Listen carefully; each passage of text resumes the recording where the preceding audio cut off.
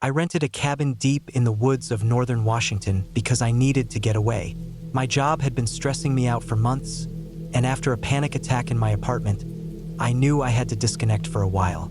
I found the listing online. It was cheap and isolated, exactly what I wanted. The owner lived a few towns over and just left the key in a lockbox on the porch. It sounded perfect. The drive up was long. The paved roads turned to dirt about 20 minutes before I reached the place. The trees were so thick on both sides of the road that I could barely see past them. My cell signal was already dropping out as I made the final turn onto the narrow driveway.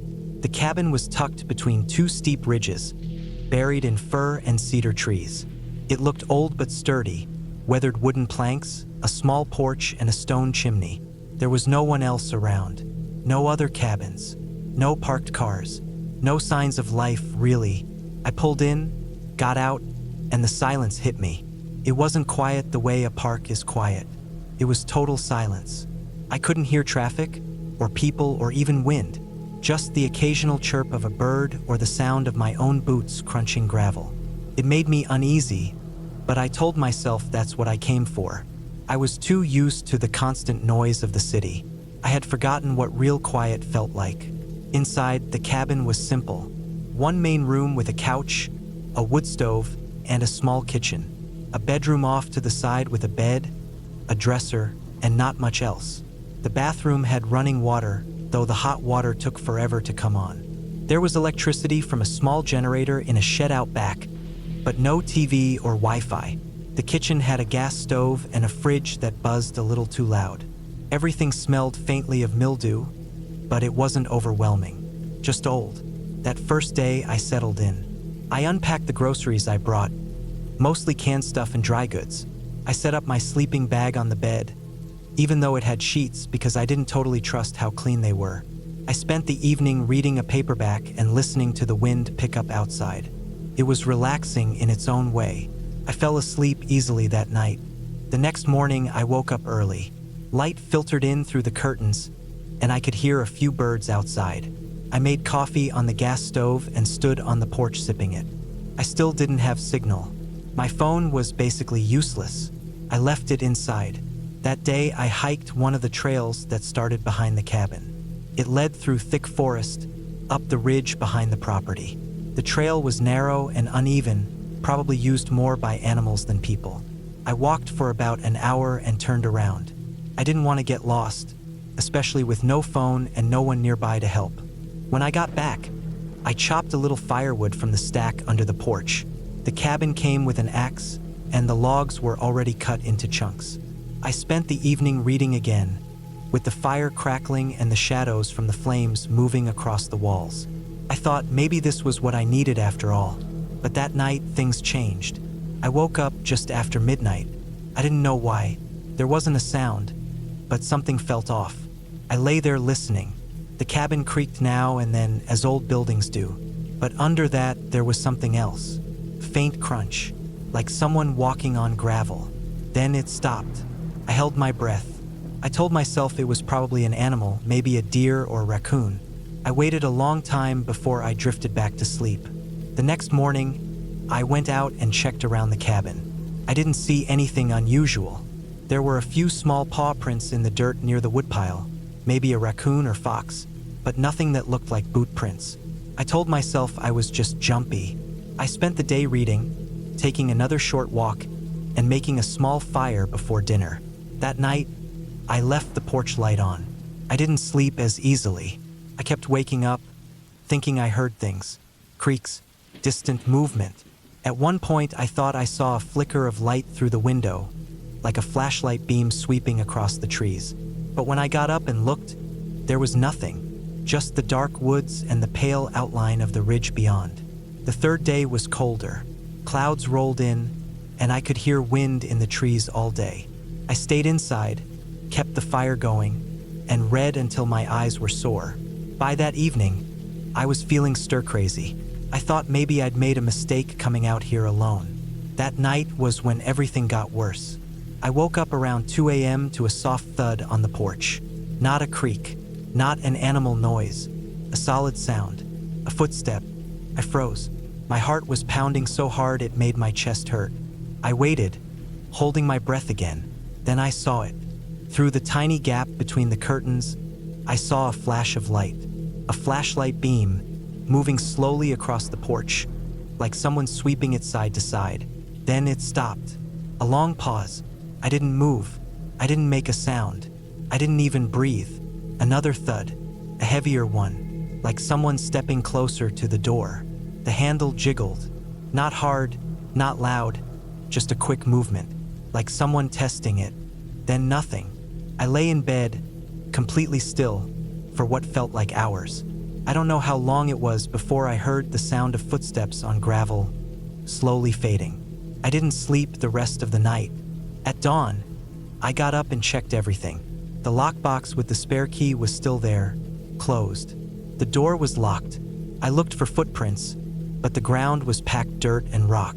Not much to see. I thought about leaving. I stood by my car for a long time, staring down the driveway, wondering if I should go. But I stayed. I told myself it might have been a hunter or a hiker who got lost. Maybe they saw the light and came to check if anyone was home. That's all. I tried to believe that. That day, I stayed close to the cabin. I didn't hike. I kept the axe close. I didn't want to be paranoid, but something felt wrong. The silence was too heavy. The woods felt different, like they were watching me. That night, I didn't turn off the porch light. I didn't even change into sleep clothes. I just lay in bed with the axe nearby, staring at the window. Around midnight, it happened again. This time, I saw the beam of light coming through the trees before it reached the porch. It was slow, careful, deliberate. It moved from tree to tree, pausing on the ground, the trunks, the cabin walls. Then it hit the window. I ducked fast, heart racing. I didn't look again. I crawled to the kitchen and turned off all the lights. I sat in the corner with my back to the wall, holding the axe, listening. Footsteps on the porch, slow. The handle moved again, not trying to open it now, just tapping. A soft click, click, click. Then nothing. An hour passed, maybe more. Then I heard the generator outside stop. The fridge went quiet. The lights died. He'd cut the power. I stayed in that corner until morning. I didn't sleep. I didn't move. When the sun finally came up, I grabbed my keys and ran to the car. I didn't even pack. I just drove, fast, down the gravel road, tires kicking up dirt, hands shaking on the wheel. I didn't stop until I hit the main highway. My phone finally picked up a signal and I called the owner.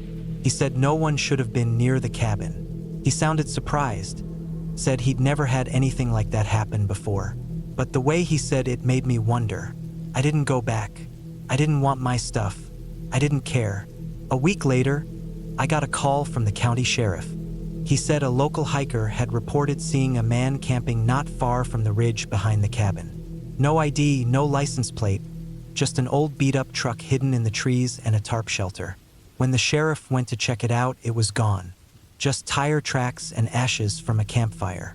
They never found him. I don't know who he was or what he wanted. I don't know why he kept coming back to the cabin at night, just watching, never saying anything, never breaking in. I don't know what would have happened if I hadn't left when I did, but I can still see that flashlight beam in my mind, still hear the sound of boots on the porch.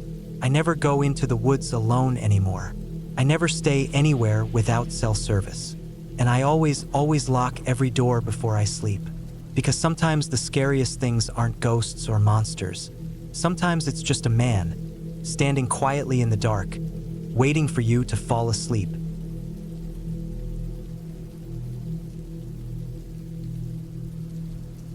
Started with a long drive, one I had been planning for weeks. I needed a break from everything. Work had been draining me for months. The constant emails, the late hours, the pressure to hit targets. It had been pushing me toward burnout. I didn't tell anyone exactly where I was going. I just said I'd be off the grid for a few days and turned off my phone the moment I started driving north. The cabin was in a remote part of the state, tucked deep in a forested area that used to be logging land but had since been abandoned and turned into private property. A coworker had told me about it. His uncle owned it and didn't use it anymore. It was old but still standing, and best of all, it had no cell service, no internet, no distractions. Just a generator for lights, a well for water, and a small wood-burning stove. I brought everything I needed: canned food, bottled water in case the pump didn't work, extra clothes, a sleeping bag, a portable solar battery for emergency power, even some firewood. I wanted to stay at least 5 nights, maybe more if I felt like it. The whole point was to disconnect, to clear my head. Looking back, I should have paid more attention to how rundown the place was. But I was tired, and it felt good to be alone. The cabin was about a half-mile from the gravel road where I parked. I had to hike the rest of the way in. There was no path, just a faint trail left by past visitors, probably deer hunters or hikers. I reached it in the early afternoon. It looked like something out of the 1960s.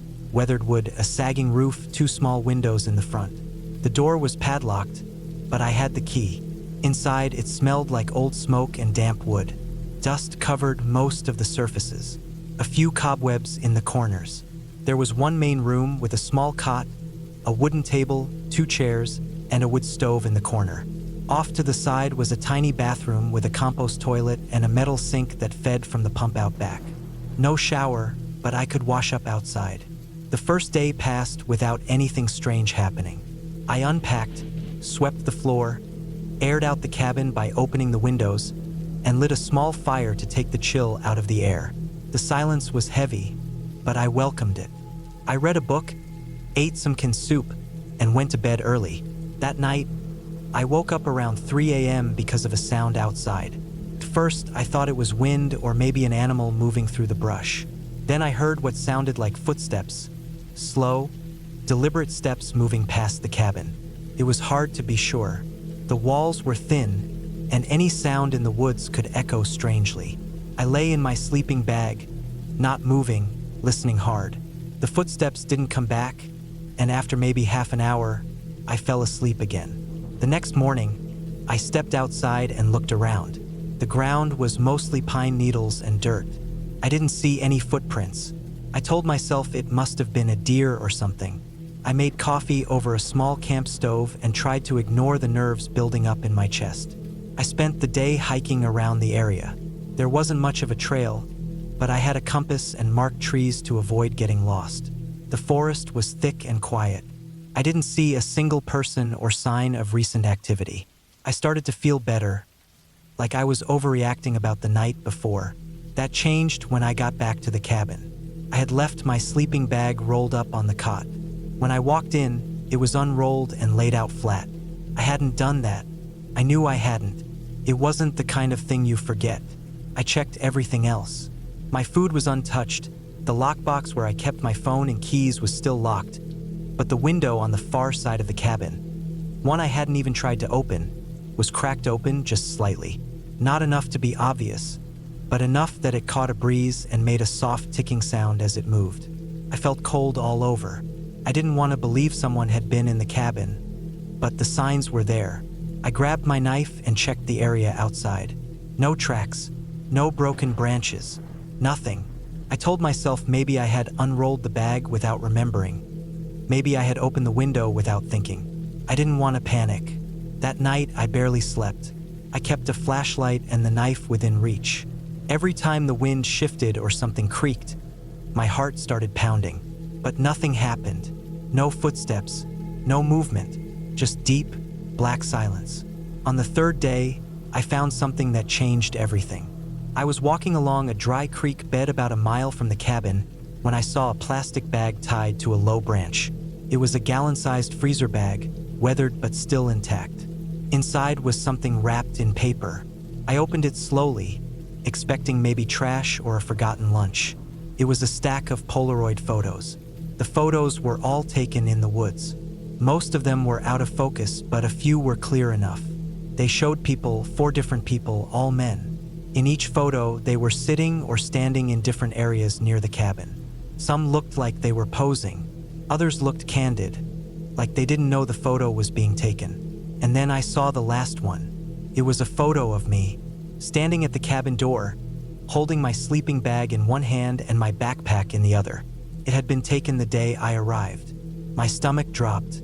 I looked around in every direction, but the forest was still. I stuffed the photos back into the bag, tied it shut, and brought it back with me. I didn't know what to do. My first instinct was to leave, but I had no cell service and it would take hours to reach the main road. I locked the cabin door as best I could and dragged the table in front of it. That night, I stayed up, heart racing, listening for any sound. I kept checking the window to make sure it was shut tight. Nothing happened for hours. Then, around 2 a.m., I heard a tap on the glass. Just one tap, not loud, just enough to freeze my blood. I didn't move. I didn't breathe.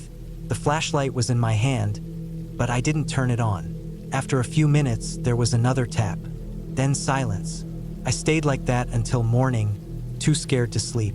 When the sun came up, I went outside, still clutching the knife. There was a small smudge on the window, not a handprint, more like something had pressed lightly against it. A smear from skin or glove or something else. No tracks again. It was like whoever it was knew exactly how to move without leaving a sign. I decided to leave. I packed everything as fast as I could and hiked back to the road, heart pounding the whole time. The gravel road was empty. My car was still there, untouched. I didn't relax until I was driving, watching the trees disappear in the rearview mirror. I drove straight to a gas station with a payphone and called the police. I told them everything, about the cabin, the photos, the footsteps, the taps on the window. I handed over the bag of photos. They said they'd send someone to check it out. A week later, they called me back. They'd found signs of a campsite about 200 yards from the cabin, hidden under a thick patch of brush. Someone had been living there recently.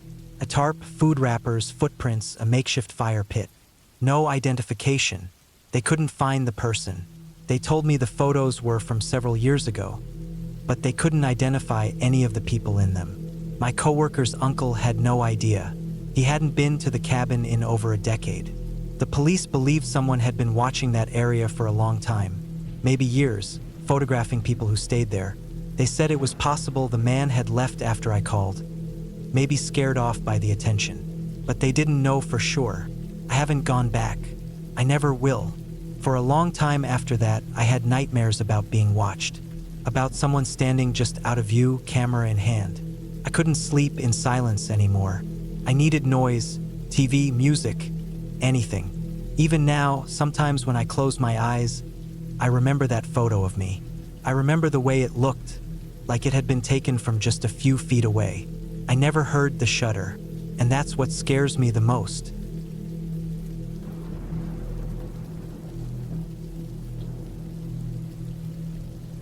It was supposed to be a quiet weekend getaway.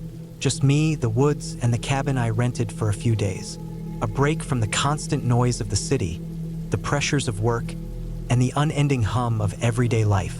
A simple retreat to recharge, relax, and maybe take some long hikes through the forest, do some reading by the fire, and just let the peacefulness of nature take over.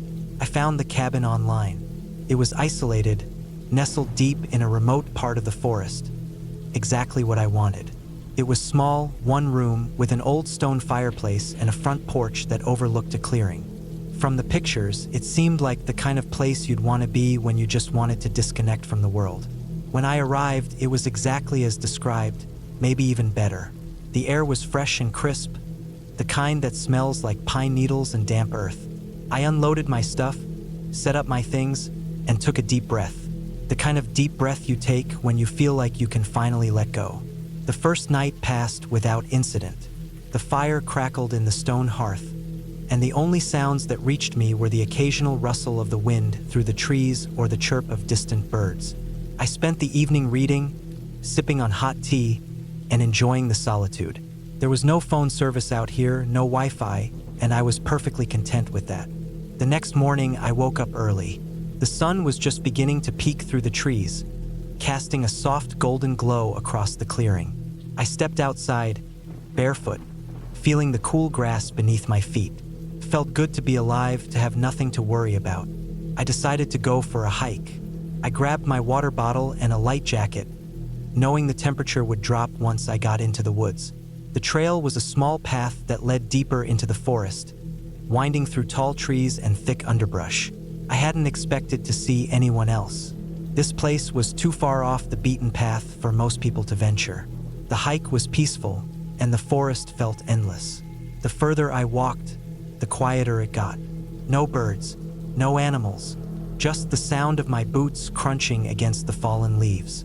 It was almost eerie in its silence. I chalked it up to the remoteness of the area. Not many people came this far into the woods. As I walked, I noticed something odd.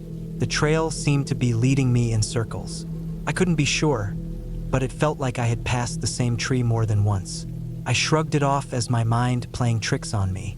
After all, it was easy to get disoriented in a dense forest like this. I kept walking. Hours passed. The sun moved higher in the sky, but it never seemed to get any warmer. The wind picked up slightly, and the trees creaked in response. I pulled my jacket tighter around myself. It wasn't cold enough to be uncomfortable, but it was enough to make me realize I had been out here longer than I had intended. Finally, I decided to turn back.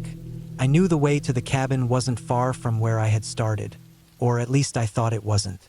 But as I retraced my steps, I couldn't shake the feeling that something was wrong. The forest seemed different now, darker, quieter, almost oppressive, quickened my pace.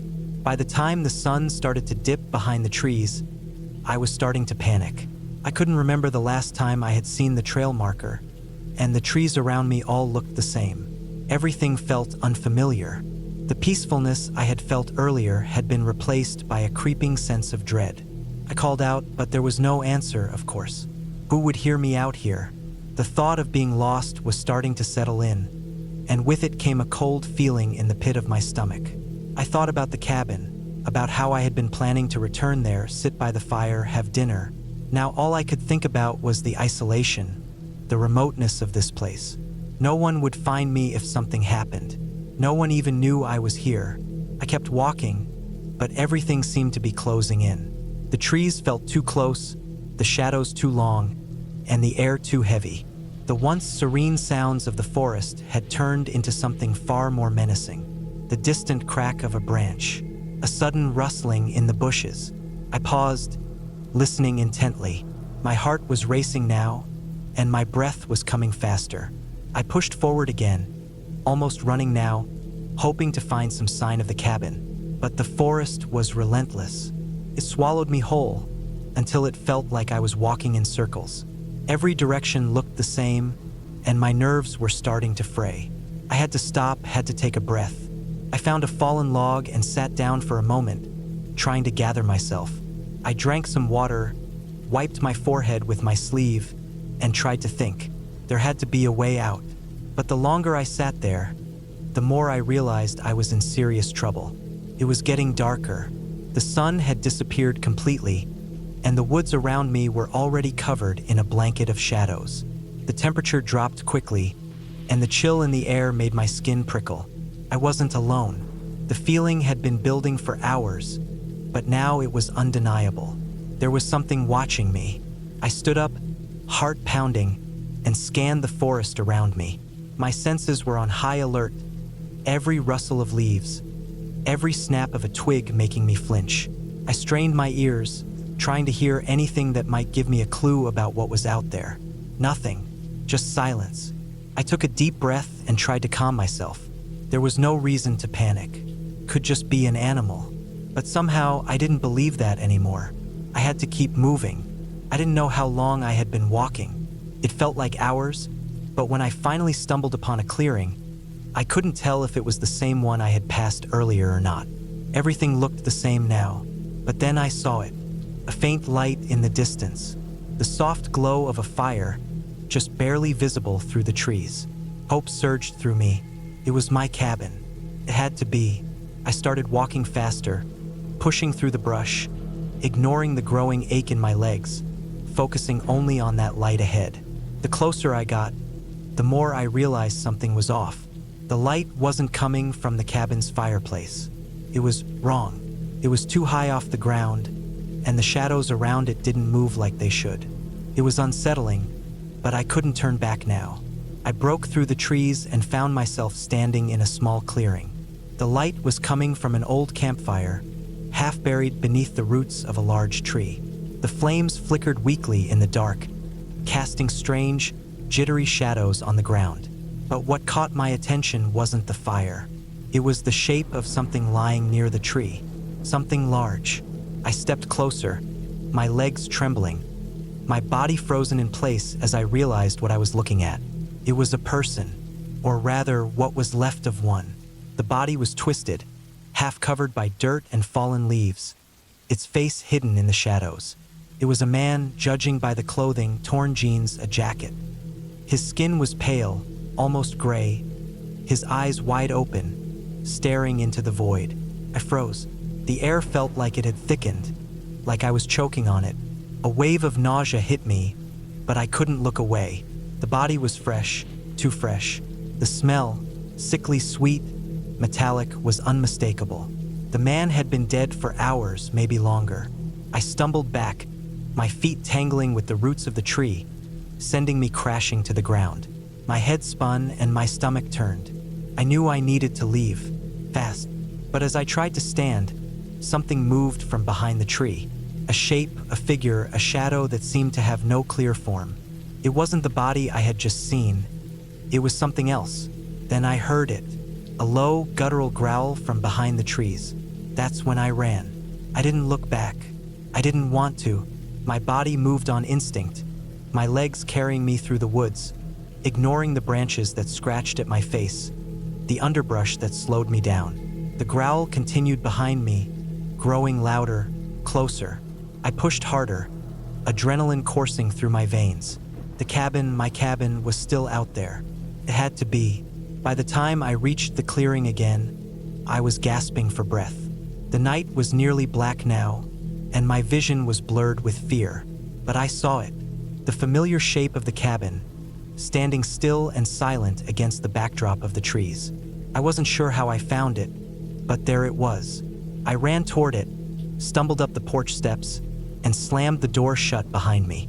I locked it quickly, my hands shaking, my chest heaving. The cabin was still.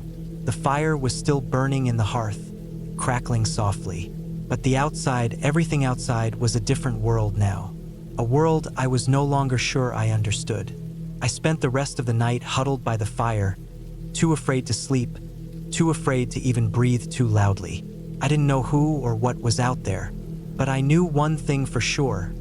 The peaceful solitude of the forest had been broken, and I wasn't sure if I would ever be able to escape the nightmare it had become.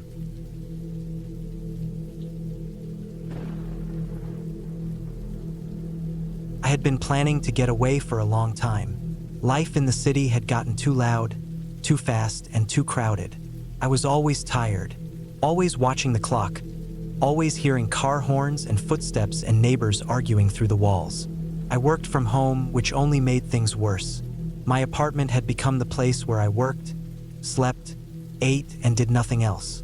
I needed something different, something quiet, something empty, something where no one knew me. So I booked a remote cabin up in the mountains of northern Idaho for 3 weeks. No phone signal, no internet, just me, the trees, the cold air, and the quiet. The pictures on the listing showed a basic log structure, a small deck, and a little trail that led into the forest. It was simple. It was perfect. It was what I needed. I drove there myself.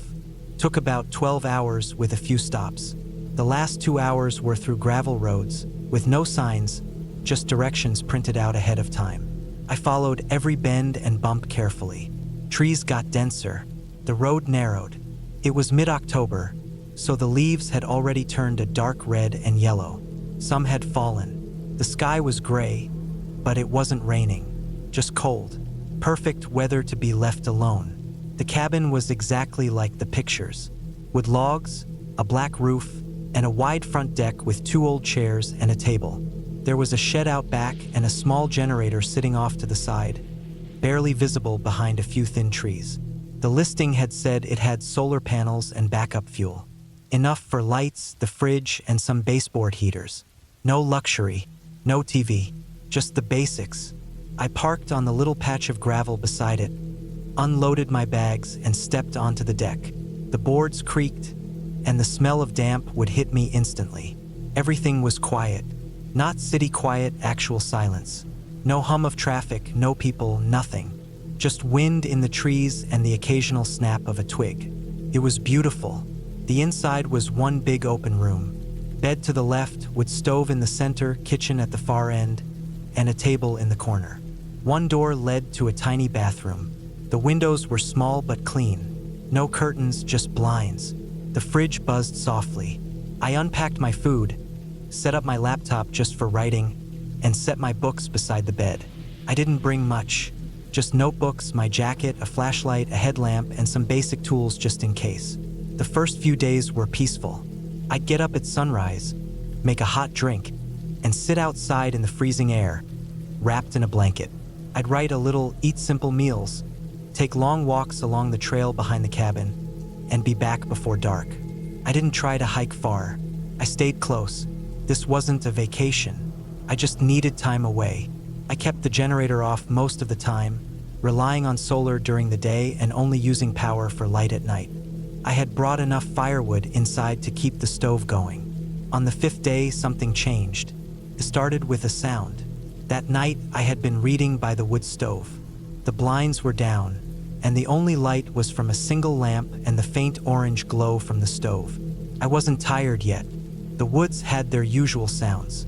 Wind in the branches, some far-off cracking as trees settled. But then I heard a new noise, a quick, sharp thud on the deck. I froze.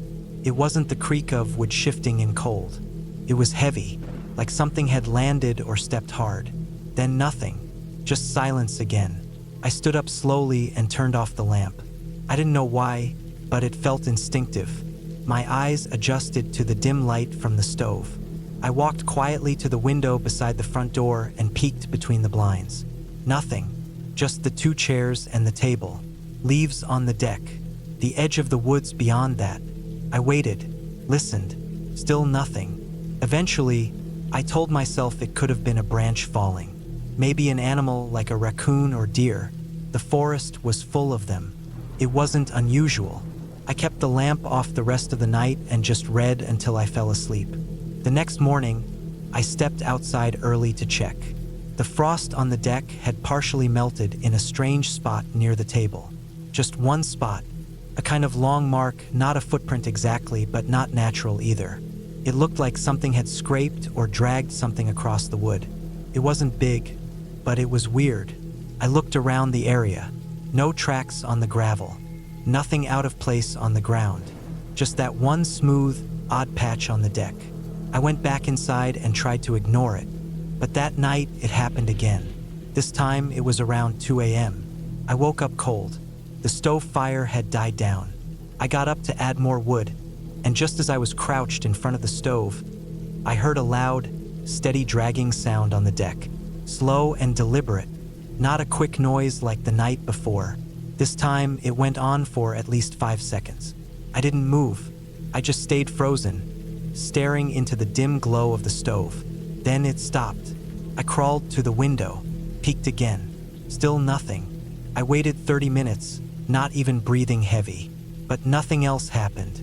When morning came, I stepped out again. The frost had been disturbed again. Same place. Longer mark this time. A slightly deeper groove like something with a hard edge had been pressed down. I walked around the side of the cabin and checked the shed. Still locked. No signs of animals. The generator was fine. Nothing out of place. I told myself again, maybe a bear. Maybe it came up to sniff around, pawed the deck. I had read that they sometimes do that. But there was no trash, no food left out, and no prints. Just those long drag marks. I was starting to feel it in my gut. By day 9, I was barely sleeping. I kept the lamp off at night, just the fire. I didn't go for walks anymore. I stayed inside, watched the deck from different windows. And every night it happened. Not always loud. Sometimes it was just one sharp knock. Other times it was faint, like something tapping or lightly scratching. But always at night, always from the front, the deck. On day 10, I found something new. There was a nail, a single nail sitting on the deck near the table, just lying there. I hadn't used any nails. I hadn't touched the structure. I didn't bring tools like that. I picked it up. It was old, slightly rusted, and bent at one end. That's when I checked the door frame. The wood beside the knob had a thin, shallow scratch in it. Not deep, just a small gouge like something sharp had pressed into it. Maybe twice. It hadn't broken through, but it was new. I checked the windows. All locked. Nothing broken. No other marks. That night, I didn't sleep at all. I sat by the stove with a heavy flashlight in one hand and the fire poker in the other. I kept my back to the wall and stared at the door. Around 3:15 a.m., it happened again. This time, it wasn't subtle. 3 hard knocks. Not wood creaking. Not animals. Knocks. Firm and spaced evenly. Like knuckles against wood. I didn't move. I didn't blink. I just sat frozen. Heart thudding so hard I felt it in my arms. Then nothing. I waited until sunrise before I got up and checked the deck. This time there was another nail. Longer. Not bent. Lying in the same spot. Like it had been placed there. I knew something was wrong. Something was deeply wrong. Not ghosts. Not monsters. But something or someone was coming to my cabin at night. Watching me. Testing me. Trying to see how close they could get. I didn't have a gun. That was my mistake. I had a knife, but that was it. I thought this trip would be about peace and quiet, not survival. So I changed everything. I blocked the front door from the inside with furniture. I stayed awake every night, slept in the day when I could. I started keeping a journal of the times and noises. Each night, the activity increased. One night, I heard scratching all the way along the siding. Not an animal. A long, steady scrape moving across the outside wall like something dragging metal. I didn't check it until daylight. Outside, I found a small vertical line near the bottom of the wood. Just one. About an inch long. Clean. Like a knife had been pressed there. That was the final straw. I decided to leave. I packed up, loaded the car, and planned to drive out that morning. But the tires had been slashed. All 4. Not torn. Cut. Clean slices through the rubber, like someone had knelt down with a knife and done each one slowly, carefully, quietly. I was trapped. I went back inside and locked everything. I didn't cry. I didn't scream. I just sat down and made a plan. There was no phone signal, no internet, but there was an emergency radio. I packed it thinking it was overkill. Now it was my only connection. I turned it on, flipped through the channels. Static. Static, more static, then finally one voice, a ranger station, far off but clear enough. Isenakal.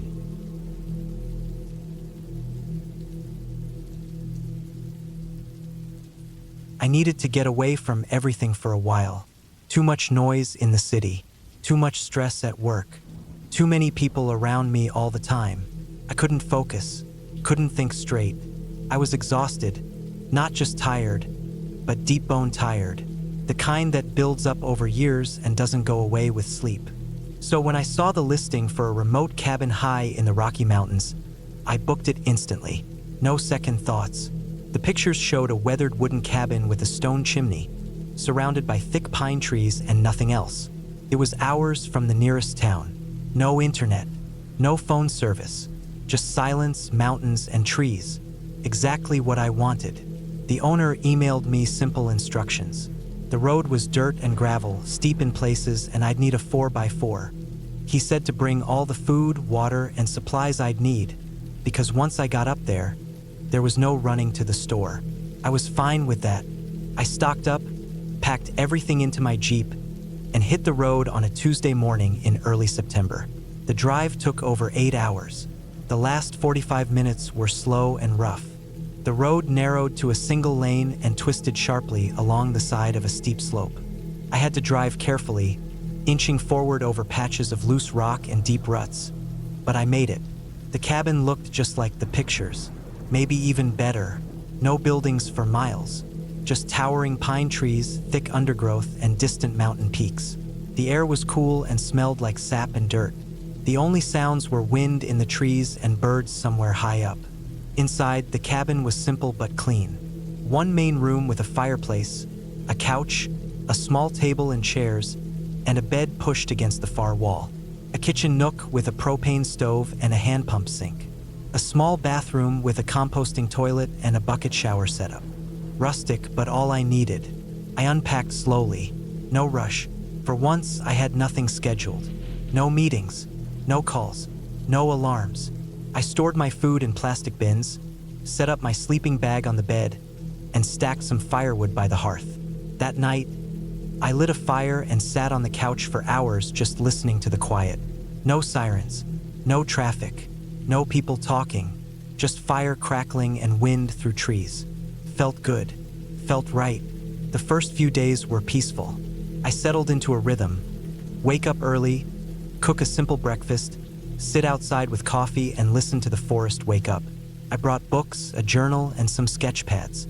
I spent hours walking the trails around the cabin, following animal tracks and listening to distant bird calls. I saw deer, a fox, and even a black bear from a safe distance. The weather held steady, clear skies during the day, chilly at night. I kept a small fire going most evenings. The stars were unbelievably bright. I'd never seen a night sky so clear, but by the end of the third day, I started noticing little things that felt off. It started with the door. I was sure I had locked the cabin door before going on a long walk around a nearby ridge. I double-checked it like I always did, but when I came back a few hours later, the door was slightly open, just a crack, maybe 2 inches. I stood there staring at it, trying to remember if I had really locked it. Maybe I'd forgotten. Maybe the wind had pushed it open. But the cabin was solid, and the latch was strong. It wasn't the kind of door that swung open by accident. Still, I didn't panic. I told myself it was probably nothing. I stepped inside, heart beating a little faster than usual, and checked every corner. Nothing seemed disturbed, nothing missing, no signs of animals or people. I closed the door and locked it again. The next day, it happened again. I went for another hike, shorter this time, maybe 90 minutes, and returned to find the door cracked open again. This time, I was absolutely sure I'd locked it. I had even pulled on the handle to make sure it was secure before I left. Now I felt uneasy. I checked the lock. It wasn't broken. The latch moved smoothly, no signs of damage. I checked the windows, all shut, none broken. I looked for footprints around the cabin but didn't see anything obvious. Just my own boot prints from earlier. That night I sat by the fire, staring into the flames, trying to think logically. I didn't want to believe someone was out there. Maybe the latch was loose and the wind really was opening the door. That seemed possible. But just in case, I moved a wooden chair in front of the door before I went to bed. If someone tried to open it, I'd hear it fall. I barely slept. I woke up several times in the night, listening to the creaks of the cabin and the wind outside. Around 3 a.m., I thought I heard something, a soft knock or thump, but I couldn't be sure if it was real or a dream. The next morning, the chair was still in place, door still locked. I started to think I had worked myself up over nothing, but the feeling stayed with me. That subtle, crawling unease like someone was watching. Later that afternoon, I walked a trail that led up a steep slope to a rocky outcrop with a clear view of the valley. It was a perfect vantage point. You could see the cabin clearly through the trees below. It struck me then that someone could be watching the cabin from up here without ever being seen. I stood up there for a while, scanning the tree line behind me, trying to see if anyone else had been using the trail. Again, nothing obvious. But as I turned to leave, I noticed something in the dirt off the side of the trail. An empty granola wrapper. It wasn't mine. I didn't bring that brand. It looked fresh. No dirt or water damage. Just sitting there like someone had dropped it recently. My stomach sank. It wasn't proof, not really. Hikers passed through this area even if it was rare. But it didn't sit right with me. Back at the cabin, I started locking the door during the day, even when I was inside. I closed the shutters at night. I kept a hatchet near the bed. I didn't have a gun, but I had a hunting knife, and I made sure it was always within reach. 2 nights later, I woke up to the sound of footsteps outside. At first, I thought it was an animal, maybe a deer, but these were slow, heavy steps, crunching leaves and twigs. Then a pause, then a few more steps. They circled the cabin. I lay frozen in the bed, barely breathing. My heart was hammering so hard I could hear it. I reached quietly for the hatchet. The steps moved to the front of the cabin, then stopped. I waited, staring at the dark ceiling. No knock, no sound, just silence. I didn't sleep the rest of the night. At first light, I opened the door slowly and looked around. No one there, but in the dirt just off the porch, I saw a footprint. Definitely a boot print, bigger than mine, deep tread. I spent that whole day on edge. Didn't leave the cabin. I kept the knife on my hip. Every sound in the forest made me jump. I wanted to believe it was just a hunter passing through. But why would they walk around the cabin in the middle of the night? That evening, I set up a trap, not to catch someone, but to know if they came back. I tied a length of fishing line across the porch, just above ankle height, and connected it to an empty tin can with a few small rocks in it. If someone walked through, the can would rattle. I placed a second line across the back of the cabin. Then I sat up all night, fire burning low, listening. Nothing, just wind and distant owls. Next morning, I checked the lines. The front one was down. The can had been knocked into the dirt, but no knock on the door, no broken window, no stolen supplies. Whoever it was didn't try to get inside, just came close. That was somehow worse. They wanted me to know they were there. I wanted to leave. I really did. But the road was rough and rain was coming. I didn't want to drive that cliffside road in bad weather. I told myself I'd wait one more night. If anything else happened, I'd leave in the morning, rain or not. That night, I barely breathed, and just past midnight, I saw someone.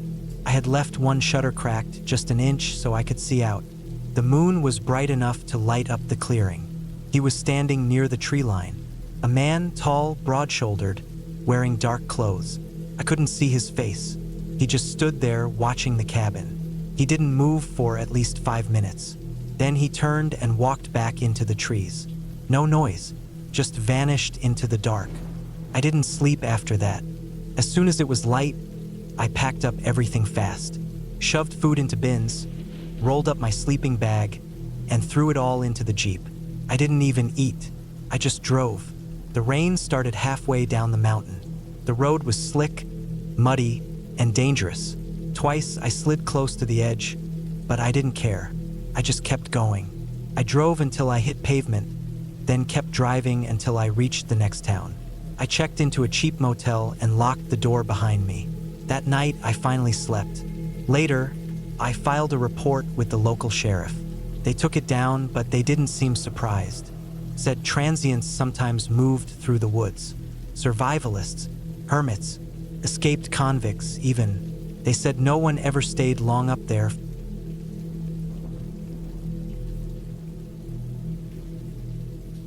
I rented the cabin because I thought it would help me focus. I was behind on a deadline and needed to isolate myself from distractions. I found the listing on a small regional site, not the usual rental platforms. It didn't have many pictures, just a few of the exterior and a couple of the living room. It looked basic, but that was exactly what I needed. No TV, no internet, just peace and quiet. The listing said the cabin was in a wooded area in northern Minnesota, about an hour from the nearest town. I packed a week's worth of food, my laptop, notebooks, some old drafts, and a backup battery. I brought extra blankets, a flashlight, and some tools just in case. The drive up was long and lonely. Most of the route was on winding back roads. Eventually, pavement gave way to gravel, and then gravel turned to dirt. By the time I arrived, my tires were coated in dust and the sun was starting to go down. The cabin sat in a clearing, surrounded by tall pines. There were no other buildings in sight. A small fire pit sat in front, with a couple of chopped logs around it as makeshift seats. The place looked even more remote than I'd expected. Still, I felt that flicker of satisfaction that comes with escape. No noise, no people, no excuses. The key was in a small lockbox on the porch, just as the owner had said. The door opened with a long creak, like it hadn't been used in a while. Inside, everything was simple. A couch, a wood-burning stove, a kitchenette, and a small table with 2 chairs. The bedroom was through a narrow doorway with a bed, a nightstand, and a small dresser. There was also a short hallway leading to a bathroom and a heavy wooden door that I assumed led to a storage closet or basement. The first night was quiet. I unpacked, made a simple dinner, and wrote a few notes. It was too cold to sleep without several layers, but the wood stove kept the cabin warm once I figured out how to get it going. I fell asleep early. The next day, I got into a good rhythm. I spent most of it writing, only stopping to eat or stretch. The forest outside was still. No wind, no movement, no sounds but the occasional creak of the cabin settling or a bird in the trees. It was exactly the kind of silence I'd been craving. But around midday, I heard something new, a low thud from somewhere below. It wasn't loud, just one single thump. I paused, listened, and didn't hear anything else. I chalked it up to the house adjusting in the cold, or maybe something falling over in a storage room. Still, it pulled my focus away from writing. I made some tea and went outside for air. The woods were dense, thick with tall, unmoving trees. I didn't see any animals or even footprints. It looked untouched. I walked around the cabin, scanned the roofline, checked the back. Everything looked normal. I went back inside and tried to work. That night, the sound came again. Just once. A soft thud from under the floor. It was harder to ignore this time. It didn't sound like wood popping from cold. It sounded like something falling. Something heavy. I decided to check the basement the next morning. I hadn't even opened the door at the end of the hallway yet. It had a thick metal handle and opened outward. Behind it, steep wooden stairs led down into darkness. I flicked the switch on the wall, but no light came on. I brought my flashlight and slowly descended, each step creaking under my weight. The basement was unfinished. The floor was packed dirt, and the walls were made of thick stone. The beam from my flashlight cut across a small workbench with old tools scattered on it. A few rusted shelves with jars of nails and screws, and some wooden crates stacked against the far wall. Everything was covered in dust. I walked slowly, checking the floor. I didn't see anything that looked recently disturbed. No animal tracks, nothing fallen over, no signs of movement. The room was colder than the rest of the cabin. The silence felt thicker down there. I swept the beam around the space again, noticed some deep cracks in the far wall, and backed toward the stairs. I told myself it was just an old house settling. That day I tried to write, but I couldn't stop thinking about the noise. It wasn't just the sound, it was the feeling that came with it. Like it didn't belong in this place. Like it meant something. I stayed up late that night listening. Around midnight, I heard it again, 2 thuds this time. One, then another a few seconds later. Lower, deeper. I jumped up and grabbed the flashlight. I opened the basement door, but the darkness seemed heavier now. I stood at the top of the stairs for a while, just staring down. The cold from below seemed to drift up around me. I went down again, slower this time. I checked the same corners, the crates, the tools. Still nothing had changed. I tried tapping the walls with a hammer from the bench to see if something was loose. They all felt solid. Then I saw the footprint. It was faint, but it was there. A single, partial print in the dirt near the edge of the basement, close to where the cracks were. It wasn't mine. I hadn't stepped that far into the corner before. It looked fresh, clear edges. I stood staring at it for what felt like minutes. My skin went cold. I felt exposed, like someone had been down here since I last checked. I didn't sleep well after that. The next few days blurred together. I kept hearing the noises, always at night. Sometimes just one, sometimes 2 or 3. Never loud, but always heavy. I started keeping a log. Thursday night, 1 thud at 12:14 a.m. Friday, 2 at 12:09 a.m. Saturday, 3 at 12:06 a.m. It was happening earlier each night, and more often. On Sunday, I made a decision. I was going to dig. It was stupid, I know that now, but something in me needed to know what was causing those sounds. I thought maybe an animal had burrowed in through the wall. Maybe a pipe had collapsed underground. Maybe something had died down there. The idea of a body crossed my mind once or twice. The more I heard those sounds, the more convinced I became that something was buried in the wall or floor. I brought a small spade from my trunk and picked the corner where the footprint had been. The dirt was hard and dry, but I dug anyway. After maybe 20 minutes, I hit something solid. It wasn't rock, it was smoother. I cleared more dirt and found wood. Plank. Then another. It was a wooden box, buried flat under the floor like a chest. I cleared the rest of the dirt and saw rusted hinges. No lock. I hesitated. My hands were shaking. I opened it slowly. Inside was a pile of thick black trash bags, layered tightly on top of each other. The smell hit me before I even touched them. Rot, deep and heavy, filled my nose and mouth, made me gag. I stepped back and stared at the box for a long time. I didn't open the bags. I didn't need to. I knew what was inside. I sealed the box again and pushed the dirt back over it, my hands shaking the entire time. I went upstairs and sat at the table, staring at the wall for an hour. I felt sick. My thoughts spun in every direction. Was it human? How long had it been there? Who put it there? I packed that night. I didn't care about the writing anymore. I needed to leave. As I loaded the car the next morning, I noticed something that made my blood turn to ice. On the side of the cabin, near the back, I saw fresh footprints. Deep, the same size and pattern as the one I saw in the basement. They led from the woods to the cabin wall, but they didn't lead away. I drove fast. I didn't stop until I reached a gas station 2 hours south. I called the police from there, told them everything about the noises, the box, the footprint. I didn't care if it made me look crazy.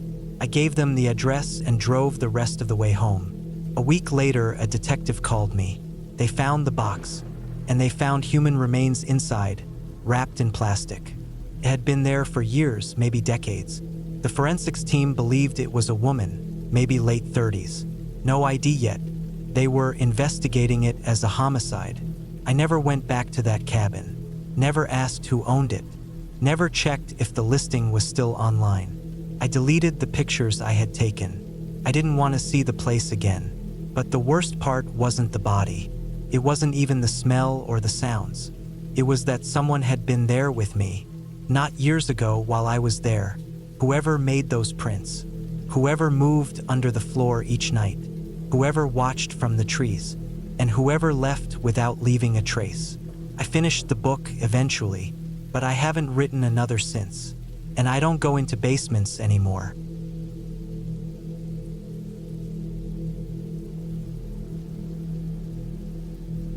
I've always liked being alone. I'm not the kind of person who gets bored or anxious when I'm by myself. I like the quiet. I like the feeling of space and stillness. That's why I booked a small, off-grid cabin in the woods up north for a week in early September. I was between jobs, I had some money saved up, and I thought it would be the perfect way to reset my mind. Just me, nature, and peace. No people, no screens. Just quiet days and cold nights and books by a wood stove. The cabin was way out there. I found it listed on a website that catered to people looking for solitude and digital detoxes. The listing showed a basic wooden cabin with a small porch surrounded by thick forest. There was a wood stove, a single bed, a little kitchenette with a propane burner, and a rainwater collection tank for washing. The listing made it clear there was no Wi-Fi, no cell reception, and no electricity except for a small solar panel to charge a light or phone. You had to bring your own food and gear. The host only came out once a week to check the water tank and make sure everything was running. That was fine with me. Getting there wasn't easy. After a 5-hour drive from my apartment, I had to park my car at the edge of a dirt road and hike in for another 40 minutes with all my stuff in a backpack. The path was marked, but it was rough. I didn't mind. The farther I got from civilization, the more relaxed I felt. When I finally saw the cabin through the trees, it looked even better than the photos. Small and simple, made from gray timber, with a little chimney poking up through the tin roof. There was a small clearing around it with a fire pit and some stumps to sit on. Beyond that, thick woods stretched in every direction. The air was clean and cool. The cabin smelled like dry wood and old pine needles. Inside, everything was basic but clean. A single window looked out over the clearing. The bed had a firm mattress with wool blankets. A metal kettle sat on the stove. A rack of dry logs was stacked by the door. I unpacked, set up my sleeping bag on the bed, and started boiling some water for tea. I felt calm in a way I hadn't felt in months. That first day was perfect. I walked around the area, checked out the little outhouse 20 yards behind the cabin, and sat by the fire pit as the sun went down. It got cold fast. I went inside, lit the wood stove, and spent the evening reading a paperback by lantern light. That night, I slept better than I had in a long time. It was so quiet out there. No cars, no hum of electronics, not even distant barking. Just the wind moving through trees and the occasional sound of a branch cracking under its own weight. The second day was much the same. I made simple meals, explored a little farther from the cabin, sat with my thoughts. I saw no one. I didn't even see an animal, not counting birds and a squirrel or two. I felt like I was the only person for miles, and that was exactly what I wanted. But that night, something woke me up. It was around 2 in the morning. The cabin was completely dark. The fire had died down. I remember feeling cold and reaching for another blanket. That's when I heard it. Something out in the woods. It wasn't loud, just a soft rustling sound. I figured it was probably a deer or a raccoon. I wasn't scared, but I noticed it wasn't just one noise. It was several, spaced out but steady. It sounded like someone slowly walking through the brush. I sat up in bed and listened. The sound moved closer to the cabin, then stopped. I held my breath. For maybe a full minute, there was nothing, just wind. Then it started again, moving away this time, and fading until I couldn't hear it anymore. I lay back down and stared at the ceiling. My heartbeat was faster than usual. I told myself it had to be an animal. I knew there were bears in this part of the state, but they usually stayed away from people. Either way, I had no food outside. Everything was stored in sealed containers. I eventually fell back asleep, though it took longer than usual. The next morning, I looked around the clearing. Nothing seemed disturbed. No prints, no signs of anything. I brushed it off. I told myself I was just getting used to the sounds of the forest. But that day, I noticed something else. When I went out to the trail I'd come in on, just to stretch my legs, I found a boot print. Not mine. I wear a size 11 hiking boot with a very specific tread. This one was smaller, maybe a size 9, and had a completely different sole pattern. Just one, right on the edge of the trail near a muddy patch. It wasn't super fresh, maybe a day or two old. Still, it hadn't been there when I arrived. I was sure of that. That shook me a little.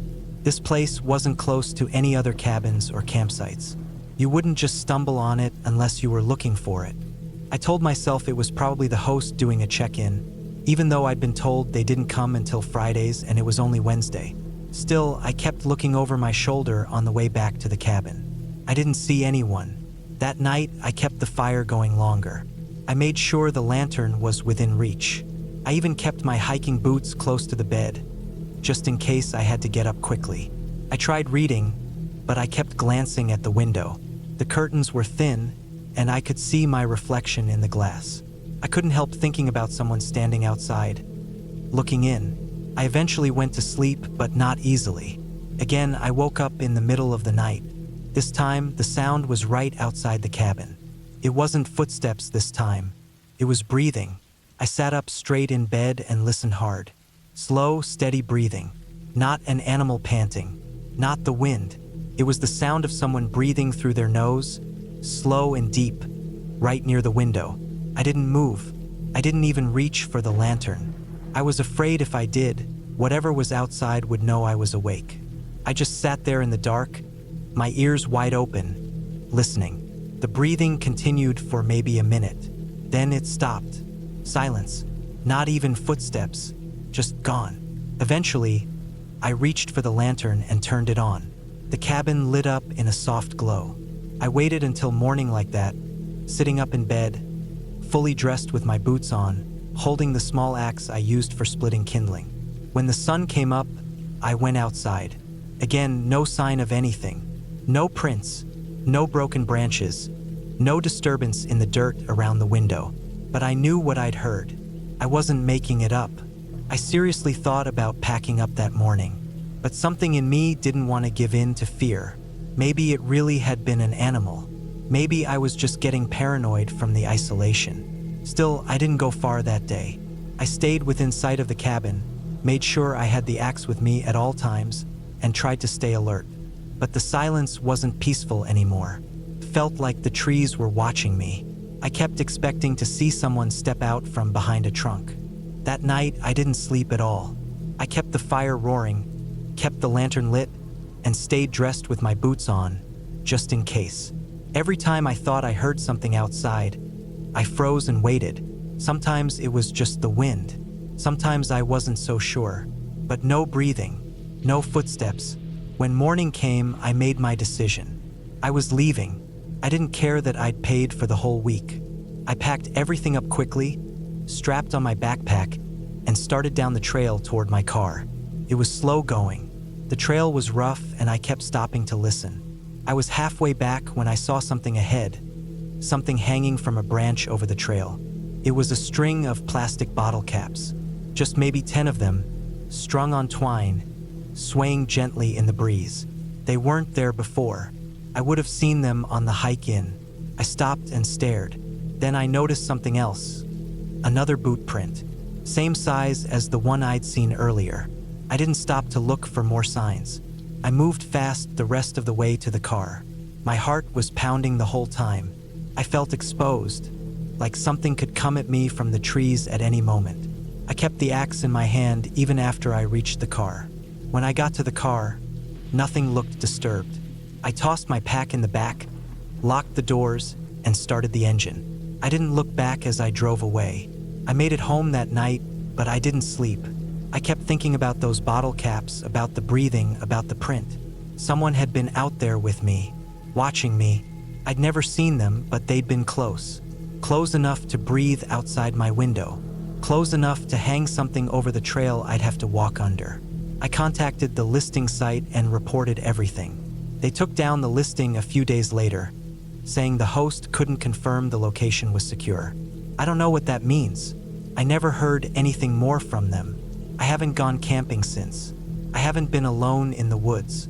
I still think about what might have happened if I'd stayed another night. What if I hadn't woken up? What if I had gone outside to check the noise? What if I'd run into whoever was out there? The scariest part is I'll never know. Whoever it was never made a move. They just watched. They were patient. And that's what still keeps me up some nights. Not knowing what they wanted or what they were waiting for. Maybe it was nothing. Maybe it was just some weirdo who liked creeping around other people's cabins.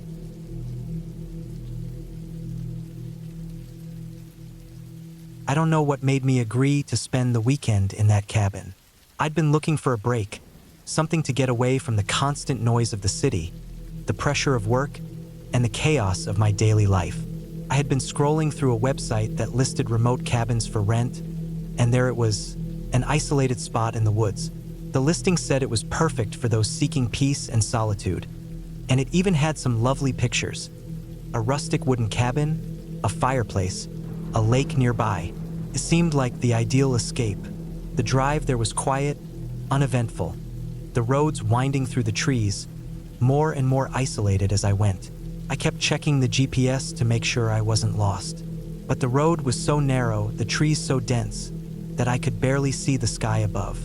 The last signs of civilization disappeared miles ago, and the only thing I could hear was the hum of my engine and the occasional rustle of leaves in the wind. I thought about turning back a few times. The road was getting rougher, and my car wasn't exactly built for this kind of terrain. But I kept going. I told myself it was just a bit further. Besides, I had already paid for the weekend. No point in wasting the money. When I finally arrived, it was late afternoon. The cabin looked exactly like the pictures. Small, cozy, and nestled in a clearing surrounded by towering trees. There was a small porch with a couple of chairs, and I could see the glimmer of the lake through the trees behind the cabin. The air was fresh, the kind of fresh that smelled like pine and damp earth. It was peaceful in a way that made me feel like I had stepped into a different world, one that was far removed from everything I knew. I grabbed my bag from the car and made my way up the stone path to the cabin. There was no one around. The closest neighbor was miles away, and the only sound was the breeze in the trees. Felt a little lonely, but I figured that was the point. The inside was just as charming. The cabin was small but well kept, with a stone fireplace in the living room and wooden beams crisscrossing the ceiling. There was a simple kitchen with an old stove and a few mismatched chairs around a table. A narrow staircase led to a small loft with a bed. The place was exactly what I needed, quiet and cozy. I unpacked my things, settled in, and made a quick dinner for myself. As the sun began to set, I sat on the porch with a cup of coffee, watching the fading light filter through the trees. The lake looked calm, reflecting the last of the daylight in a way that made the whole place feel peaceful. The kind of peaceful where you could almost forget that you were alone in the middle of nowhere. Night came quickly. I spent the evening reading a book by the fire, the crackling sound of the logs breaking the silence in the cabin. But as the night grew deeper, I began to feel something. It wasn't anything I could put my finger on at first, just a sense that something wasn't right. The house seemed too quiet, the air too still. I kept hearing small sounds, like footsteps outside, twigs snapping in the distance. The first few times, I chalked it up to the wind or maybe an animal. The forest around the cabin was dense, after all. But then the noises grew more persistent. Footsteps, a rustle of leaves, the sound of something brushing against the outside walls of the cabin. It was then that I realized how isolated I was. No one else was around. There was no one to hear me if something went wrong. The thought of being completely alone in the wilderness, with nothing but the sounds of the forest, suddenly didn't feel so comforting. I tried to ignore it, telling myself I was just being paranoid. But the sounds kept coming, and they weren't just animals. They were too rhythmic, too deliberate. It almost felt like someone, or something, was walking around the cabin, just out of view. My heart began to race as I sat there, listening, straining to hear any other sounds that might confirm my suspicion. I stood up and walked to the window, looking out into the dark. The only thing I could see were shadows of trees and the faint glimmer of the lake in the distance. No movement, no sign of anything unusual, but I couldn't shake the feeling that something was watching me. I decided to go to bed early. Maybe I just needed rest.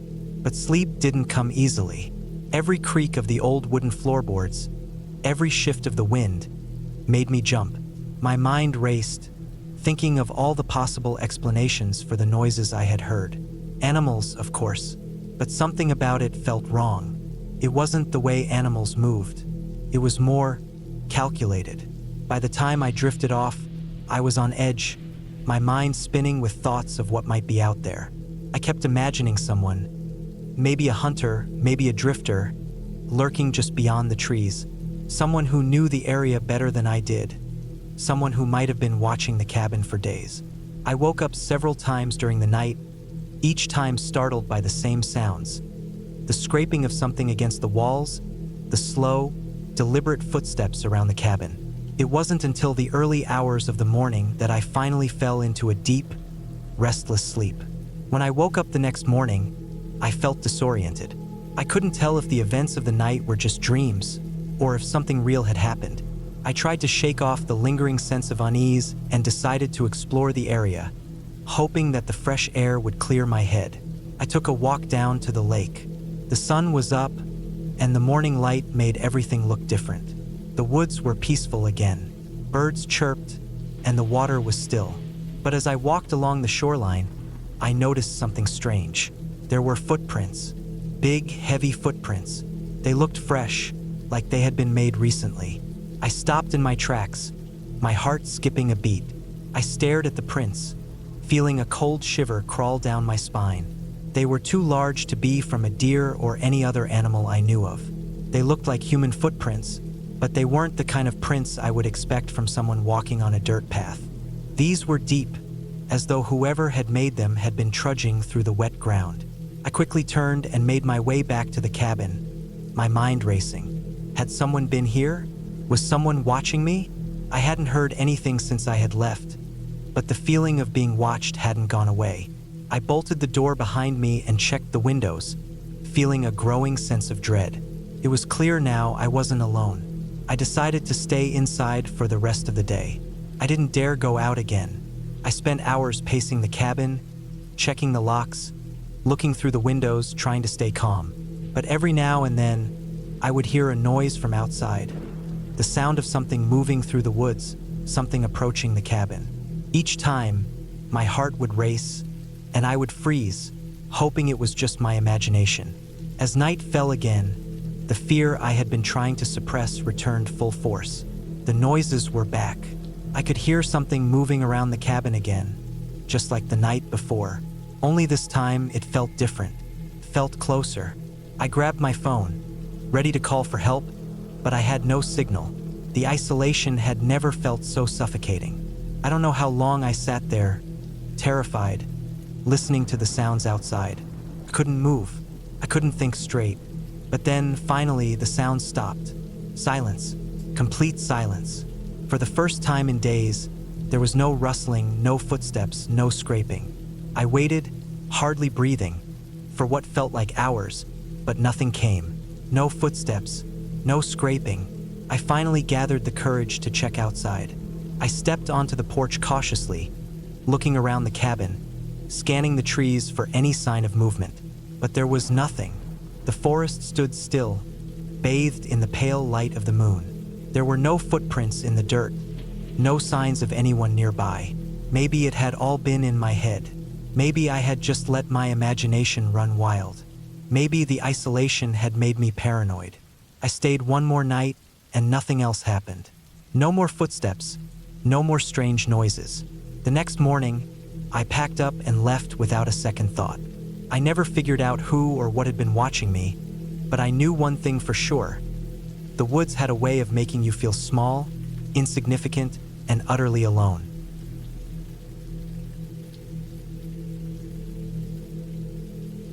It was supposed to be a quiet weekend getaway. Just me, the cabin, and the woods. That's all I wanted. I'd been working nonstop for months, and when I found a cheap rental cabin in a remote part of the state, I thought it was perfect. No distractions, no noise, just me and the solitude. The cabin was a small, wooden structure, tucked deep in the woods, far from any town or even other cabins. I arrived in the late afternoon, the sun just starting to dip below the horizon, casting a golden hue on the trees. The air had a crispness to it, the kind that only happens in the fall when the leaves start to turn. I was alone, no one else around for miles. Perfect. I unloaded my stuff and entered the cabin. It was a one-room place with a small kitchen, a little wood stove in the corner, and a bed by the window. It wasn't fancy, but it was cozy. I liked that. There was a small, handwritten note on the counter, welcoming me and giving instructions on how to use the stove and lighting the firewood. The place had a rustic charm, with wood paneling on the walls and a thick, woolen rug on the floor. It didn't take long for me to settle in. I started a fire in the stove, unpacked my things, and took a seat by the window, staring out at the surrounding woods. The trees were thick and dense, and the forest stretched on for miles. I couldn't see anything beyond the trees, just an endless sea of green. As the evening wore on, I made dinner, a simple stew, and watched the fire crackle. The warmth from the stove made the cabin feel even cozier. But there was something about the stillness outside that unsettled me. The woods were eerily quiet. No animals, no wind rustling the leaves. Nothing. Just silence. I tried not to let it bother me. I reminded myself that I was here to relax, to disconnect. So, I finished my meal, cleaned up, and then settled in with a book. But even as I read, that silence kept gnawing at me. Felt like something was watching, waiting, but I shrugged it off, thinking it was just my imagination. That night, after reading for a few hours, I finally went to bed. The cabin was small, so it didn't take much to get comfortable. I snuggled under the blankets, the warmth from the stove still lingering in the air. But sleep didn't come easily. My mind kept drifting back to that silence, the odd stillness of the woods outside. It was like the whole forest was holding its breath, waiting for something. Eventually, I drifted off to sleep, but I woke up in the middle of the night, my heart pounding. The silence was gone, replaced by a strange noise, a rustling sound coming from outside, just beyond the window. It wasn't the wind or an animal. It sounded like someone or something was moving around outside, walking on the dry leaves, making a soft crunching sound. I lay there, listening, trying to convince myself it was nothing. But the longer I listened, the more I realized that the sound was deliberate, slow, steady. It wasn't random. It was methodical. Something was out there. I stayed perfectly still, holding my breath, hoping it would stop. But it didn't. The noise continued for what felt like hours, getting closer to the cabin with every passing minute. I didn't dare move. I was too scared to even look out the window. I didn't want to see whatever was out there. I didn't want to know. Finally, the noise stopped, and there was silence again. But I couldn't bring myself to relax. I stayed awake, listening to the stillness. I don't know when I finally fell asleep again, but I woke up the next morning feeling drained, like I hadn't slept at all. The rest of the day was uneventful. I spent most of it reading, taking walks through the woods, and just trying to shake off the unease I felt. But the feeling was still there. I kept glancing over my shoulder, half expecting to see something lurking in the shadows. But there was nothing. The woods remained still and silent, the same as before. That night, I decided to go to bed early, hoping to get a better night's sleep. But as I was lying in bed, just starting to drift off, I heard it again, the rustling sound outside the cabin. This time it was closer, much closer. I could hear the crunching of leaves right outside my window, just inches from where I lay. I held my breath, my heart pounding in my chest. I didn't know what to do. Should I call the authorities? But what if they didn't believe me? What if it was nothing? The fear kept me frozen in place, unable to move or think clearly. Then the sound stopped, just like that, as if whatever it was had heard me and decided to leave. But I knew it wasn't over. I could feel it. Something wasn't right. The next morning, I woke up to find the front door of the cabin wide open. I know I had locked it before going to bed. I was sure of it.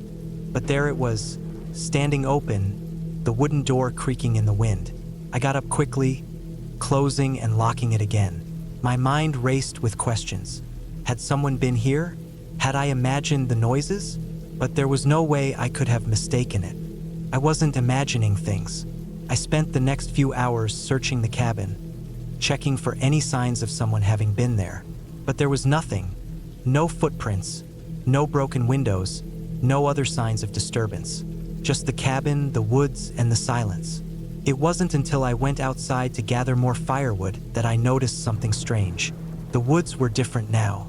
The trees seemed darker, the air thicker, and there, right in the middle of the path leading to the cabin, was something that shouldn't have been there. A trail of broken branches, leading off into the woods, as if something heavy had passed through. I followed the trail for a while, my heart pounding in my chest. It was hard to see clearly through the dense underbrush, but I kept pushing forward, my curiosity getting the better of me. The trail led me deeper into the woods, further away from the cabin, until I came to a small clearing. And there, in the middle of it all, was a strange object. A small, rusted metal box, half buried in the dirt. I knelt down to examine it, brushing away the dirt and leaves. It looked old, like it had been there for years. The box was locked, but the lock had been broken, and inside, there was nothing but a pile of old, yellowed papers and a few scattered objects. I don't know why, but I felt an odd sense of unease as I touched the box. It was as if it didn't belong in the woods, as if it had been placed there on purpose. I took the box back to the cabin, my mind racing with thoughts of what it could mean. Was someone else out there? Had someone been hiding in the woods, watching me? That night, I decided to leave. I packed my things and loaded them into my car, ready to head home. I couldn't shake the feeling that something was following me, that I wasn't alone in those woods. But as I started the car and drove away, I couldn't help but look back at the cabin one last time. The woods were dark and silent, but for some reason, the air felt different now, less oppressive somehow. I don't know what I expected to see, but there was nothing. No movement, no figure lurking in the shadows. Just the quiet woods and the fading light. I drove home, finally feeling like I could breathe again. But every time I think back on that weekend, I can't shake the feeling that I missed something. That there was something I should have noticed, some clue that would have explained everything. I don't know if it was just my imagination, or if there really was something in those woods. But I do know one thing for sure: I'll never go back.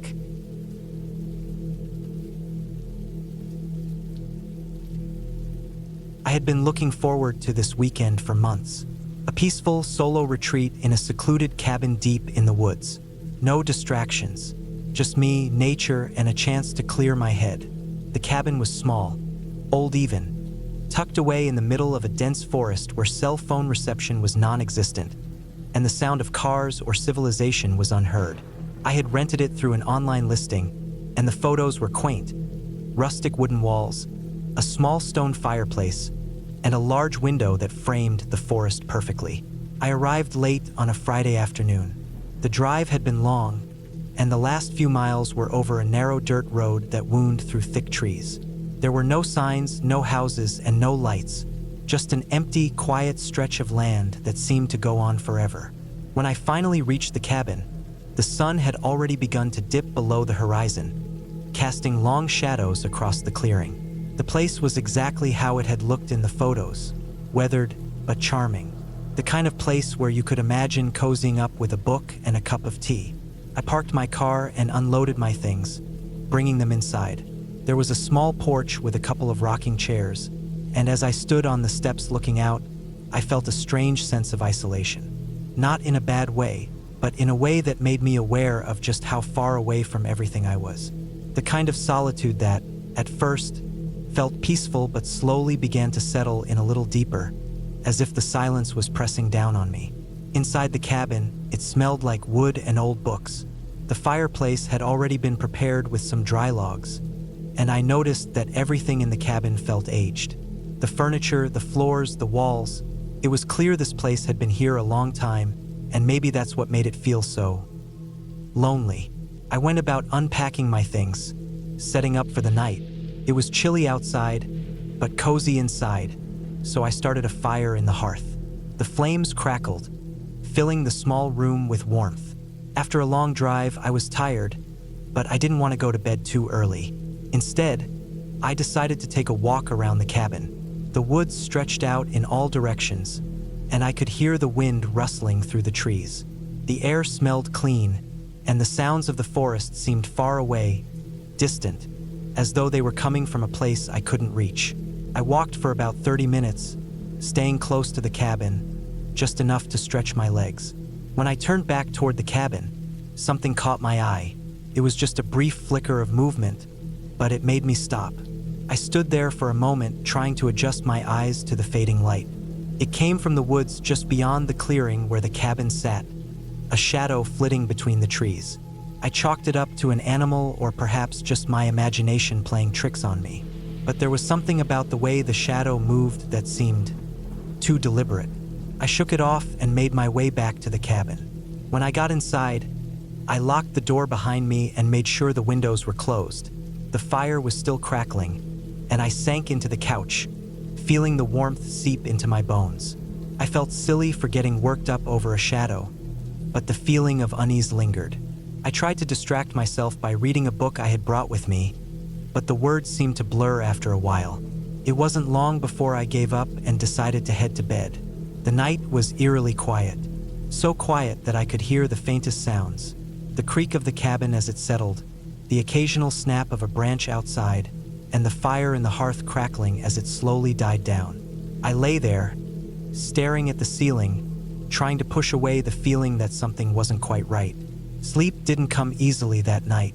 The silence outside seemed too thick, and the darkness felt oppressive.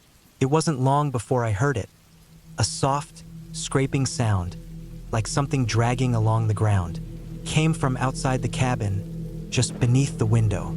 I froze, my heart racing. The sound came again, a slow, deliberate scrape, and then there was silence.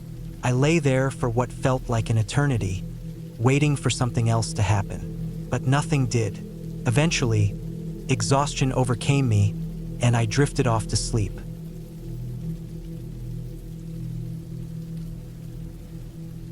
I've always loved the idea of escaping into the woods. Growing up, I'd read about people going on solo hikes or getting away from the noise of the world, and I thought that one day I'd do the same. The idea of being completely alone, surrounded by nature, was something that drew me in. That's how I ended up booking a weekend at a remote cabin in the mountains, a place so secluded that cell service was barely a suggestion, and the closest town was an hour's drive away. I didn't think much about the isolation when I first booked the trip. After all, I'd been to cabins before plenty of times. There was nothing strange about them. But this one felt different right from the start. I arrived late in the afternoon, the sun already dipping low behind the peaks of the mountains. The cabin was smaller than I expected, perched on a small clearing surrounded by dense trees. It looked like it had been there for years, maybe even decades, its wooden walls weathered by the seasons. The place had a kind of worn-down charm to it, a quiet solitude that might make some people uneasy, but I liked it. It was exactly what I'd been searching for. There was something almost eerie about the way the trees loomed, blocking out the last bits of sunlight. The air felt cooler here, the scent of pine sharp in my nostrils, mixed with a faint odor of earth and wood. I shrugged it off, grabbed my bag, and made my way to the cabin's front door. It creaked when I opened it, the sound echoing in the otherwise still air. Inside, it smelled faintly of dust and stale wood, but it was nothing that couldn't be fixed with some air circulation and maybe a candle or two. I set down my things and took a few minutes to explore the inside. The place was quaint, nothing fancy.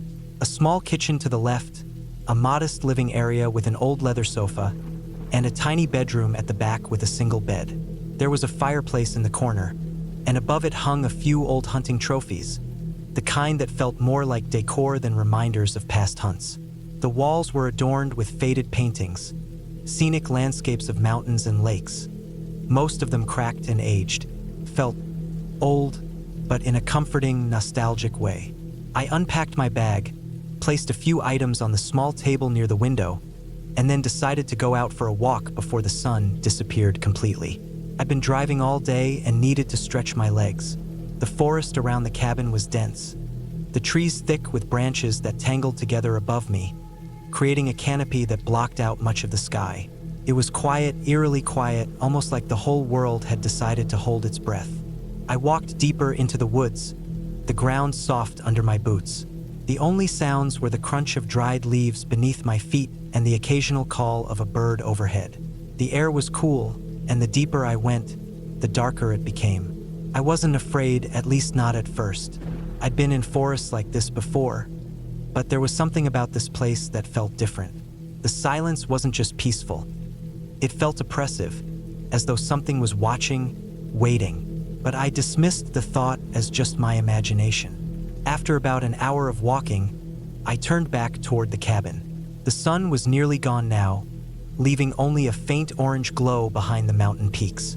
I'd gotten a little farther than I intended, but I wasn't too concerned. The cabin was close, and the trail was easy to follow. That's when I noticed the first strange thing. A small patch of ground just off the trail caught my eye. There were marks in the dirt, circular impressions that seemed out of place. They were too regular to be natural, almost as if something had been placed there deliberately. I knelt down for a closer look. The ground was damp, and the marks were fresh, new enough that they hadn't dried completely, but old enough that they were already starting to sink into the earth. I stood up quickly, a sudden unease creeping over me. The marks didn't seem dangerous, but something about them felt wrong. I wasn't sure why, but I felt like I was intruding on something, like I wasn't supposed to be here. I forced myself to move on, turning back toward the cabin, trying to shake off the uneasy feeling that had settled in my chest.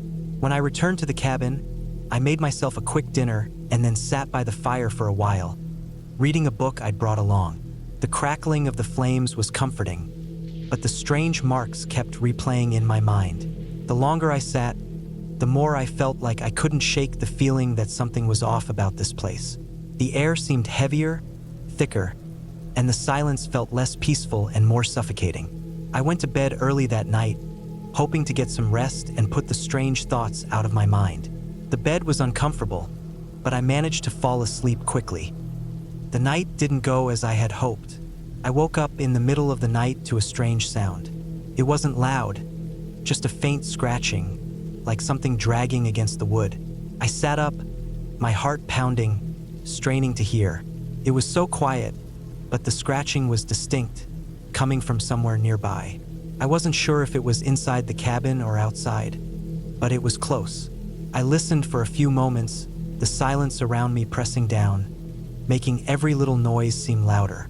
The scratching stopped for a second, then started again, but this time it was followed by a soft thud, like something heavy had dropped against the wall.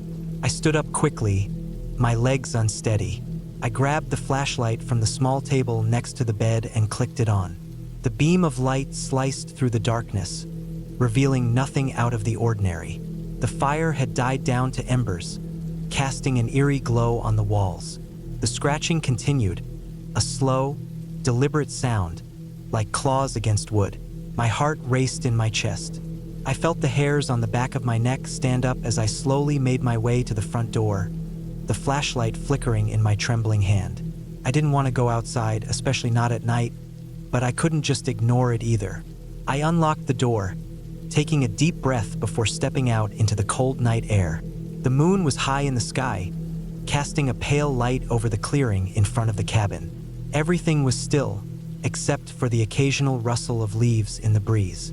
There was nothing there, no sign of whatever had been making the noise. I stood on the porch for a few more moments, listening.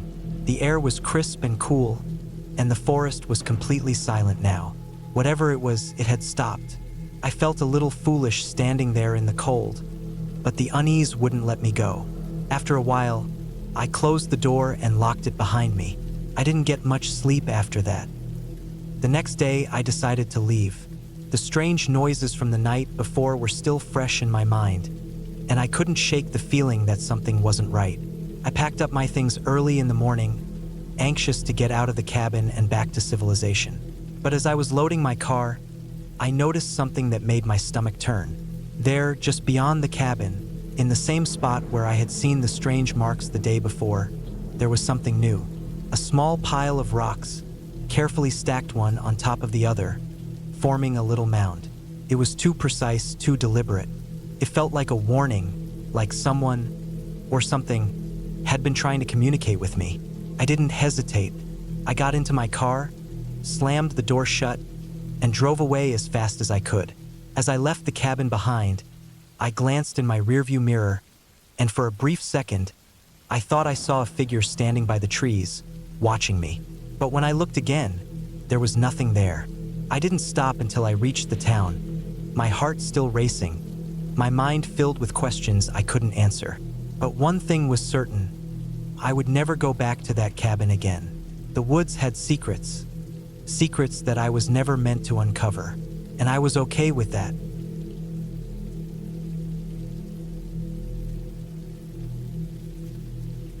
It had been a long drive to the cabin, longer than I expected. I had grown tired of the city life, the noise, the crowds, and the never-ending stress. The idea of getting away and spending a weekend alone, away from everything, sounded like the perfect remedy. My parents had always talked about the cabin when I was younger, how peaceful it was, and how it felt like a completely different world out in the middle of the woods. So, I rented it for the weekend, no distractions, just me, the woods, and some time to think. The cabin sat about 30 miles from the nearest town.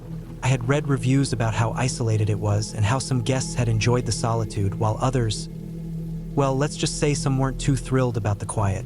I thought those reviews were a bit dramatic, honestly. How bad could it be? Really? It was a cabin in the woods, nothing more than that. The drive up had taken longer than I expected. The roads were rough, filled with sharp turns and dips, and I was starting to wonder if maybe this had been a mistake. My car, nothing fancy, bounced over the uneven terrain, and I gripped the wheel tightly, feeling the stress of the road seep into my muscles. I finally turned off the main road, and the gravel path began to narrow. The trees seemed to close in around me, their branches twisting like old fingers.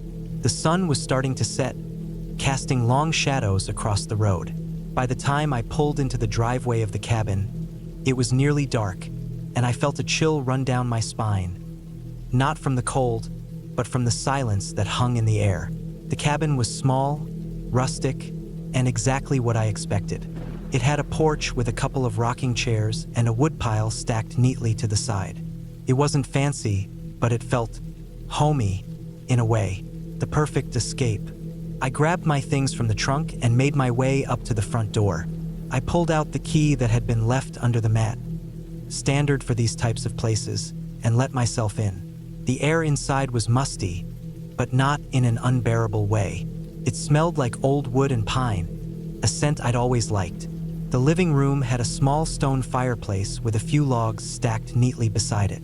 There was a couch, an old wooden coffee table, and a few mismatched chairs. The kitchen was simple: an old fridge, a stove, and a sink. Upstairs, I could see the bedroom, with its large window that looked out over the woods. Everything about it seemed so peaceful. I decided to unpack quickly. There was no cell service here, which I liked. I wasn't here for distractions. I wanted to experience this place the way it was meant to be experienced. Disconnected. The cabin had a few old board games and a stack of books, but I wasn't interested in those. I was hoping to get outside, maybe do some hiking before the night set in completely. I stepped out onto the porch, and the cool air hit my face. The trees loomed over me, their branches whispering in the breeze. I wasn't used to such absolute quiet. The only sound was the wind rustling through the leaves, and the occasional chirp of a bird in the distance.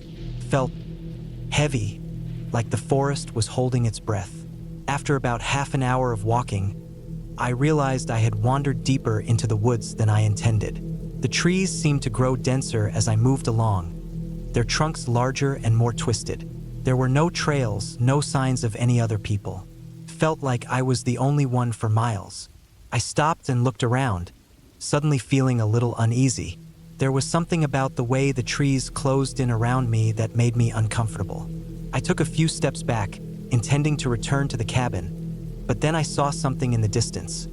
A shape, faint but distinct. It was a large figure, standing still at the edge of the woods.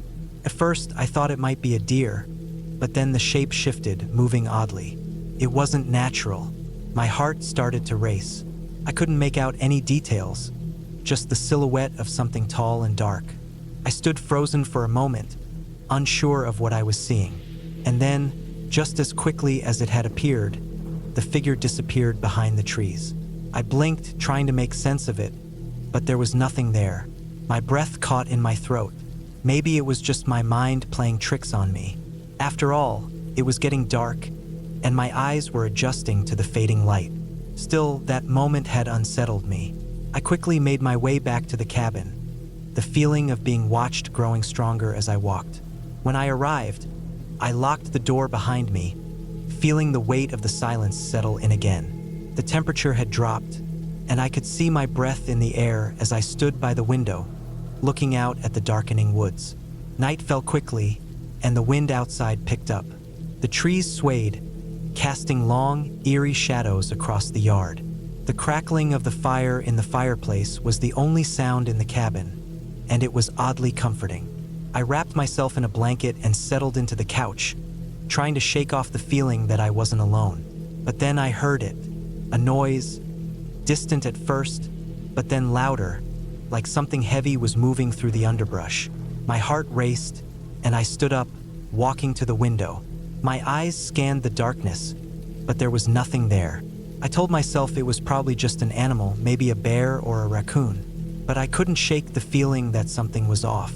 The sound had been too deliberate, too heavy to be just an animal. I spent the next few hours trying to distract myself.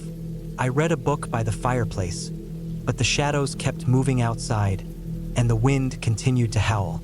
Eventually, I grew too tired to keep my eyes open and decided to head to bed. The bed upstairs was just as simple as the rest of the cabin. The sheets were rough, but they smelled clean, and the pillow was just the right amount of firm. I turned off the light and lay there in the dark, listening to the wind outside. And then, just as I was drifting off to sleep, I heard something, a sound at the door. It was subtle at first, like the soft tap of something against wood. I held my breath, straining to hear. Came again, louder this time. Someone, or something, was knocking at the door. I froze. My heart began to pound in my chest, and the hairs on the back of my neck stood up. Who would be out here? There was no one for miles, And then the knock came again, louder and more insistent. I slowly got out of bed, my legs shaking. I couldn't understand what was happening. Was someone out there? What did they want? I crept downstairs, the sound of my footsteps muffled on the old wooden floor. I peered through the peephole in the door, but all I saw was darkness. There was no one there. I exhaled, my breath shaky. I was being paranoid. It was probably just the wind, or maybe an animal banging against the door, but I couldn't shake the feeling that something was off. I went back upstairs and locked the bedroom door, pulling the blankets tightly around me. I tried to sleep, but the fear kept me awake, every little noise making my heart jump. I was too scared to go back to sleep. I stayed up, staring at the dark ceiling, my mind racing with thoughts of what might be out there. When morning finally came, I felt exhausted. The sun was up, but the air was still cold. I decided to leave the cabin and head back to town. As I packed my things, I noticed something strange. The lock on the front door was broken. It wasn't the kind of damage that would come from the wind or an animal. It looked like someone had tried to break in. That was the moment I realized I wasn't alone. I had been wrong to ignore the signs the night before. Someone or something had been watching me, waiting for the right moment. I didn't stay around to find out what else might happen. I grabbed my keys and rushed to the car, my heart still racing. As I drove away from the cabin, I glanced in the rearview mirror. The woods stretched out behind me, dark and endless, but I could swear I saw something move in the trees, just for a second. Something tall and dark, and I knew then that I had made the right choice to leave. The drive back felt endless. My hands gripped the wheel tight, and my eyes darted around, watching the trees as they rushed by. When I finally made it back to town, I felt like I could breathe again. The cabin was behind me, but I could never forget what happened out there. The silence, the knocking, the feeling of being watched. It would haunt me for a long time, and I never returned. I never wanted to find out who or what had been waiting for me in those woods.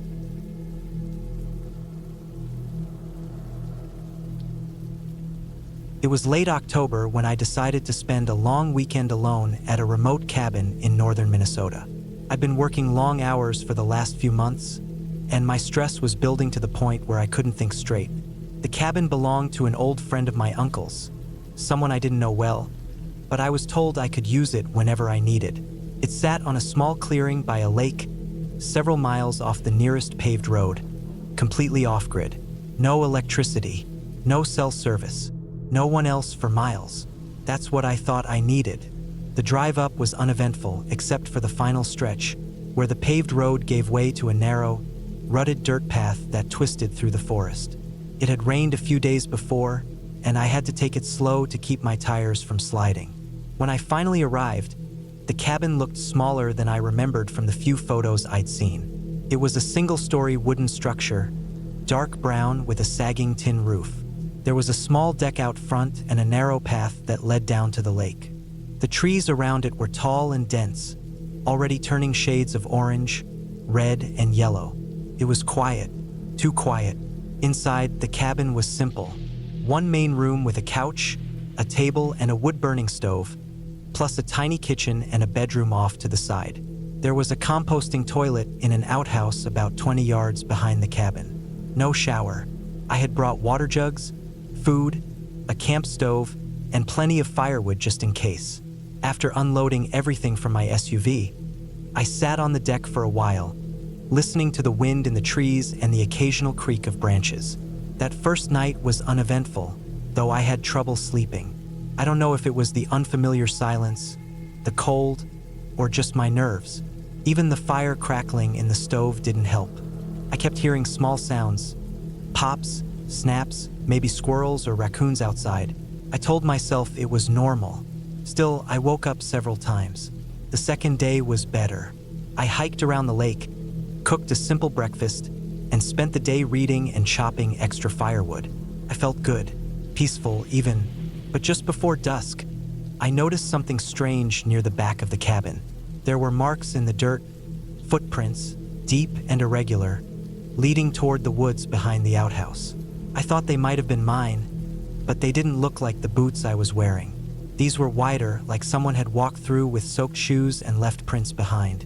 I looked around for a while but found nothing else. Still, it got under my skin. That night was colder. The wind picked up, and the trees swayed loud enough to wake me. Around 2 a.m., I got up to add wood to the stove and walked to the front room. As I passed the window, I thought I saw something move outside, just a shadow between the trees. I stood there, staring into the dark for what felt like a long time. Nothing moved again. I went back to bed but didn't sleep. On the third day, I noticed more signs. A small pile of stones near the back door that hadn't been there before. A long scratch across the cabin's wooden siding. It was thin but deep, like something dragged a metal rod across it. I started thinking maybe someone else was out there, maybe a hunter, but I hadn't seen any vehicles or heard any gunshots. I walked the property for an hour, calling out once or twice, but got nothing back. When I got back, I triple-checked the locks and decided to sleep with the axe next to my bed. The fire burned hot and steady, but I still felt cold. That night, I didn't sleep at all. I lay still in bed, listening to the sounds outside, branches snapping, wind, and what I swore was breathing near the window. I never worked up the nerve to look. By morning, I'd had enough. I started packing. As I loaded things into the SUV, I saw something that made me stop. On the windshield, written in a smear of mud or something darker, was a word. Just one word, leave. I stared at it for a long time. My stomach twisted. My hands shook. I wiped it off quickly, threw the rest of my gear into the back, and jumped into the driver's seat. I didn't even lock the cabin. I just wanted to get out. The road was worse than before. The rain had softened the dirt, and I slid more than once. At one point, my rear tires got stuck, and I had to rock the SUV back and forth for several minutes to get out. My heart was pounding the entire time.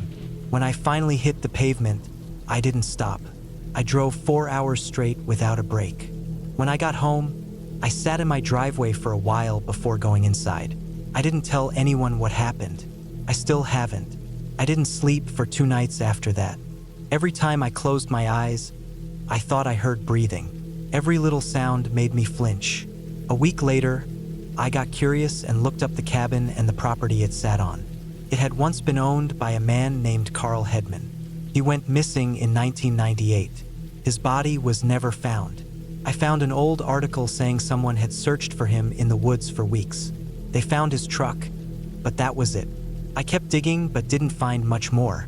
The land changed hands a few times after that. My uncle's friend had only owned it for a year. I never went back. I never will. I didn't see a ghost. Nothing flew across the room. But something or someone was out there with me, watching me, moving things around, leaving signs. I don't know what they wanted. I don't want to know. I only know that I got out before whatever it was decided I shouldn't. And that's enough for me.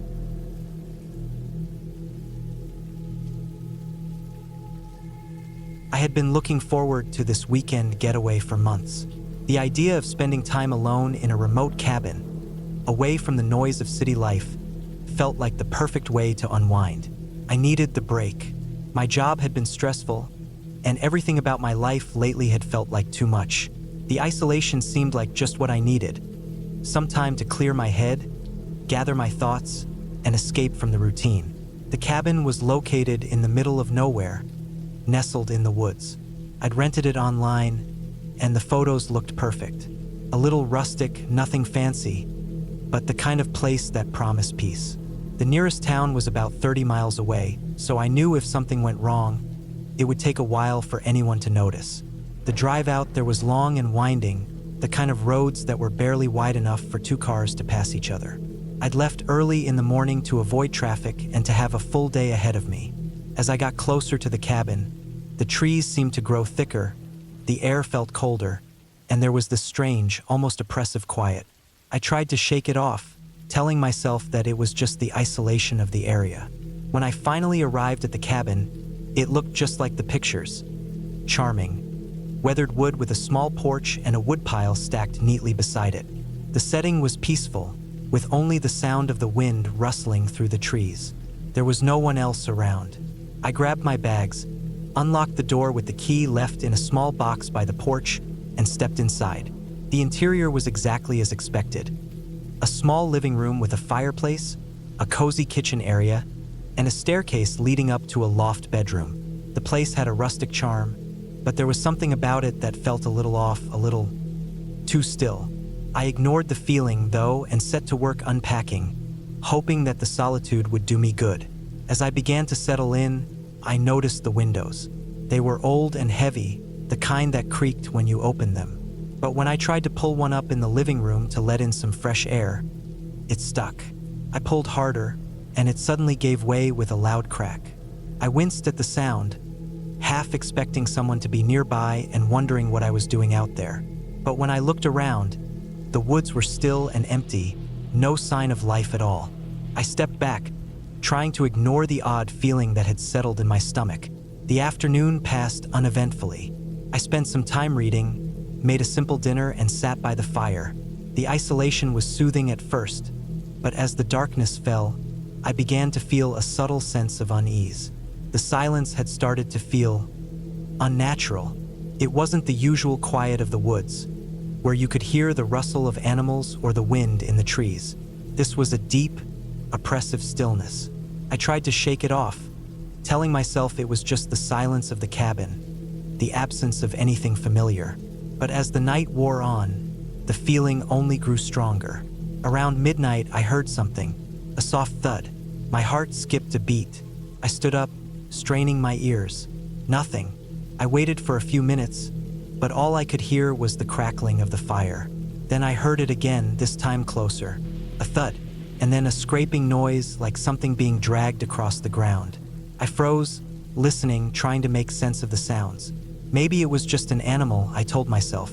A raccoon or some other creature that had gotten too close to the cabin. I tried to rationalize it, but the thought of being alone in this isolated place made me feel uneasy. The idea of something, or someone, lurking just outside the cabin walls made my skin crawl. I decided to check it out. The wind had picked up, howling outside, and the trees creaked in the breeze. I grabbed a flashlight from the kitchen and stepped out onto the porch, scanning the darkness. The beam of light bounced off the trees, casting long shadows on the ground, but I couldn't see anything that would explain the sounds. After a few minutes of standing in the cold night air, I shrugged it off as my imagination playing tricks on me. I went back inside and locked the door behind me. The uneasy feeling didn't fade, but I tried to ignore it, telling myself I just had a little scare and that I was being ridiculous. I sat back down in front of the fire, trying to focus on the book I was reading, but I couldn't shake the feeling that I wasn't alone. Every now and then, I'd glance at the windows, expecting to see a shadow or movement outside, but every time, the view was the same. Dark trees swaying in the wind. Hours passed.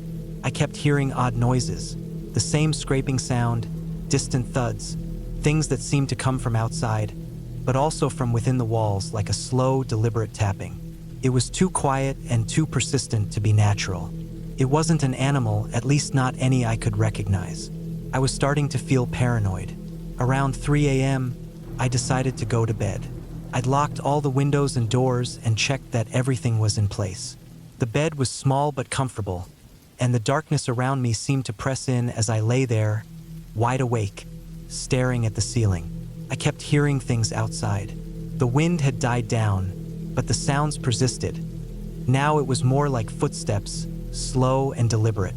I tried to tell myself that it was just my nerves, but the more I listened, the more convinced I became that someone was out there. Maybe it was a hiker who had gotten lost, or some kind of strange person who had wandered into the woods. But no matter what I told myself, the fear wouldn't go away. I stayed up for hours, listening, straining my ears. The sounds didn't stop. By morning, I was exhausted, both physically and mentally. I couldn't shake the feeling that someone, or something, was out there, just waiting. Every rustle in the trees, every creak of the floorboards, made my heart race. Finally, in the early hours of the morning, I couldn't take it anymore. I decided to leave. I grabbed my things, packed up quickly, and prepared to leave the cabin behind. But as I opened the door, I froze. There, just a few feet away, was something that made my blood run cold. A figure, a person standing in the woods, just on the edge of the tree line. I couldn't make out any details, just the silhouette of someone watching me. My heart stopped. I stood there for a few moments, unsure what to do. Should I scream? Should I call for help? But the figure didn't move. It just stood there, completely still. It didn't even seem to breathe. Slowly, I backed away into the cabin, locking the door behind me. I felt my chest tighten as I tried to steady my breath. The figure was still out there, but I didn't know what to do. I had no phone signal, no way to call for help. The woods felt like a prison. As the hours passed, I continued to stare at the window, waiting for any sign of movement. The figure didn't leave. It just stayed there, unmoving, like it was waiting for something. My nerves were shot, and I couldn't think clearly. I grabbed my things, gathered my courage, and opened the door once more. This time, the figure was gone. I didn't waste any time. I grabbed my stuff and made a beeline for the car. I didn't look back as I drove away, the eerie quiet of the woods still hanging in the air behind me. The drive home felt like the longest of my life. But when I got back to the city, I felt a strange relief wash over me. I had no explanation for the events that happened at the cabin, but I knew one thing for certain. I was never going back.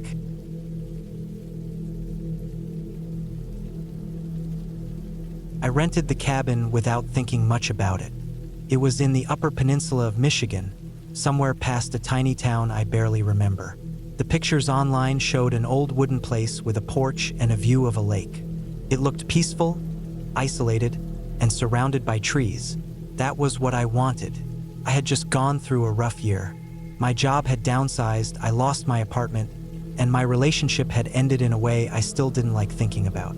I wanted silence, a place where I didn't have to see anyone or talk. It was late October when I got there.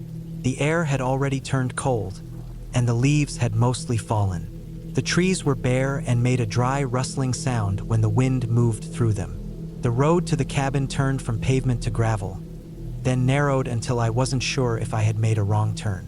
But eventually, the trees opened up a little, and the roof of the cabin came into view. It was smaller than I expected but looked solid. Old, sure, but the porch boards were thick, and the door had a heavy look to it. There was a woodpile stacked neatly against the side, and a small outhouse a few yards away in the woods. Inside, the cabin had a single room with a wood stove, a bed, a table, a chair, and some shelves with basic supplies. There was no electricity, no plumbing. I brought everything I thought I'd need: water, canned food, extra blankets, books, batteries, a lantern. I had also borrowed a satellite phone just in case something happened. The first couple of days were uneventful. I spent time walking around, gathering dry wood, keeping the fire going, reading. It took me a while to get used to the silence. I wasn't used to hearing every creak in the walls, every rustle outside. The nights were especially quiet, the kind of quiet that makes your ears feel like they're ringing. But I slept fine, bundled under layers of blankets, the fire crackling low in the stove. By the fourth night, I started waking up more often. Not from nightmares or anything, just random moments where I'd be wide awake in the dark for no reason. I thought it was just the change in routine, but I started noticing little things that bothered me, like how the woodpile looked slightly different in the morning, or how the cabin seemed colder than it should have been even with the fire burning all night. One morning, I found a muddy footprint on the porch. It was small, barefoot from the look of it, and pointed toward the door. I stood there looking at it for a long time, trying to think of how it could have happened. I hadn't been barefoot outside, and it had rained a bit the night before, but there were no other prints leading up to it. Just the one. It made no sense. I told myself it was an animal, maybe a raccoon or something, even though I knew better. I tried to forget about it, but the next night I couldn't sleep. I lay in bed listening. Around 2 in the morning, I heard something outside, a dull thump, then another. It was too rhythmic to be an animal. I grabbed my flashlight and opened the door. The porch was empty. I shined the light around but didn't see anything. I shut the door and pushed the chair against it, even though I knew how stupid that was. The next day, I hiked around the cabin, trying to see if anyone had been there. I didn't find tracks or signs of anything, but the unease stayed with me. I started keeping the fire burning all day, even though it wasted wood. I kept the lantern on at night. I barely slept. Then one night I heard footsteps, not near the cabin, not on the porch, but out in the woods. It was a slow crunching sound, like someone walking through dry leaves, stopping, then starting again. I held my breath, waiting for it to pass. Didn't. Stayed out there, circling. I sat there in the dark, heart pounding, holding the fire poker like that would help. The sound stopped sometime around 4 a.m. The next morning, I found something hanging from a tree about 10 yards from the cabin. It was a small bundle of twigs tied together with what looked like animal sinew or some kind of rough thread. It had a crude figure shape like a stickman. I didn't touch it. I didn't even go near it. I stayed inside most of the day trying to think rationally. Maybe it was just a local hunter messing with me. Maybe it was some kind of trail marker. I told myself anything I could to keep from panicking. But that night, the sounds came back. Not just footsteps, breathing. I could hear it just outside the wall. Slow, steady breathing. Sometimes it scratched at the wall. I didn't sleep. I sat in the chair with my flashlight, my back to the stove, just watching the door. Every little creak made my skin crawl. In the morning, there were more footprints. Bare, dirty, small. They circled the cabin. I made the decision to leave, but when I went to start my car, the battery was dead. I hadn't used it in days, but I knew I hadn't left the lights on. I tried the satellite phone. No signal. Nothing. It was cloudy and cold. Couldn't believe it. I sat in the car for hours trying again and again, but the engine wouldn't turn over. I went back inside and started packing. I wasn't going to spend another night there. I figured I'd hike out in the morning, follow the road back to the town. I had food and water in a pack. I just needed to get through one more night. That night, it got worse. I heard movement on the roof, then slow, heavy footsteps across the porch. Something tugged at the door handle. Then nothing, just silence. I waited, sweating and stiff, the fire low, my flashlight shaking in my hand. At some point, I must have dozed off, because I woke up to the sound of something dragging across the porch. It was still dark. I stood up and peeked through the window. I couldn't see anything at first, just trees and shadows. Then something moved. A small shape, crouched low, skittering between the trees. It wasn't running, just moving oddly, like crawling. I backed away and locked the door again, even though I knew it probably didn't matter. When the sun came up, I didn't wait. I put on my pack and left. I didn't eat, didn't make a fire. I just walked. The woods felt different, quieter, heavier. I kept expecting to see something behind me, but I never did. It took me almost all day to reach the town. I walked straight into the little general store and asked for help. The owner called a mechanic, who later said the battery in my car was completely drained and cracked, like it had been frozen from the inside. I never went back to the cabin. I called the rental company and told them there was someone out there, but they said no one lived nearby. I left it at that. I didn't want to explain what happened because I couldn't explain it. There was no proof, just footprints, strange noises, things I saw through a haze of exhaustion and fear. I still think about it sometimes. The quiet, the breathing, the thing crawling in the woods. I don't know if it was a person or something else, but it was real. It was out there, and whatever it was, it wanted me to stay scared, to feel watched, to break down. I think if I had stayed one more night, I wouldn't have left. After that trip, I didn't try the whole getting away from everything thing again. I found a new apartment, a new job, started over. Life went on, but I don't sleep as well as I used to. And sometimes, if it's real quiet, I wake up for no reason. I lie there, listening to the silence, waiting for that sound, waiting to hear breathing outside the wall.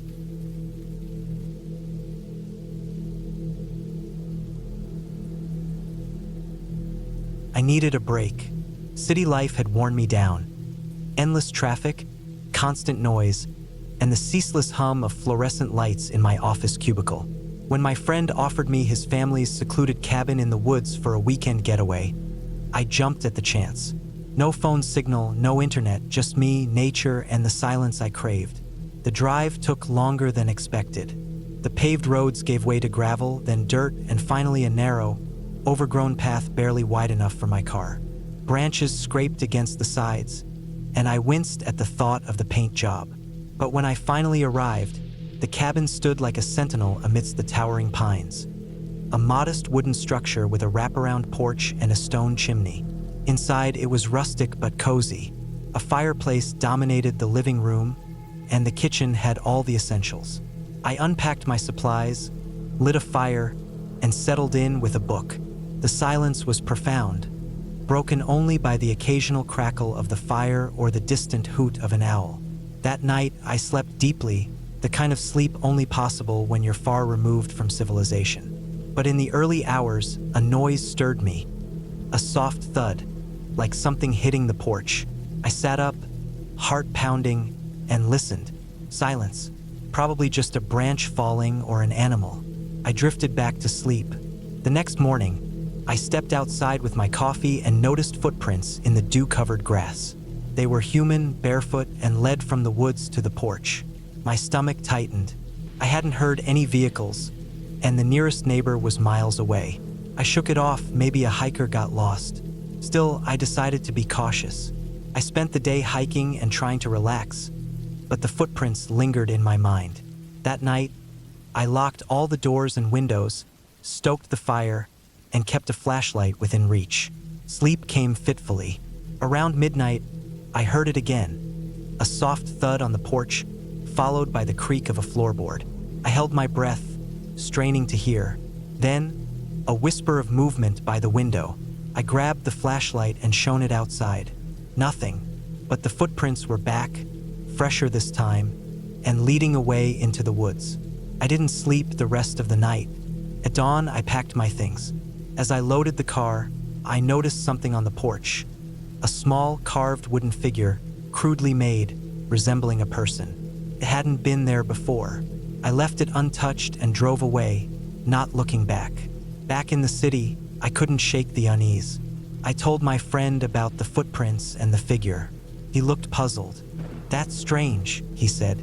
"The cabin's been in our family for decades, and we've never had any issues." He promised to check it out. A week later, he called me. "I went up to the cabin," he said. "Found more of those wooden figures, dozens of them, hanging from the trees around the clearing. And the footprints, they're everywhere." He paused. "I think someone's been living out there, watching." The authorities were notified, and a search was conducted. They found evidence of a makeshift campsite deep in the woods, remnants of fires, animal bones, and more of those carved figures. But no sign of the person, just the lingering presence of someone who preferred the solitude of the forest, and perhaps the company of unsuspecting visitors. I haven't returned to the cabin since. The city, with all its chaos, feels safer now. But sometimes, late at night, I think about those footprints, the carved figure, and the silent watcher in the woods. And I wonder if he's still out there, waiting.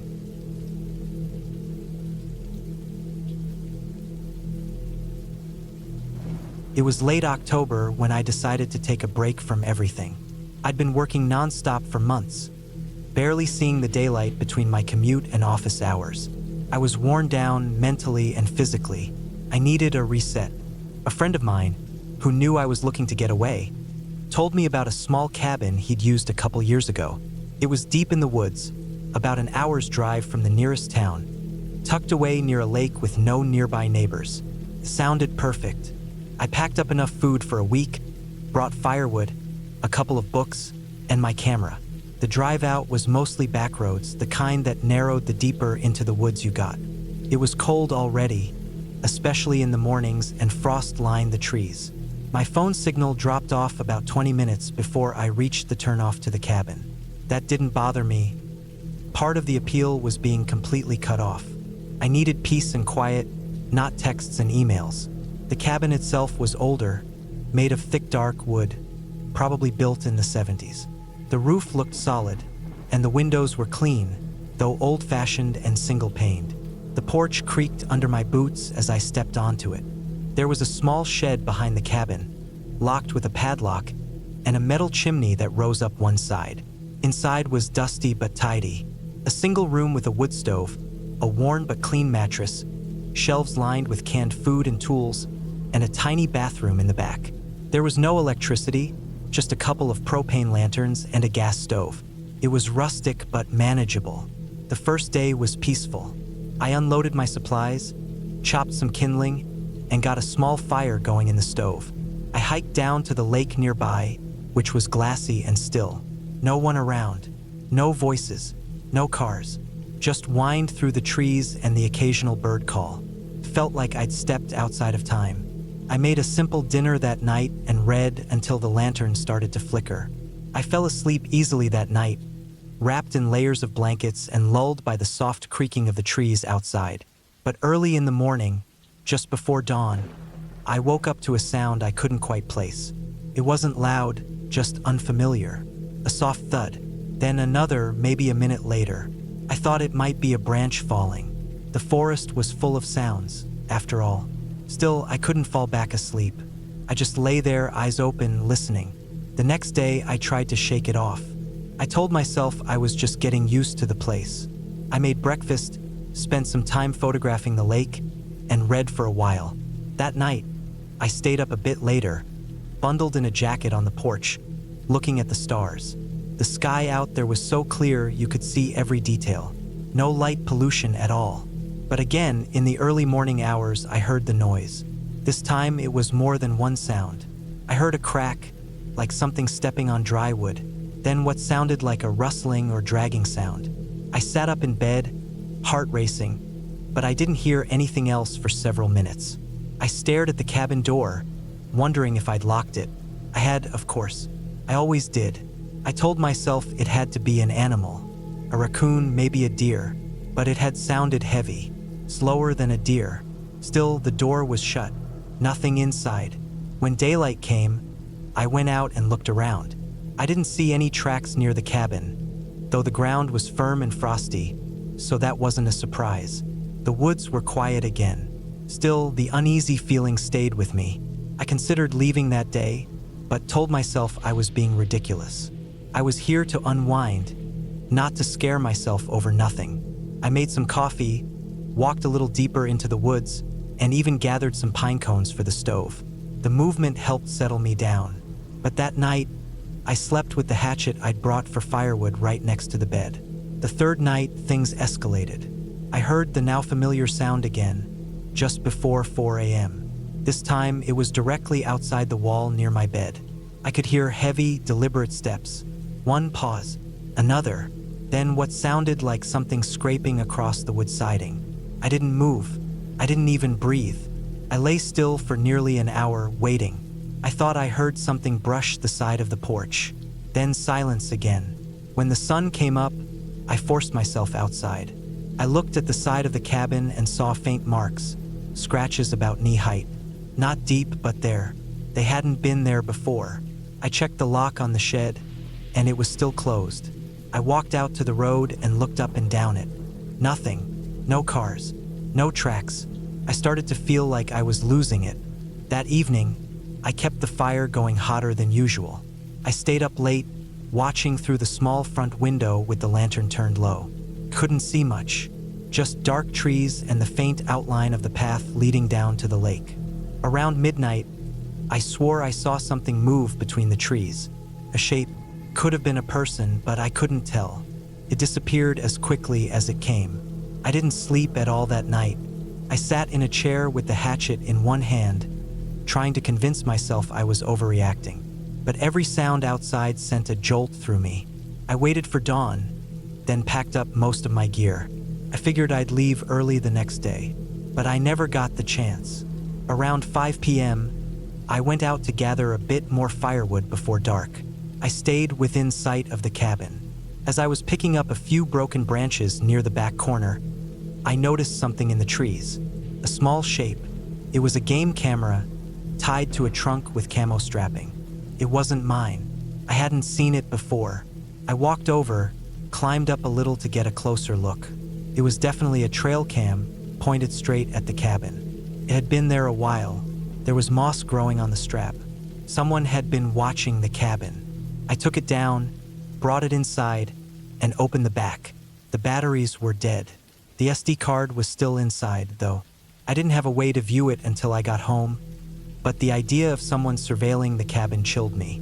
I kept the camera, wrapped it in a towel, and shoved it deep in my pack. That night, I heard footsteps again, closer than ever.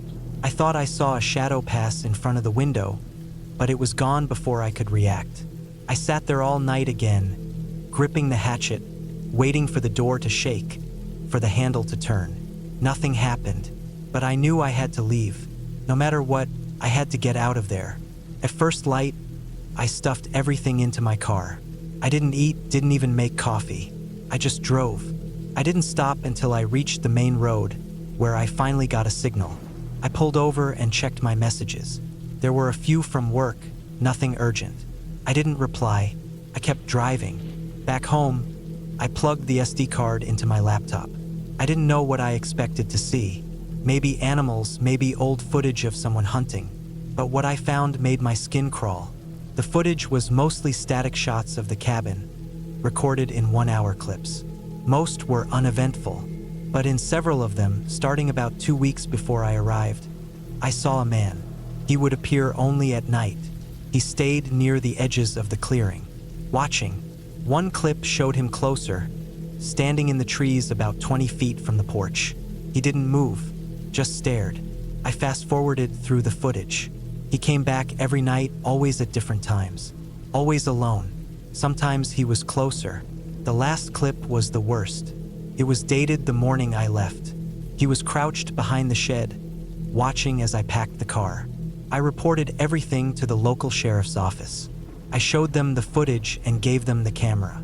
They said they'd look into it. That was months ago. I never heard anything back. I haven't returned to the woods since. Now, I triple-check every door and window before bed. I haven't gone anywhere without phone service since that trip. I still dream about the cabin sometimes. The scratching on the walls, the slow footsteps, the man in the trees. I don't know who he was or what he wanted. But I know this, if I'd stayed even one more night, I don't think I would have come home at all.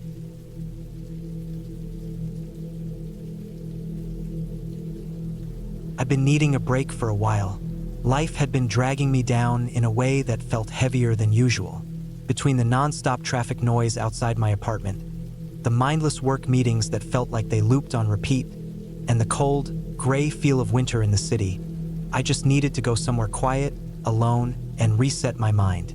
That's why I decided to book a week in a remote rental cabin up in the northern edge of Michigan. The photos made it look perfect. Wooden structure, a small porch out front, dense trees all around, and a lake only a short hike away.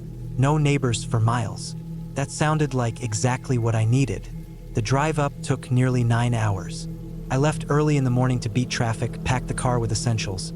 Cans of soup, bottled water, firewood, a first aid kit, a few flashlights, my hiking boots, extra clothes, and a couple of paperbacks I kept telling myself I'd eventually read. The last 30 miles or so were on narrow back roads, most of them gravel, winding through endless forests. The farther I got from civilization, the better I felt.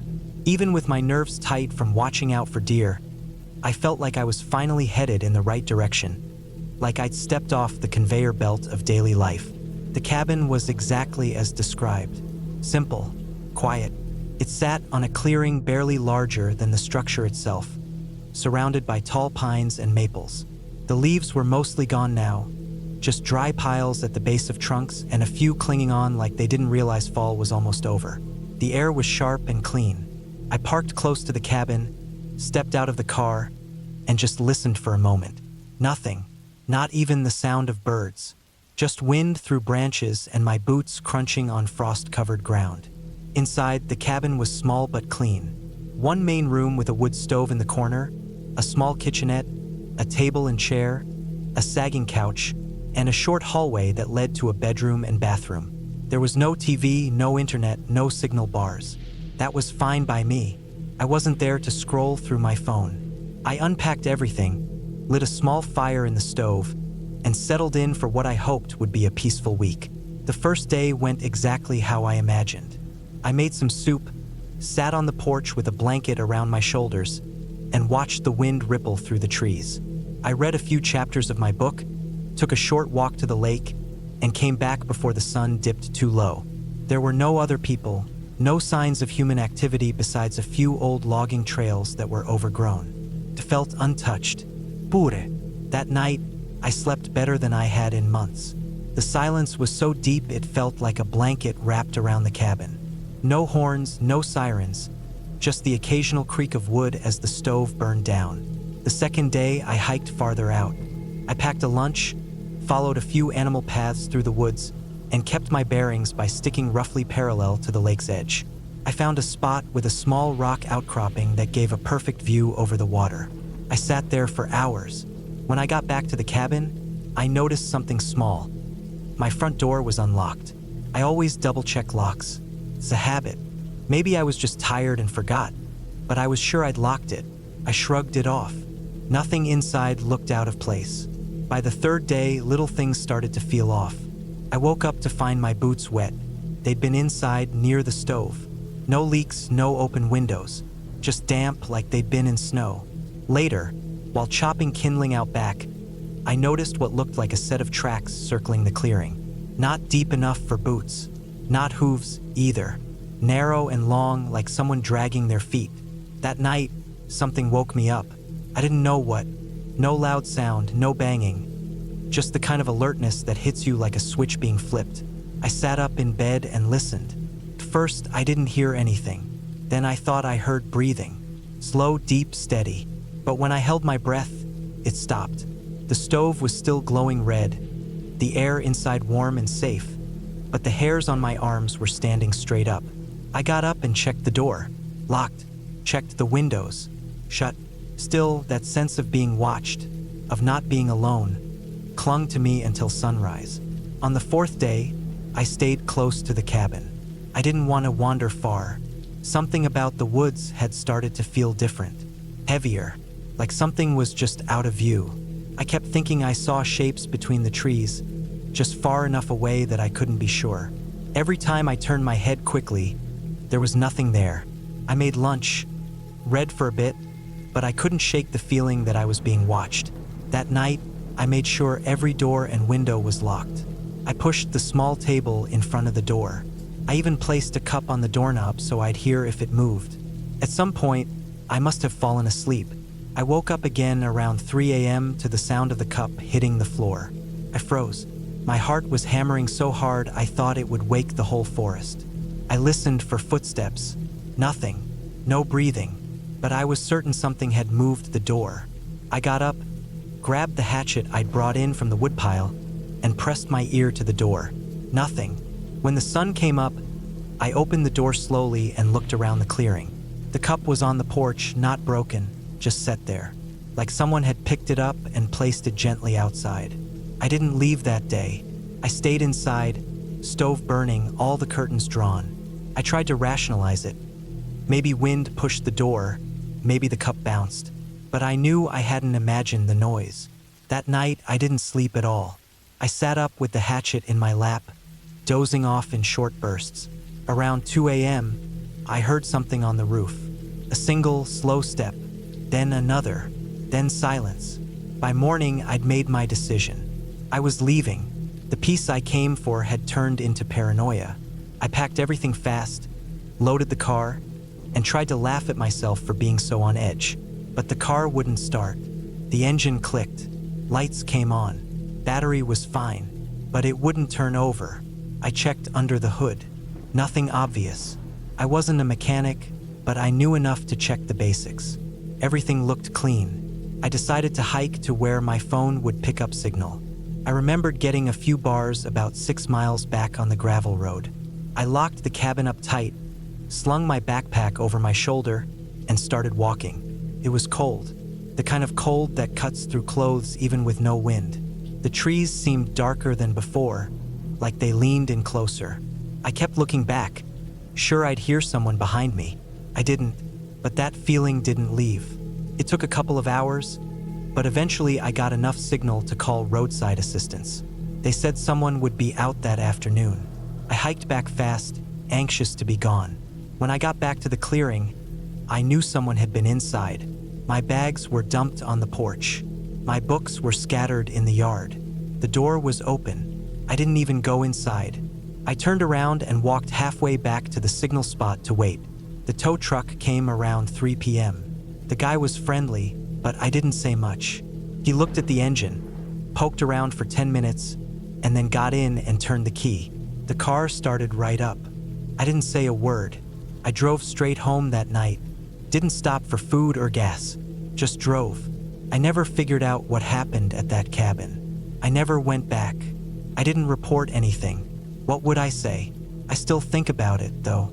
The wet boots, the breathing, the cup, the steps on the roof, the tracks around the clearing. Something was out there, something real, and it knew I was alone.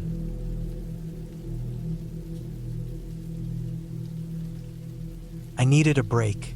After years of working in the city, the noise, the crowds, and the constant rush had worn me down. I craved solitude, a place where I could hear myself think. So, I rented a cabin deep in the woods, far from the nearest town. It was an old structure, built decades ago, but it had been maintained well enough to be habitable. No Wi-Fi, no cell service, just me and nature. The first few days were blissful. I spent my time hiking, reading, and sitting by the fireplace. The silence was comforting, a stark contrast to the cacophony of city life. I felt at peace. But then, things started to change. It began with the noises. At night, I would hear rustling outside the cabin. At first, I dismissed it as animals, raccoons or deer, perhaps. But the sounds grew louder, more deliberate. Footsteps crunching leaves, a faint tapping on the windows. I tried to convince myself it was just my imagination, but the unease settled in my gut like a stone. One morning, I found footprints around the cabin. They were human, barefoot, and led from the woods to the front door and back. I hadn't seen another person since I arrived. The nearest neighbor was miles away.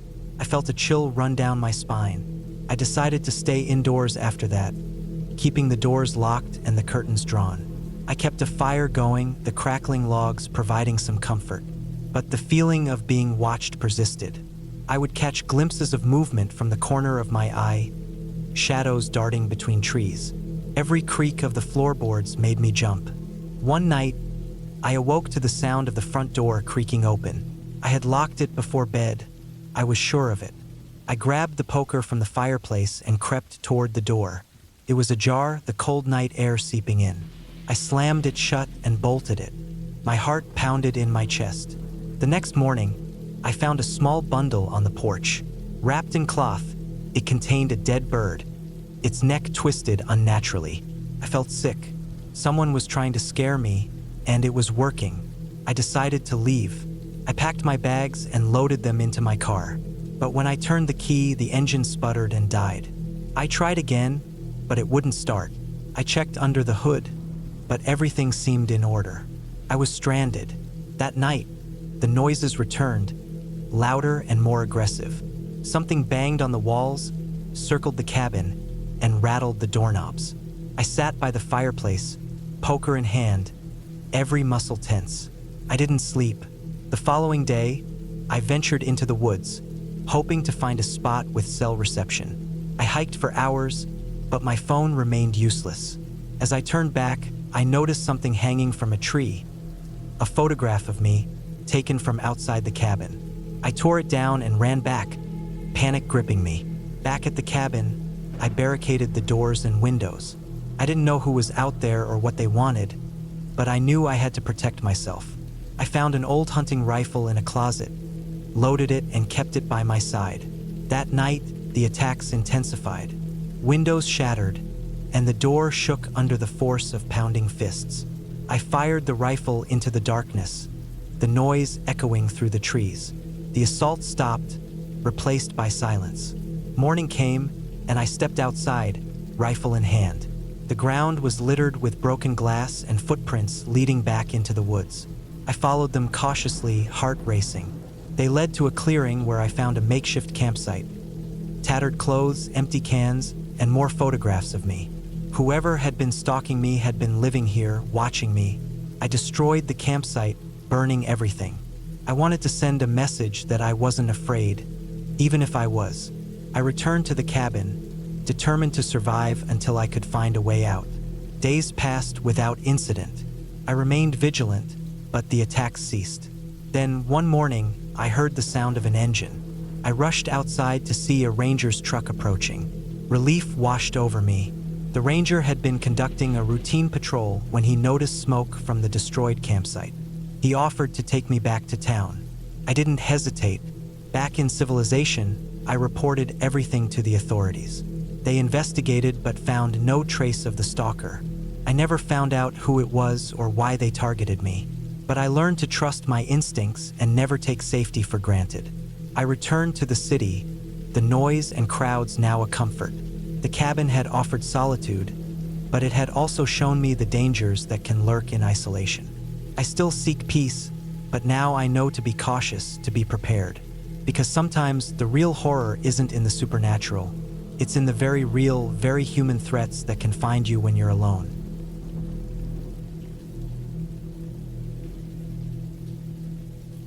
It was late October when I decided to take a short break from work. I needed to disconnect from the city noise, the routines, the screen glare, and the daily rush that had been draining me for years. My job was demanding, and the burnout had been creeping in silently, quietly draining the life out of me.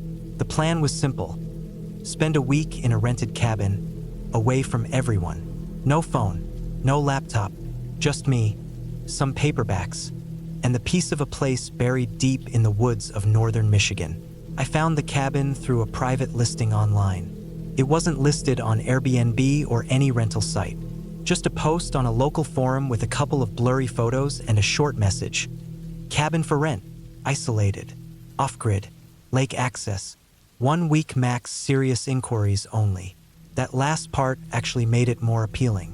It felt less like a tourist trap and more like the real kind of getaway I needed. I emailed the guy, wired the money, and he sent back coordinates and a set of instructions that I printed out. There was no address, just a rough set of directions to a barely marked dirt road off a secondary highway.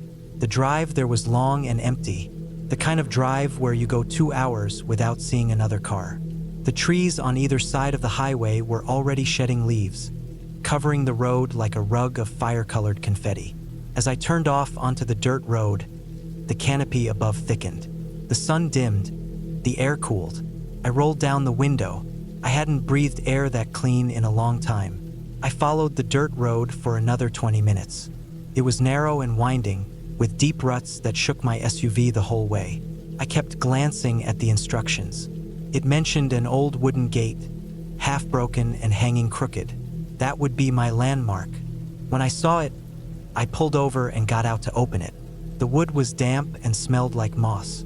I pushed it open and drove through, continuing for another few hundred feet before the trees opened up and I saw the cabin. It was small, built from thick, grayish logs that looked like they had been there for decades. A metal roof reflected the faint light of the setting sun. There was a fire pit in front, a few chopped logs stacked nearby, and a narrow trail that led off toward the lake. A faded green canoe rested upside down by the tree line. There were no other houses, no roads, no sounds except for the rustling leaves and the wind brushing through the trees. This place was properly isolated, just like I wanted. Inside the cabin was simple but warm. One main room with a fireplace, a small table, 2 chairs, and a couch. The kitchen was tiny but had the basics. A propane stove, a deep sink, some shelves with dry goods and utensils. There was no running water, just a pump outside. The bathroom was an outhouse a few yards away behind the trees. There was one bedroom with a queen-sized bed, thick wool blankets, and an old dresser. A kerosene lantern sat on the bedside table. The first 2 days were everything I had hoped for. I chopped wood, read books, made simple meals, and took walks to the lake. The trail was steep in places, with roots sticking out like skeletal fingers, but the view at the end was worth it. The lake was still and dark, rimmed with pines and dead trees leaning out like old men peering into the water. It felt like the world had forgotten this place, and I liked that. On the 3rd night, I woke up to a sound. At first, I thought it was wind or maybe a tree branch falling, but it had a sharp, snapping quality to it. I stayed in bed, listening. It happened again. Not close, but not far either. Like something moving through the woods, stepping on sticks. I sat up and stared out the dark window. Nothing. I told myself it was probably a deer or a raccoon. That made sense. But still, I had trouble falling back asleep. The next morning, I noticed something strange by the pump. Footprints. Not boot prints. Bare feet. Long and narrow, pressed into the damp dirt like someone had been standing there barefoot in the cold. I squatted down and studied them. The toes were thin and splayed, almost like fingers. I looked around the clearing but saw no other prints. Just that one set pointing toward the pump, then stopping. Felt wrong. Not scary, just off. Like something I wasn't supposed to see. I tried to shake it off. I told myself I was imagining things, or maybe it was some weird animal. I went back inside, made coffee, and sat by the fire with my book. But I couldn't concentrate. My eyes kept flicking toward the window. I started locking the door, which I hadn't been doing the first couple nights. I checked the windows to make sure they latched properly. I even dragged a chair in front of the door just in case. Felt silly, but it made me feel a little better. That night, I fell asleep early, trying to get rid of the tension that had crept up my back like cold fingers. I woke up again around 3 a.m. The fire had died down, and the room was cold. I pulled the blanket tighter and turned toward the wall. That's when I heard the creaking. Not outside this time. Inside. A soft, slow creak, like weight shifting on the old wood floors. My body tensed up. I held my breath. The creaking stopped. Then silence. I laid there frozen for what felt like an hour.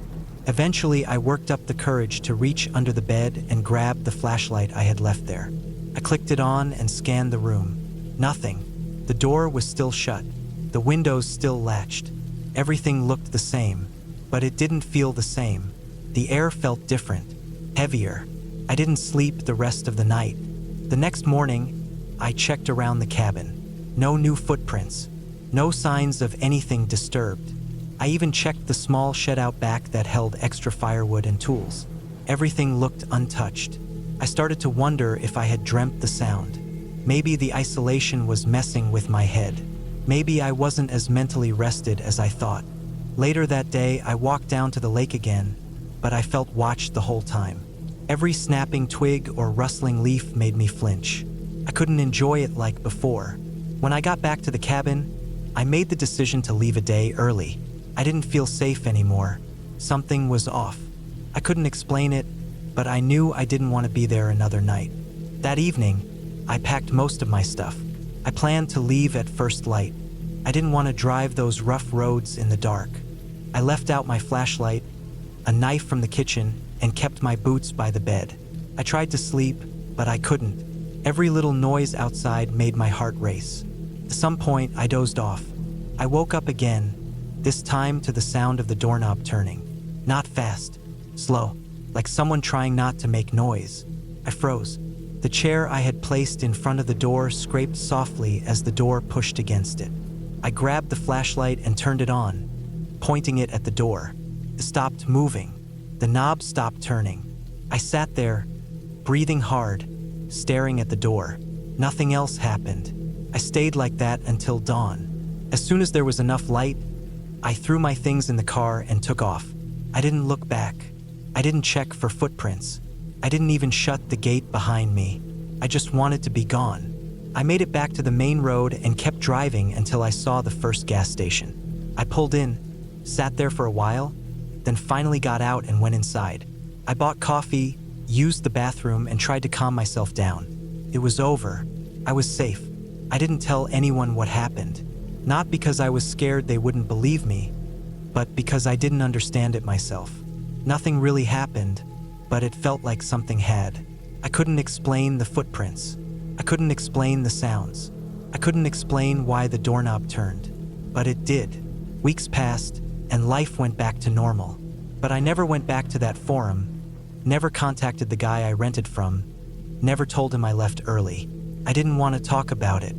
I didn't want to ask questions. Sometimes, when I'm falling asleep, I think about that sound. The slow creak of floorboards, the soft turn of a knob. I always wonder what would have happened if I hadn't put that chair there. or if I hadn't woken up. But I don't want to know. I'm just glad I left when I did. That cabin gave me what I needed, just not in the way I expected. It reminded me that real fear doesn't need monsters. Sometimes it's just a footprint where it shouldn't be, a sound you can't explain, a doorknob turning slowly in the dark, and knowing that someone or something was just on the other side, waiting.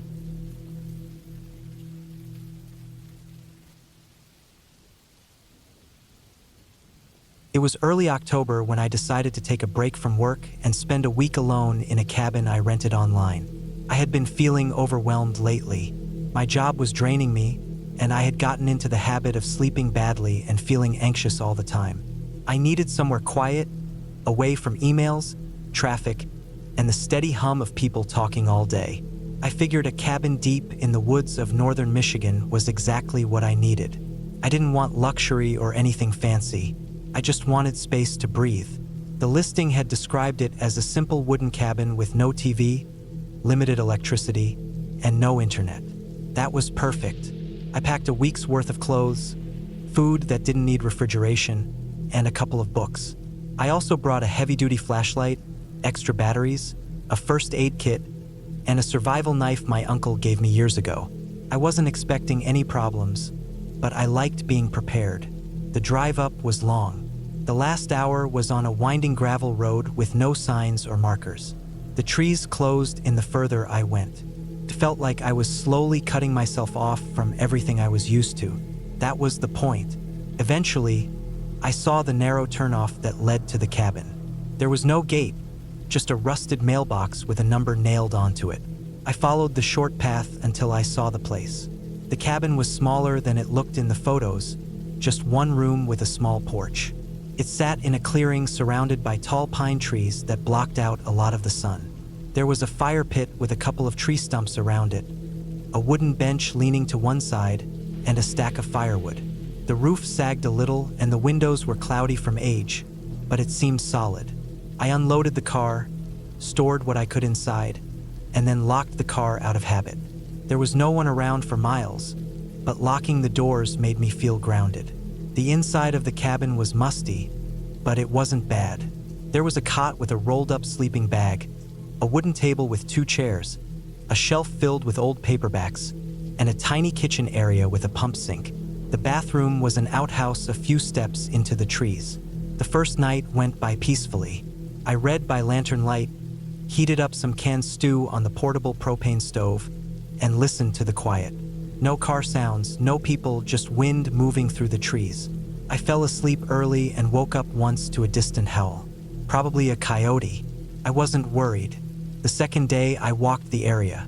I followed a few game trails, took pictures, and enjoyed being out in nature without having to rush anywhere. Around noon, I heard what sounded like branches cracking deeper in the woods. I paused, waited, and heard it again. It was heavy.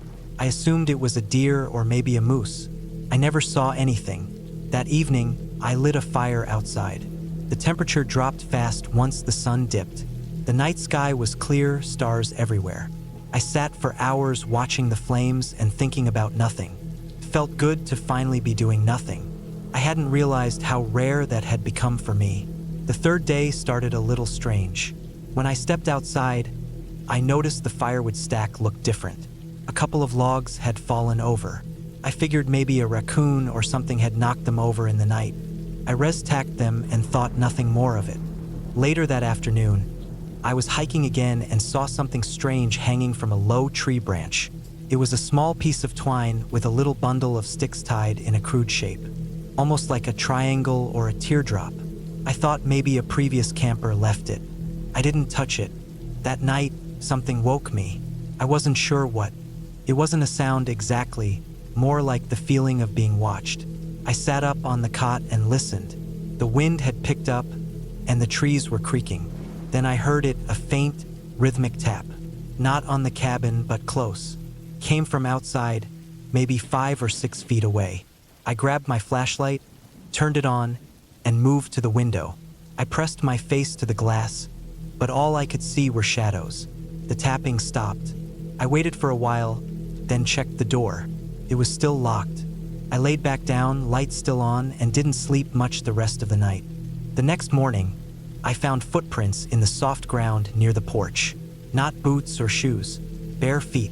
They were small, too small to be mine, and there were a lot of them. They didn't lead to or from the cabin, just circled it. I stared at them for a long time, trying to figure out if they were real. They were, clear as day. I counted at least 8 separate sets. I took pictures. My hands were shaking. I stayed close to the cabin that day. Every crack in the trees, every gust of wind made me jump. I didn't go for a walk. I didn't even start a fire. I stayed inside, door locked, knife in my lap, listening. Night came fast. I didn't sleep. Around 2 a.m., I heard footsteps. They were slow and deliberate, the sound of bare feet on dirt and pine needles. Then something knocked on the wall. Not a hard bang, just a soft tap, tap, tap. Then again. Then on the opposite wall. I was frozen, flashlight off, knife gripped tight. I couldn't bring myself to look out the window again. I sat in the corner until the noise stopped, sometime near dawn. When I finally got the courage to go outside, I found more footprints, still barefoot. They were on the porch now, and one of the firewood logs had been moved again. This time it wasn't knocked over. It was placed upright in the center of the clearing like a stool. That was it. I was done. I packed everything into the car as fast as I could. I didn't clean up. I didn't leave a note. I just got in and drove. The gravel road seemed longer than I remembered. Every time I looked in the rearview mirror, I expected to see someone step out of the woods. I didn't stop until I was on a main road with a gas station in sight. I called a friend, told him I had cut my trip short, and that I'd explain later. I didn't explain. When I got home, I reviewed the photos I took. The footprints were clear, too clear. The stick bundle hanging from the tree was in one of the shots too. I tried to find information online, but it didn't match any common trail markers or symbols. I checked forums. Some said it could be local kids playing pranks. Others said it might be some backwoods ritual. No real answers. I didn't report it. I didn't think the police would believe me, and honestly, I just wanted to forget it. I still have the photos, but I haven't looked at them in a while. I changed all the locks in my house, put up cameras even though nothing happened here. I don't go camping alone anymore. What stayed with me wasn't the sounds or the footprints.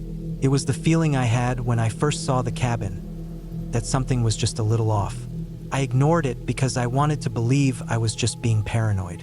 But I know now that feeling was right. Nothing ever directly happened to me. I wasn't attacked. I wasn't hurt. But someone or some group was out there. They were watching. They came close. And they wanted me to know they were there. That's worse in a way, because I don't know why they didn't do more. I don't know what their rules are. I only know they're out there. So I stay away from cabins now, especially ones without neighbors, especially ones deep in the woods. I still love nature, but I keep a safer distance. I don't need total silence anymore. A little noise is good. It means someone else is around.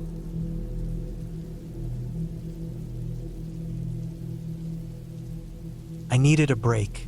After months of relentless work and personal stress, the idea of escaping to a secluded cabin in the woods seemed perfect. A friend had recommended a place nestled deep within the forest, miles away from the nearest town. It was off-grid with no cell service, offering the solitude I craved. The journey there was uneventful. A long drive followed by a narrow, winding dirt road led me to the cabin. It was rustic but comfortable, with a small kitchen, a fireplace, and a single bedroom. Surrounded by towering trees and the sounds of nature, it felt like the perfect retreat. The first day passed peacefully. I unpacked, gathered firewood, and settled in. The quiet was soothing, a stark contrast to the constant noise of city life. That night, I fell asleep to the gentle rustling of leaves and the distant hoot of an owl. The next morning, I decided to explore the surrounding area. The forest was dense, with narrow trails winding through the trees. I wandered for hours, enjoying the fresh air and the sense of isolation. Eventually, I stumbled upon a small clearing with a dilapidated shed. Curiosity got the better of me, and I approached it. The shed was old, with weathered wood and a sagging roof. Inside, I found a few rusted tools, a broken chair, and a dusty lantern. It didn't seem like anyone had been there in years. I left, thinking little of it, and made my way back to the cabin. That evening, as I prepared dinner, I noticed something odd. A set of footprints led up to the cabin door. They weren't mine. I had entered from the other side. The prints were fresh, the edges crisp in the soft earth. I felt a chill run down my spine. I looked around but saw no one. Telling myself it was probably a hiker passing through, I tried to shake off the unease. That night, I struggled to sleep. Every creak of the cabin seemed amplified. At one point, I thought I heard footsteps outside, but when I looked, there was nothing. I locked the doors and windows, reassuring myself that I was alone. The following day, I decided to stay close to the cabin. I spent time reading and writing, trying to relax. In the afternoon, I noticed something disturbing. The shed I had found the day before was now closed. I was certain I had left the door ajar. A sense of dread settled over me. I returned to the cabin and double-checked all the locks. That night, the sounds outside were louder. I heard branches snapping and what sounded like whispering. I stayed up, clutching a flashlight, heart pounding. At dawn, I finally dozed off. When I awoke, I found a note slipped under the door. It read, "Leave now." Panic surged through me. I packed my belongings hastily, determined to get out. As I stepped outside, I saw someone standing at the edge of the woods, watching me. I couldn't make out their face, but their presence was menacing. I got into my car and drove away, not looking back. The drive felt interminable, every shadow a potential threat. When I finally reached the main road, relief washed over me. I never returned to that cabin, nor did I speak of the incident to anyone. The experience left a lasting impression, a reminder of the unknown dangers that can lurk in isolation.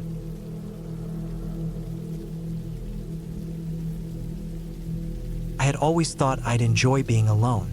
The idea of escaping to a remote cabin, where the only sounds were the wind and the occasional bird, had always been enticing. So when I found the perfect little cabin up in the woods, I didn't hesitate. It was far from any city or town, tucked away in a small forest. There was no internet, no phone service, just me, the cabin, and the woods. The cabin was old, weathered, and a little run down, but it had a certain charm about it. The wooden walls creaked with every gust of wind, and the scent of pine and damp earth filled the air. I didn't mind the condition of the place. It added to the rustic appeal. I wanted a break from the constant noise of life, from people, and from everything that felt like a constant distraction. I drove up the winding dirt road, a long stretch of gravel that seemed to go on forever, barely noticing the passing trees. It was late afternoon when I arrived, the sun hanging low in the sky, casting long shadows over the forest. I unloaded my bags, made sure the door was locked, and immediately began to settle in. The first thing I noticed, as I entered the cabin, was the silence. It was thicker here than anywhere I had ever been. There was a fireplace in the corner, a few old wooden chairs scattered around, and a small kitchen. The air was musty, but that was to be expected in such an isolated place. The only source of light came from the fading daylight outside. I opened the window slightly to let in some fresh air and, as the night crept in, I began to prepare dinner, the faint crackle of firewood in the stove breaking the silence. The first night was peaceful. I ate my meal, read a book, and eventually went to bed, falling asleep to the sound of the wind outside. But as the night wore on, I woke up suddenly. The sound of something scraping against the cabin's exterior jarred me from sleep. My heart pounded in my chest, and for a moment, I lay still in the darkness, listening. The wind had picked up, howling through the trees. But this was different. It was rhythmic, deliberate, like something was dragging itself along the ground, slowly and with purpose. I got up and cautiously peered out of the window, but saw nothing. It was as if the sound was coming from all around the cabin, distant and muffled. I convinced myself it was nothing. Perhaps an animal, a raccoon or a bear, wandering around the cabin. I tried to fall back to sleep, but something was gnawing at me. I couldn't shake the feeling that I wasn't entirely alone out here. The second night was the same. I woke up to that scraping sound again, only this time it was louder, closer. It felt like something was moving just outside, pacing back and forth. My mind raced as I lay there, listening. Every creak of the cabin's walls, every gust of wind, only made the silence more suffocating. By morning, I was exhausted. I decided to go out for a walk to clear my head. The woods around the cabin were dense, with towering pines and thick underbrush. As I walked along the narrow trail, I couldn't shake the feeling that I was being watched. The hairs on the back of my neck stood up, but I tried to push the thoughts out of my mind. It was just the isolation, I told myself. It was just the wilderness. But something was off. As I walked deeper into the woods, I found strange markings on the trees. Not carvings, but marks as if something had scraped the bark off with long, jagged claws. I stopped in my tracks, my heart skipping a beat. I turned back toward the cabin, quickening my pace. I didn't want to be out here any longer than I had to. That night, as I sat by the fire, the feeling of unease settled deeper into my bones. The scraping sounds outside had become a regular occurrence, but tonight, they were different. This time, there was something more. A tapping, light and quick, followed by a long pause. It was as if whatever was out there was waiting for me to make a move. I didn't sleep that night. The next day, I packed my things and decided to leave. I wasn't sure if it was the isolation getting to me or if something truly was wrong, but I couldn't shake the sense of dread that had followed me since my arrival. I didn't want to stick around to find out. As I drove down the gravel road, I looked back at the cabin one last time. It stood silent and still in the distance, as if it had never noticed my presence at all. The woods were quiet, the same as they always had been. The only thing left was the creeping unease that clung to me, even now. The drive back to civilization felt long, but when I reached the town, I breathed a sigh of relief. I'd made it out. The unease slowly faded as I settled back into my life. It wasn't until weeks later that I heard about the disappearances. 2 hikers, just a few miles from the cabin, had gone missing. The authorities found signs of a struggle near a small stream, but no bodies. The woods were vast, and they never found any trace of the hikers after that. It struck me then how quiet the woods had been around the cabin, how alone I had felt. I couldn't help but think that maybe I had been just another step in the trail of those lost. But I'd made it out, and that was all that mattered.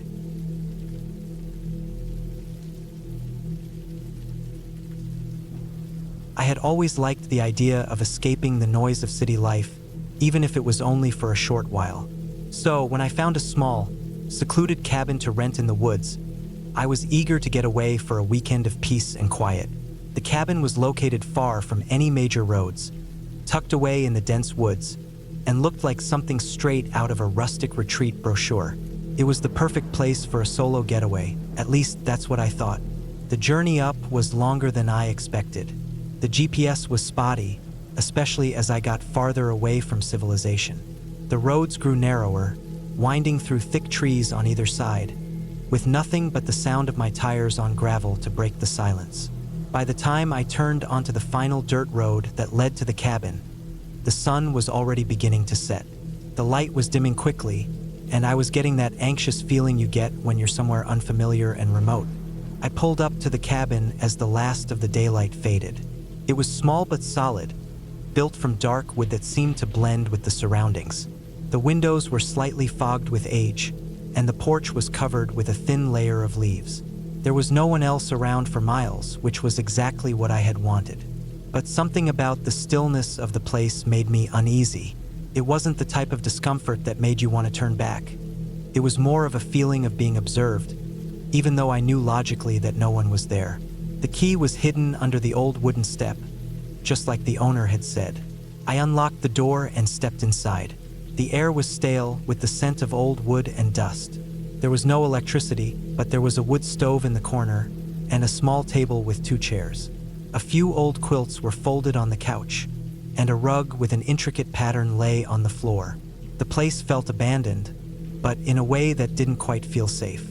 the kind of abandoned where you start wondering who might have been there before you. I set my things down and lit a lantern.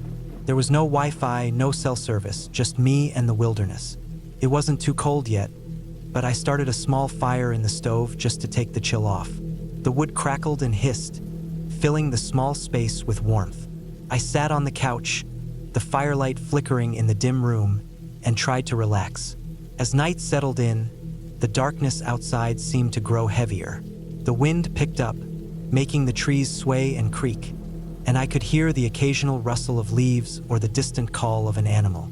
I tried to ignore the nagging feeling in the back of my mind and focused on the fire. It was supposed to be peaceful, just a weekend to reset and get away from everything. But then, around midnight, I heard something. At first, it was so faint that I thought it was just my mind playing tricks. A soft thud, almost like a footstep. I froze, listening. The sound didn't repeat immediately, and I told myself it was probably an animal outside. But then I heard it again. Another thud, a little louder this time. My heart rate quickened, and I stood up slowly, moving toward the window. I couldn't see anything through the glass, just the black silhouette of the trees in the distance. I told myself to calm down. It was nothing, just my nerves. But the thud came again. This time it was closer, too close. I grabbed the lantern and walked toward the door, my pulse racing. I opened it just enough to peek out, but there was nothing. The wind was strong now, howling through the trees, but there was no sign of anyone or anything nearby. I shut the door and locked it, my mind racing. Maybe someone was just passing through, or maybe it was just some animal. But the more I thought about it, the more uneasy I felt. I couldn't shake the feeling that something was wrong. It was the silence after the thuds that unnerved me the most. How could everything go so quiet in a place that was supposed to be so remote? I thought about my cell phone, but as expected, there was no signal. I went back to the couch, trying to distract myself. I picked up a book from the coffee table, but my eyes kept darting to the door. Every little sound seemed amplified in the silence.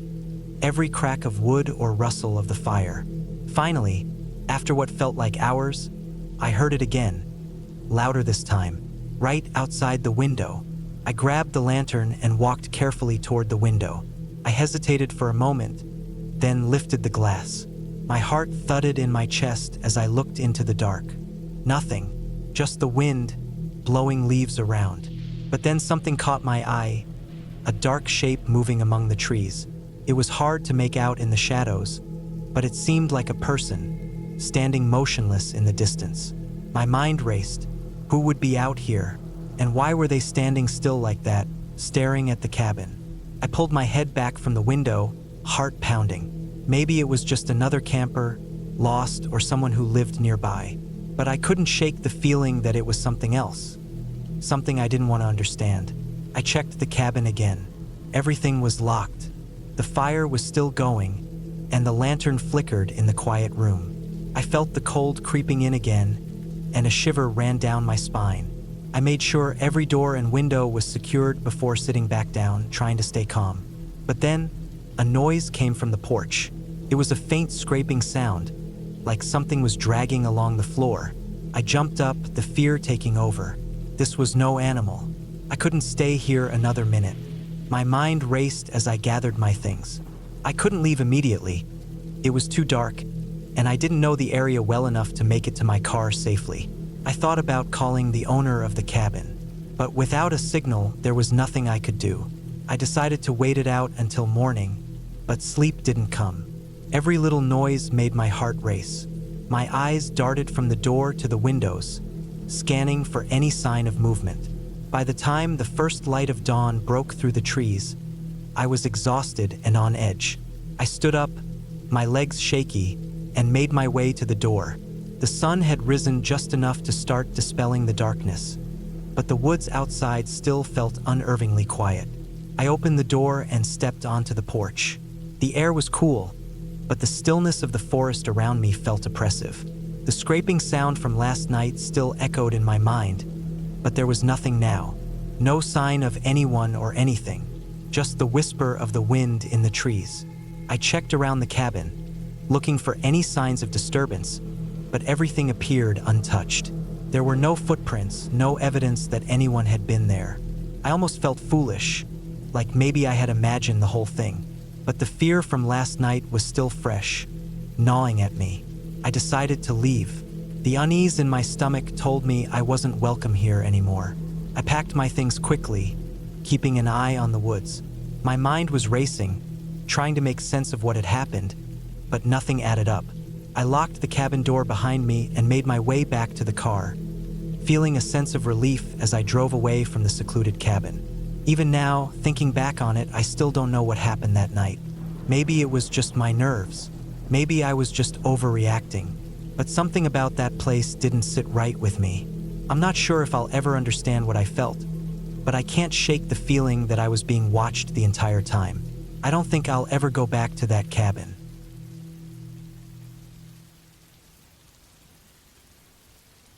I was behind on work, way behind. I had taken on a freelance job that paid more than usual because of the rush deadline. It was a big research project, dry, data-heavy, nothing exciting, but the kind of job that would help me build connections with better clients. I needed the money, and I needed the reputation. But I couldn't focus at home. There was always something. My phone, noise outside, people knocking, even just the temptation to walk into the kitchen for a snack or scroll through nothing on the couch. I figured the best way to force myself into focus was to get away from everything. Just me, my laptop, and the documents. Somewhere quiet and isolated. I found a small cabin on a rental site. It wasn't exactly cheap, but I justified the cost. It was located deep in the woods of northern Idaho, far from any towns. The ad said the cabin had electricity, heating, a basic kitchen setup, and a strong lock on the front door. There was no internet, no cell service. That was perfect. I figured I'd spend 5 or 6 days there, finish the project, maybe read a little, then head back and deliver the files. I packed everything carefully. Clothes for the cold, food for the week, a backup generator in case the power failed, and printed maps in case GPS failed. I even bought a new space heater to bring along just to be safe. I drove up into the mountains the day before a snowstorm was supposed to hit. The guy who rented me the cabin sent a message saying the place was stocked with firewood and fully winterized, and that I should get in before the snow if I didn't want trouble. I did. The road that led to the cabin was more like a trail. It wound through trees, rose and dipped with the terrain, and felt completely cut off from the rest of the world. After maybe 30 minutes of rough driving, I came around a bend and saw the cabin. It was small, wood-planked, with a steep roof buried in snow. The chimney was intact, smokable. There was a little porch out front and a woodshed out back. I parked just off the trail, got out and looked around. It was quiet, the kind of quiet that makes your ears ring. I got the key from the lockbox and went inside. Smelled like wood and dust. The windows were sealed with storm shutters. The floor creaked in a few places. It had a small table, a wood stove, a kitchenette, a single bed in the corner, and a narrow bathroom with a compost toilet and a shower stall. There were 3 windows total. I walked through the space slowly, checking everything. There were no weird signs, nothing broken, no sense that anyone had been here recently. I unpacked, set up the space heater as backup, and started boiling water for tea. That night, I cooked pasta on the little gas stove and opened my laptop to start going over files.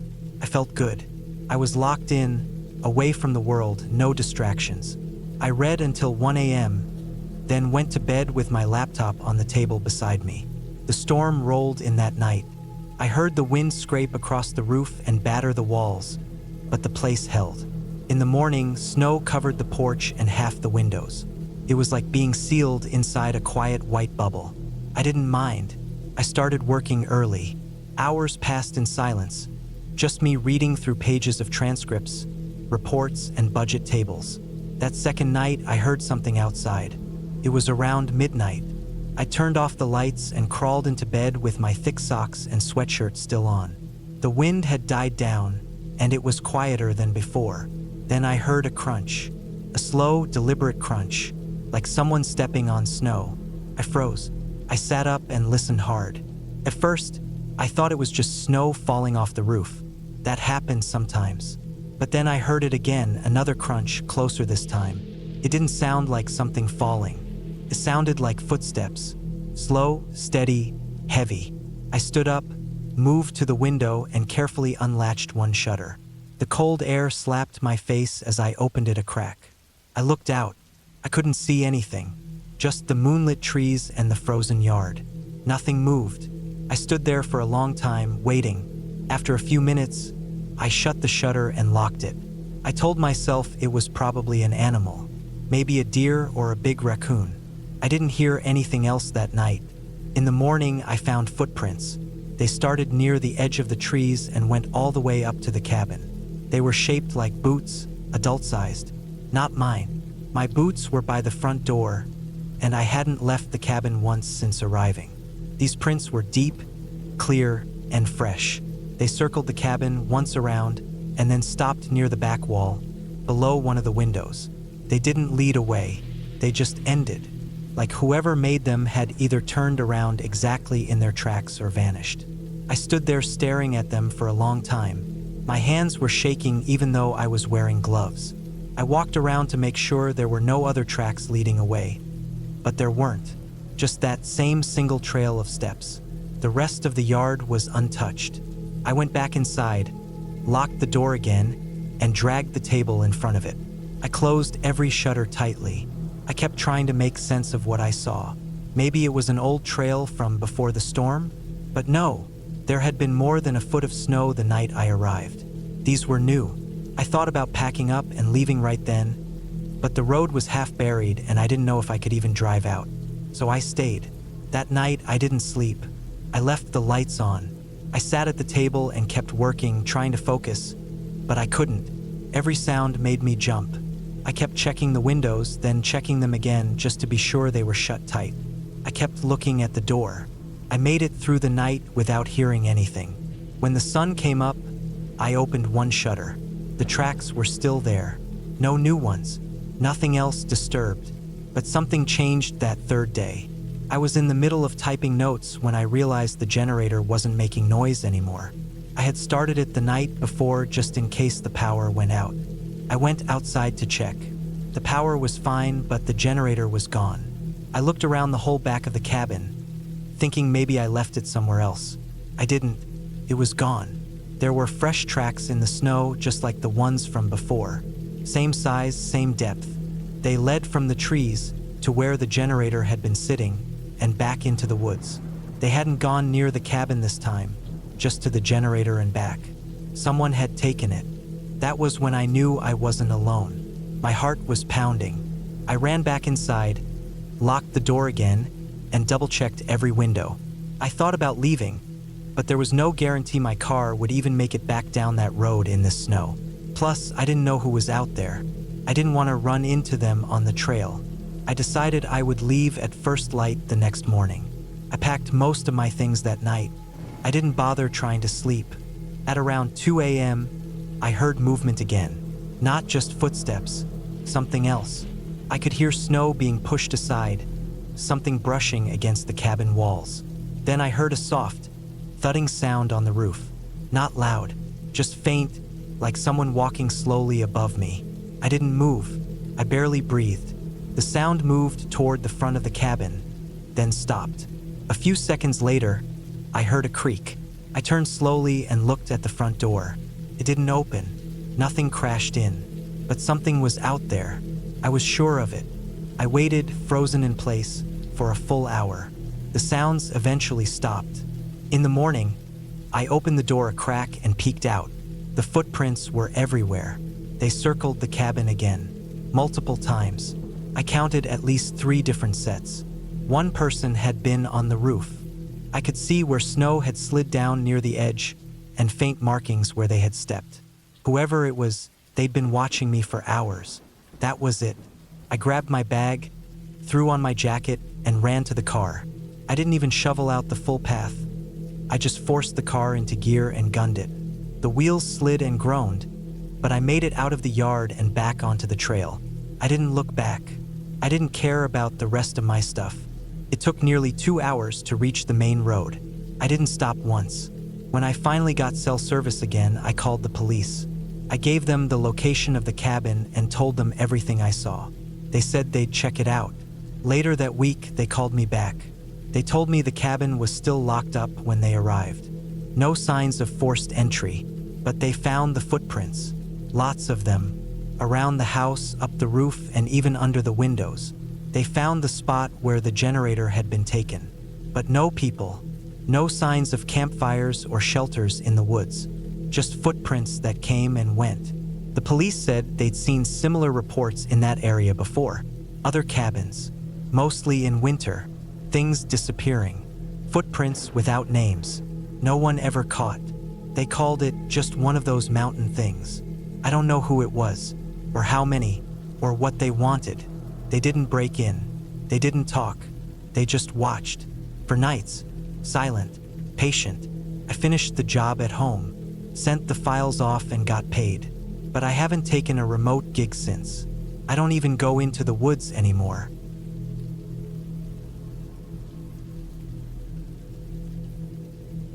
I rented the cabin for peace and quiet. That was the whole point. I'd been stuck in the city for so long, surrounded by noise, distractions, and pressure that never let up. Work had taken over everything, my sleep, my diet, even how much water I drank.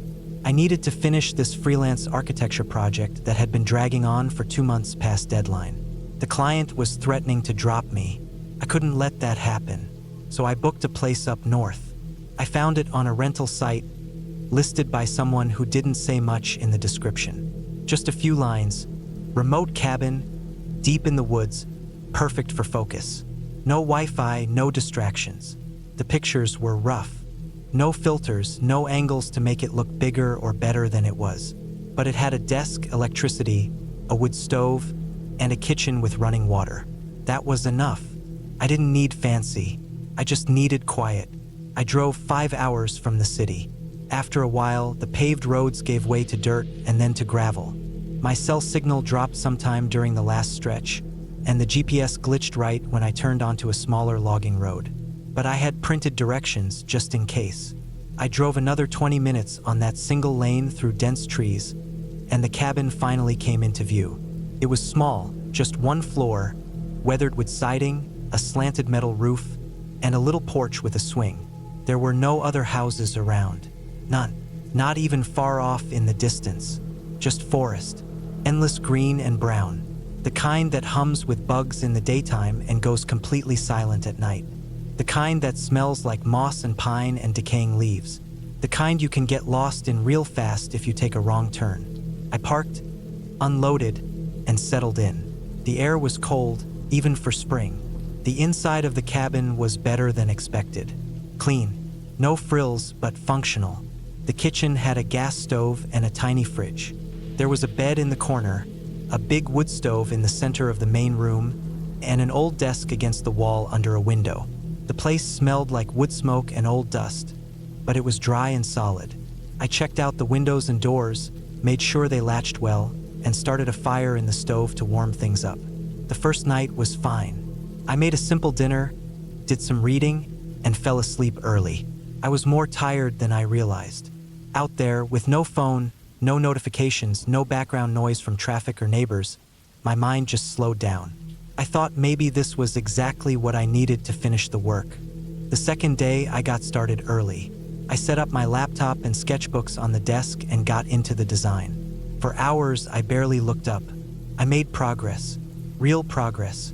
The kind I hadn't been able to get for weeks back home.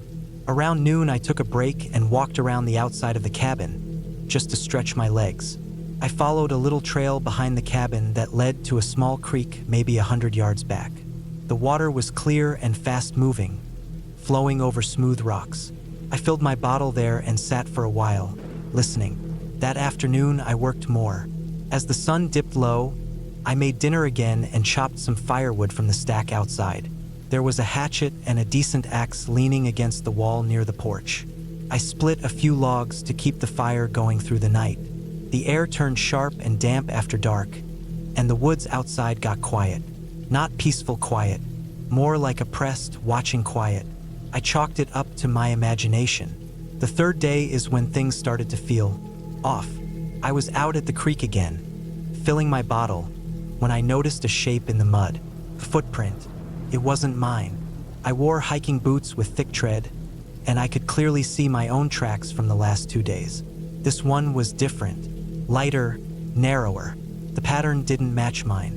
I squatted down to look closer.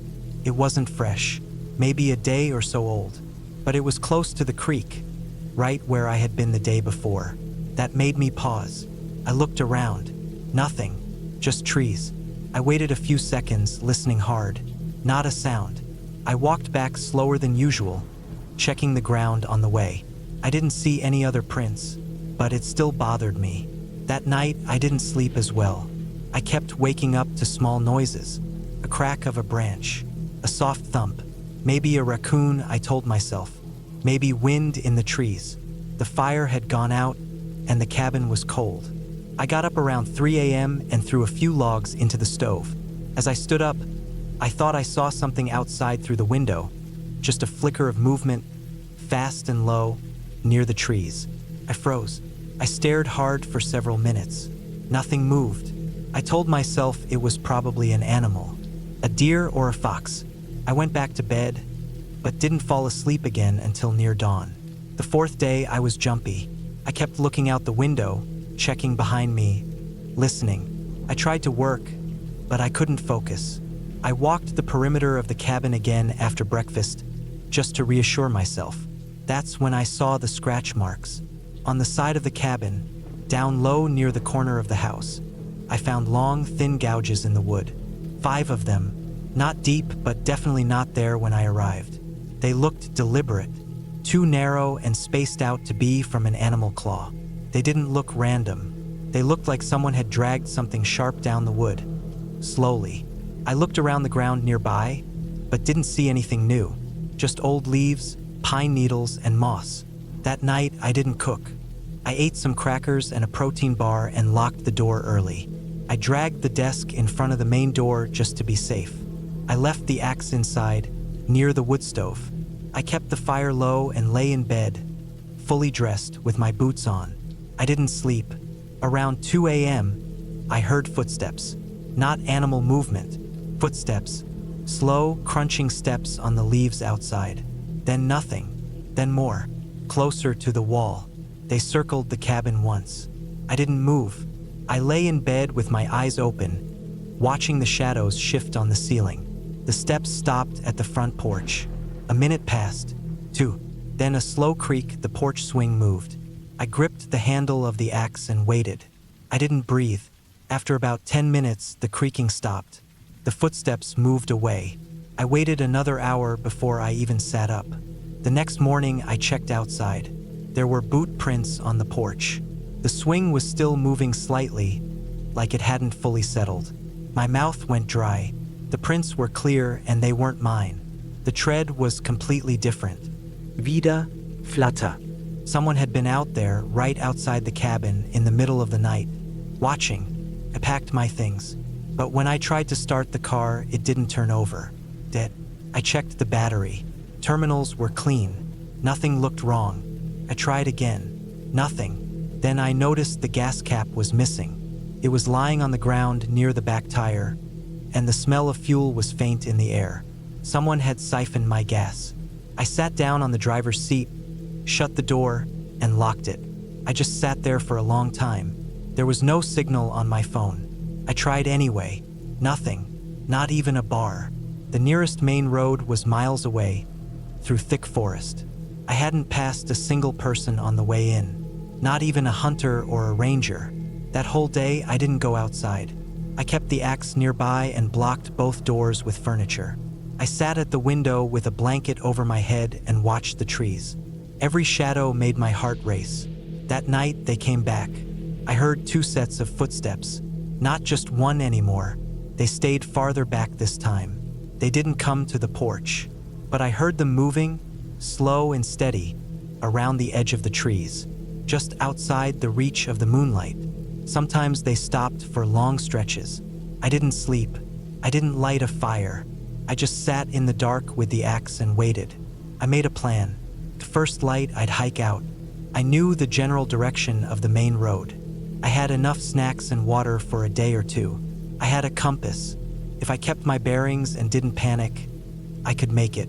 When the sky started to turn gray, I put on my pack, stuffed my pockets with food, and took the axe. I left the car.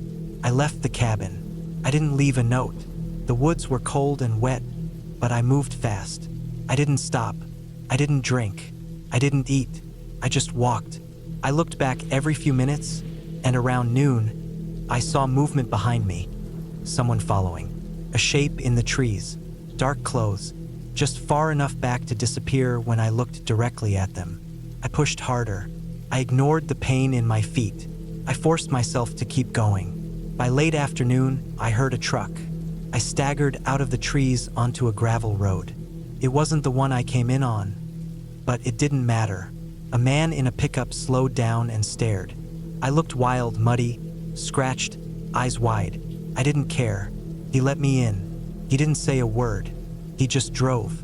I made it to a small ranger station. From there, I got help. Police came. They went back to the cabin.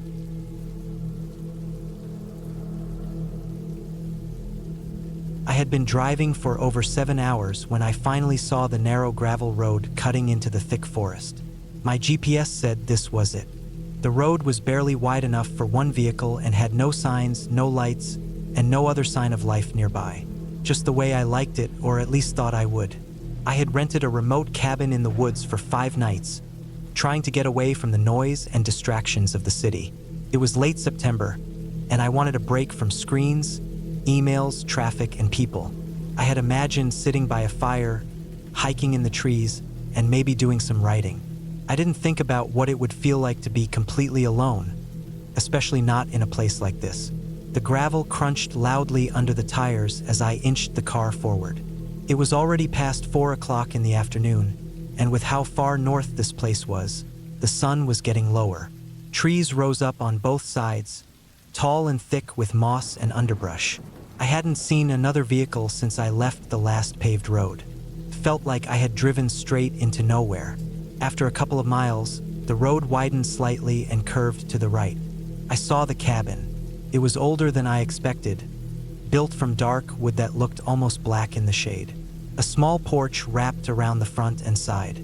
The windows were shut and the blinds were drawn, giving it a blank, closed-off look. Still, I was tired and ready to get inside. I parked beside it on a patch of clear dirt and killed the engine. The silence was instant. No wind, no birds, no voices. Nothing but the faint ticking of the cooling car engine and the creak of trees shifting in the distance. I sat there a moment longer, staring at the cabin, then stepped out. The air was colder than I expected. I zipped up my jacket and grabbed my duffel bag and a grocery box from the back seat. There was no lock on the front door, just a key hidden under a rock on the porch, as the host had described. I let myself in. The wooden floor groaned under my feet. The place smelled faintly of wood smoke and something older. Dust, maybe, or just age. The interior was simple. One main room with a small kitchen on the left and a wood stove near the middle. A single hallway ran off to the right, leading to the bedroom and a small bathroom. There was no television, no Wi-Fi, and no cell service. The only electronics were a small radio on the counter and a battery-powered lantern hanging by the door. I unpacked, put the food in the fridge, and dropped my bag on the bed. I tried the radio but could only find static. That was fine. I hadn't come here for noise. I sat on the porch for a bit, sipping a can of soda and listening. It was still quiet. A squirrel darted across the clearing once. A few birds called in the distance. Otherwise, it was just trees and silence. That first night was calm. I lit a fire in the wood stove, cooked a simple dinner, and read for a while. I went to bed early, tired from the drive. The bed was firm, the blankets heavy, and I fell asleep fast. But sometime around 3 o'clock in the morning, I woke up suddenly. Not to a noise exactly, but to a feeling. Something felt wrong. I laid there in the dark, listening. My heart was beating faster than it should have been. The cabin was quiet, but I couldn't shake the sense that I wasn't alone. I got up and stood in the dark for a few minutes, waiting for my eyes to adjust. The hallway was narrow and dark. I walked toward the main room, pausing near the wood stove. Everything looked the same. The door was closed. The windows were still shut. I checked the porch through the front window but saw nothing. I told myself I was being paranoid, probably jumpy from being so far out alone. I went back to bed, but it took me a long time to fall asleep. I kept thinking I heard faint movements, like a shuffle or a step, but every time I sat up, it stopped. Eventually, I drifted off again. The next morning was cloudy and cold. I made coffee on the gas stove and stood on the porch again, staring at the trees. I couldn't shake the unease from the night. The woods felt different now, like something was watching from the tree line. I told myself it was in my head. I grabbed my backpack and went for a hike, using the old overgrown trail that looped behind the cabin and stretched deep into the forest. I walked for nearly 2 hours. The deeper I went, the more isolated it felt. The trees grew thicker, and the trail got harder to follow. I saw no signs of people, no other structures, not even a hunting blind or trash, just endless forest. At one point, I found a small stream and sat for a while, trying to enjoy the silence. It was peaceful for a bit. Then I noticed something strange. Across the stream, up on a small ridge, there was a patch of dirt that looked recently disturbed. It was about the size of a man, rectangular and slightly sunken. At first I thought maybe it was an animal's burrow, but it was too clean. The dirt was piled loosely at the edges, like it had been shoveled out. I stared at it for a long time. Something about it made my skin crawl. I didn't go closer. I turned around and hiked back, moving faster than before. That night I couldn't relax. I kept glancing at the windows, expecting to see something looking in. I left the lantern on while I read, and when I finally went to bed, I kept my flashlight beside me. I didn't sleep much. Around 2 o'clock in the morning, I heard something outside. It wasn't the wind or an animal. It sounded like footsteps, moving slowly across the porch. I froze. My pulse pounded in my ears. I sat up in bed, not daring to breathe.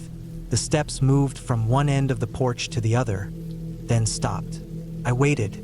5 minutes passed, then 10. I grabbed the flashlight and crept out of bed. I moved slowly down the hall and toward the window by the door. I pressed my face to the glass and clicked the light on, aiming it at the porch. It was empty. I opened the door a crack and listened. Nothing. No steps, no breathing, just the creak of trees and a cold breeze. I didn't see any tracks on the porch, but the wood was dry. It wouldn't hold prints. I didn't go back to sleep. I sat in the chair near the wood stove, flashlight in hand, until the sun came up.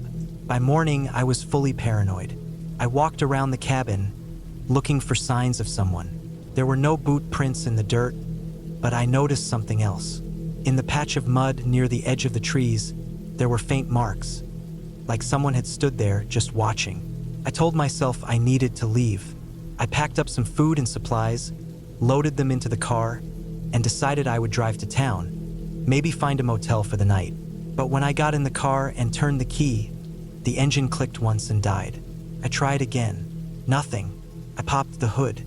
I didn't know much about engines, but the battery was clean, the wires seemed fine. I tried again, still nothing. The engine wouldn't even try to turn over. I slammed the door and stood there, heart sinking. I hadn't seen another person in 2 days. There was no cell service. The nearest town was over 15 miles away, down a winding gravel road. And if someone was messing with me out here, I didn't want to walk through the woods alone. I spent the day trying to stay busy. I double-checked all the windows and doors, locked them, and moved the heavy dresser in front of the bedroom door just in case. I didn't hike. I barely stepped off the porch. That night, I stayed up again. I kept the fire going and sat in the main room, flashlight ready, axe nearby. Around 3 o'clock in the morning, the sound came again. Slow footsteps on the porch. Then a knock. Just one. A single knock on the door. I didn't move. I didn't breathe. I sat frozen, heart hammering. After a few minutes, I stood and looked through the peephole. Nothing. Just empty darkness. I turned off the lantern and stood in the dark for over an hour, waiting. I didn't sleep at all that night. The next morning, I found something that made my stomach drop. There were handprints on the window glass. They weren't there the day before. They were clear, oily smudges. 5 fingers, palm, pressed against the glass as if someone had leaned in and stared. That was it for me. I grabbed everything I could carry, loaded up my pack, and left on foot. I took the dirt road back toward the main highway, walking fast, glancing over my shoulder constantly. I didn't stop. After nearly 6 hours of walking, a logging truck passed me. I flagged it down, and the driver gave me a lift into town. At the police station, I reported everything. The cabin, the footsteps, the handprints, the strange grave-shaped mound in the woods. They took down the report but didn't seem very alarmed. They said maybe it was a hunter or squatter. Maybe an animal made the prints. They sent someone out to check the cabin but never found anything conclusive. I never went back for my car. The rental company retrieved it weeks later. I canceled my credit card and moved on with my life, but I never forgot that cabin. I still think about those footsteps, the knock on the door, and the prints on the glass. Someone was out there. Someone knew I was alone, and they wanted me to know that too.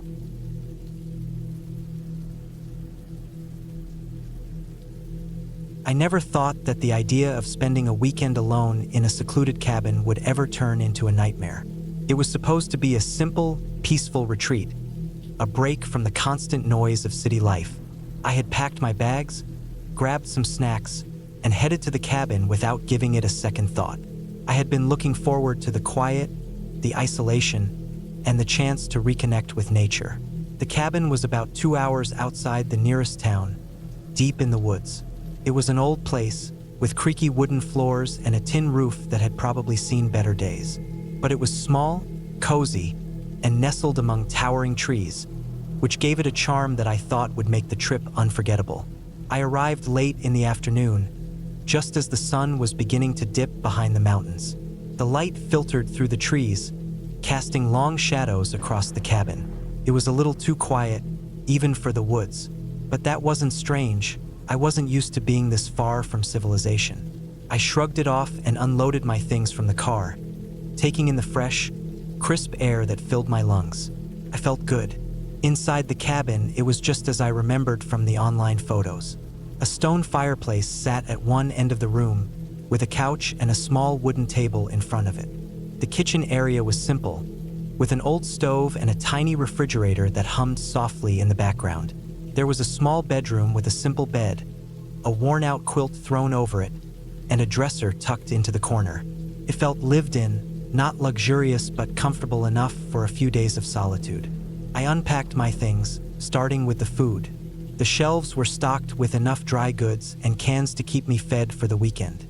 I wasn't planning on leaving the cabin until I had to head back, so it felt good to know that I had everything I needed. The only thing left was to get the fire going. I dug through the small pile of firewood near the door and began stacking it in the fireplace.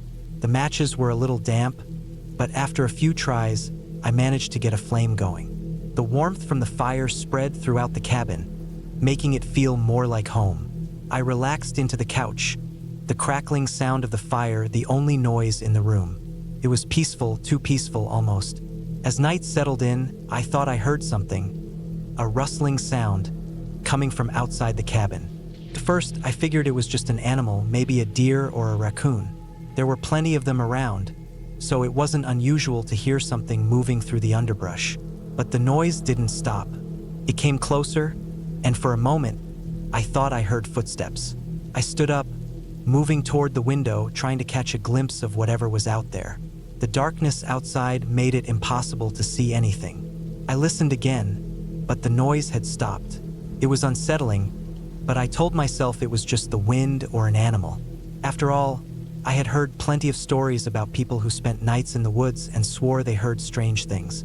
I decided to stay inside for the rest of the evening. I ate a quick dinner of canned soup, settled back on the couch, and watched the fire burn low. The longer I sat there, the more the quiet started to weigh on me. There was no sound from the outside world, not even a breeze moving through the trees. Eventually, I went to bed, hoping that the next day would bring some sort of distraction. But sleep didn't come easily. I lay there in the dark, staring up at the ceiling, listening to the creaks of the cabin settling. Every small noise seemed amplified in the silence of the night. I tried to shake off the uneasy feeling in my gut, telling myself I was just imagining things, but I couldn't help it. Felt like something was watching me. Then I heard it. A knock. It was faint, almost imperceptible at first, but then louder. A solid, deliberate knock at the door. My heart skipped a beat. Who would be out here? I hadn't seen anyone on the drive-in, and there was no one else around for miles. I stayed perfectly still, straining my ears, hoping it was just the wind. But then it came again, louder this time, almost a pounding. I held my breath, trying to think clearly. It was so late. No one would be out here. I didn't know what to do.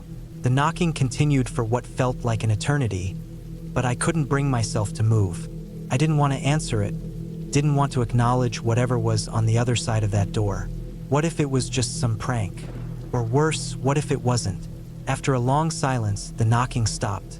But that wasn't the end of it. The next day, I woke up late, groggy from the restless night. I went about my morning routine, trying to ignore the nagging feeling that something was wrong. The sun was shining through the trees, casting long shadows across the cabin's porch. The birds were chirping in the distance, and I tried to focus on the normal sounds of nature. Still, I couldn't shake the feeling that I wasn't alone. I spent the day exploring the woods around the cabin, trying to clear my mind. The trails were overgrown, and I had to be careful not to trip over the roots and rocks hidden beneath the underbrush. I found a small stream that ran through the woods and sat by it for a while, watching the water flow past. It was serene, but the unease was still there, lingering in the back of my mind. I hadn't seen anyone else. The woods were empty. By the time evening came, I was exhausted, both physically and mentally. The tension had been building up all day, and I just wanted to relax. But as soon as I entered the cabin, I noticed something. The door was slightly ajar. I knew I had closed it earlier. I was sure of it. The last thing I remembered before heading out was checking the door to make sure it was locked. But now it was cracked open, just a few inches. My heart pounded in my chest as I stood frozen in the doorway. I wasn't alone. I stepped inside cautiously, scanning the room for any sign that someone had been there. The fire had gone out, and the cabin was cold. But there was something else. A faint smell like something wet and musty, the kind of smell that came with decay. I checked the whole cabin, even the small attic space, but there was no sign of anyone. The door had been opened, and something had definitely been moved. I felt a knot form in my stomach. I had to get out. I grabbed my bag and headed toward the door, but just as I reached for the handle, I heard it again. A knock. This time it wasn't at the door. It was coming from inside the cabin, from the attic. I froze. For a moment, I thought my mind was playing tricks on me. But then, the sound came again, loud and unmistakable. A knock followed by another, then another, each one more insistent than the last. Without thinking, I ran. I didn't care about anything else. I needed to leave. I bolted out the door and into the woods, not looking back. I didn't stop running until I reached the car. I didn't know what had happened in that cabin, but I wasn't going back to find out. I drove back to town, my hands shaking on the steering wheel. The woods were quiet, but it felt like something was still out there, waiting. And I knew one thing for sure: I would never go back to that cabin again.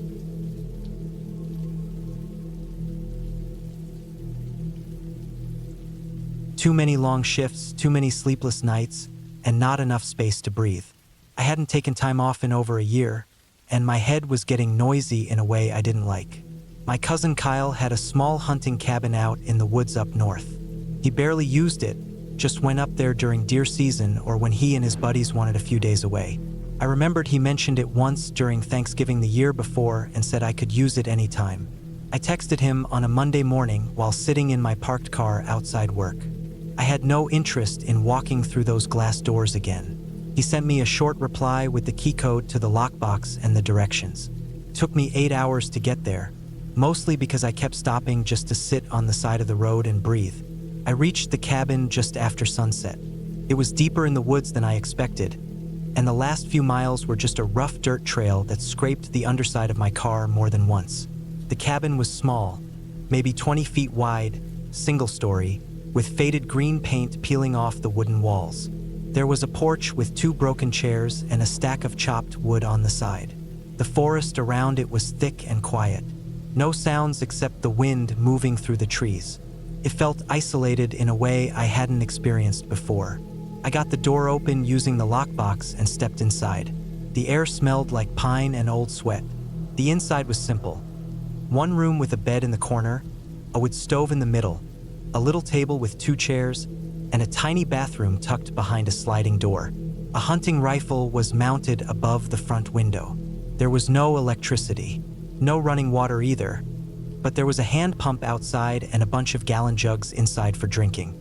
Kyle had told me there was no cell service, and he wasn't lying. I dropped my duffel bag on the bed and stood in the middle of the room for a while, listening to nothing. It was cold, so I started a fire in the stove. There was already wood stacked beside it, dry and ready to burn. Once the heat kicked in, I felt a little better. I ate some crackers and beef jerky from my bag and went outside to take a leak. The stars above me were clearer than I'd ever seen. The woods were black in every direction. No lights, no other houses, no planes, no cars, just trees, stars, and the wind. That first night, I barely slept. Every small sound made me sit up and look around. Branches creaked. Something rustled the leaves outside around 2 a.m. I sat up and watched the front door for an hour. Nothing happened. The next morning, I felt stupid. Paranoid from the stress, I figured. I made some instant coffee with hot water from the stove and sat outside in the cold, watching the trees. I hadn't seen another person in almost 24 hours. It was peaceful in a weird way. I stayed like that for hours, just sitting on the steps, watching the woods.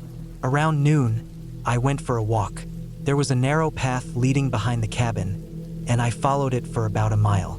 The trail was faint, but it was there. Probably a deer trail or something Kyle had cut years back. I didn't see any animals, just tracks in the dirt. Some of them looked like deer, others I didn't recognize. I figured it was just stuff I didn't know. Foxes or raccoons or something. I came back, ate again, and chopped some wood just to move my body. I was starting to calm down a little.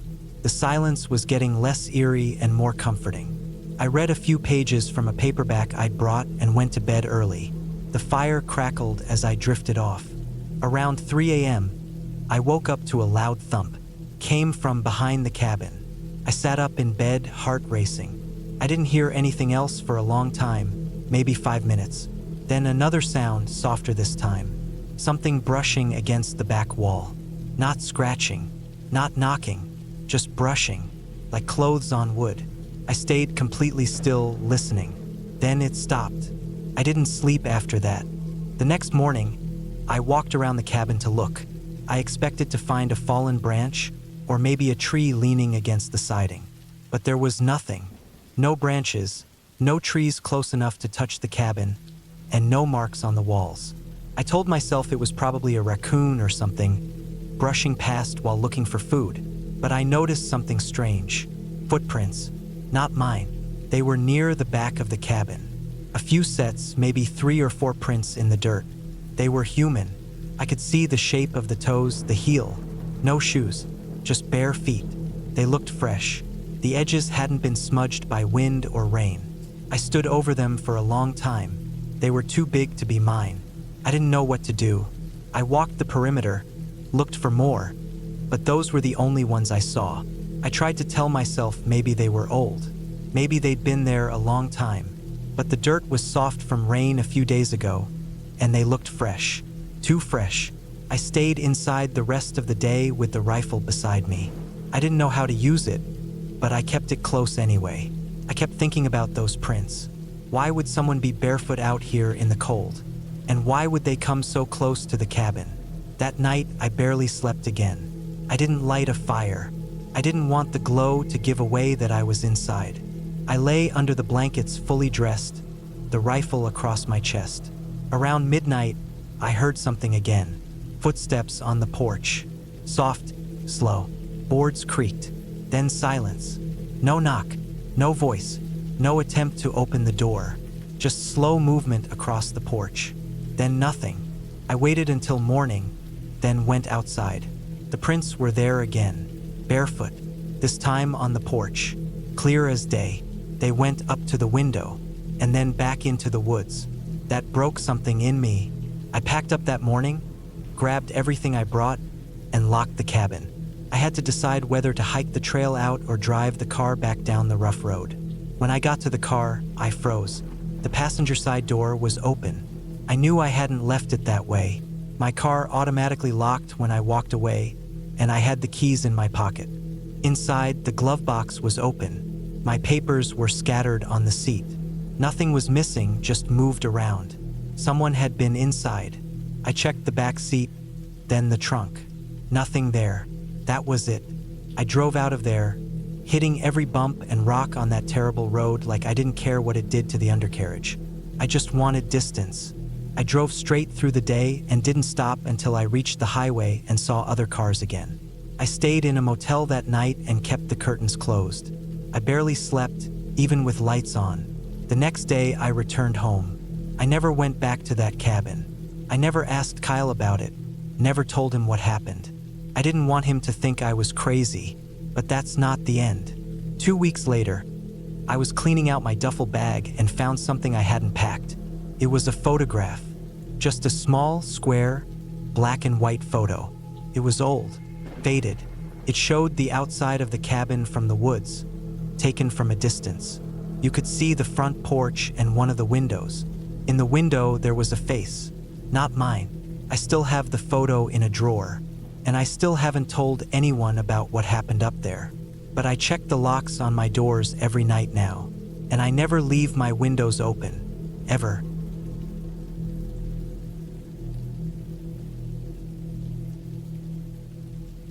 I never thought I would end up spending the night in that cabin. It was meant to be a weekend getaway, a break from the city, from the noise, from everything that felt overwhelming, a chance to be alone, away from the chaos.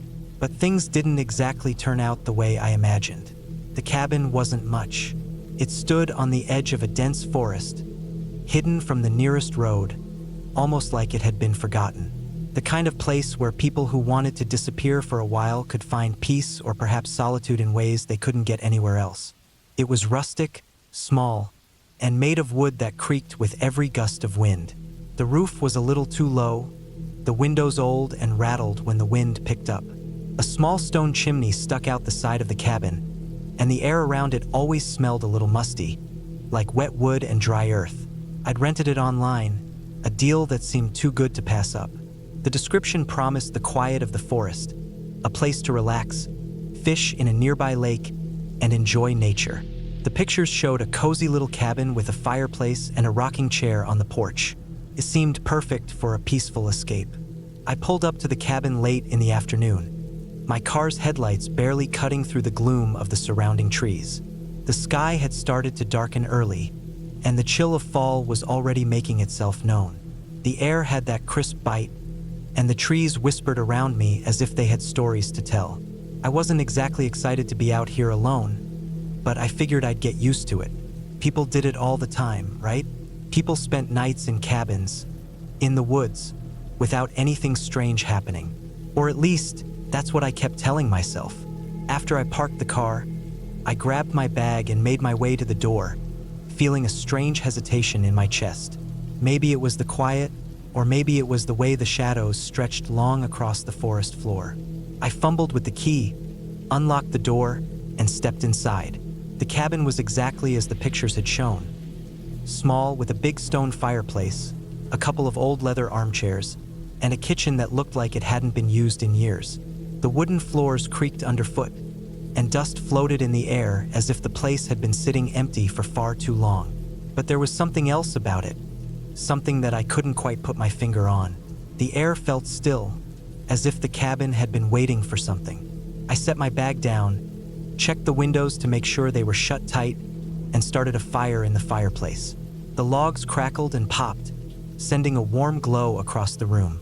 I couldn't help but feel a little better with the fire going, the shadows in the corners of the room pushed back by its light. I unpacked my things, not thinking much of the fact that there wasn't any cell service out here, nor any sign of other people. It didn't bother me at first. I had come for peace and quiet after all. The first night wasn't anything unusual. I sat by the fire, had some dinner, and let my mind wander. There was something about the stillness of the place that was both peaceful and unsettling at the same time. The silence was deafening, broken only by the occasional crackle from the fire or the sound of the wind outside. As the night wore on, I started to notice small things. Sounds I couldn't quite explain, like the faintest tapping on the windows, or the way the floorboards creaked in places that didn't seem to make sense. At first, I convinced myself it was just the wind, or maybe an animal moving around outside. The cabin was old, after all. It wasn't unusual for a building like that to make noises. But then the tapping got louder. It was rhythmic, persistent. It wasn't the wind. I stood up, my heart racing in my chest. I walked over to the window and peered out into the dark.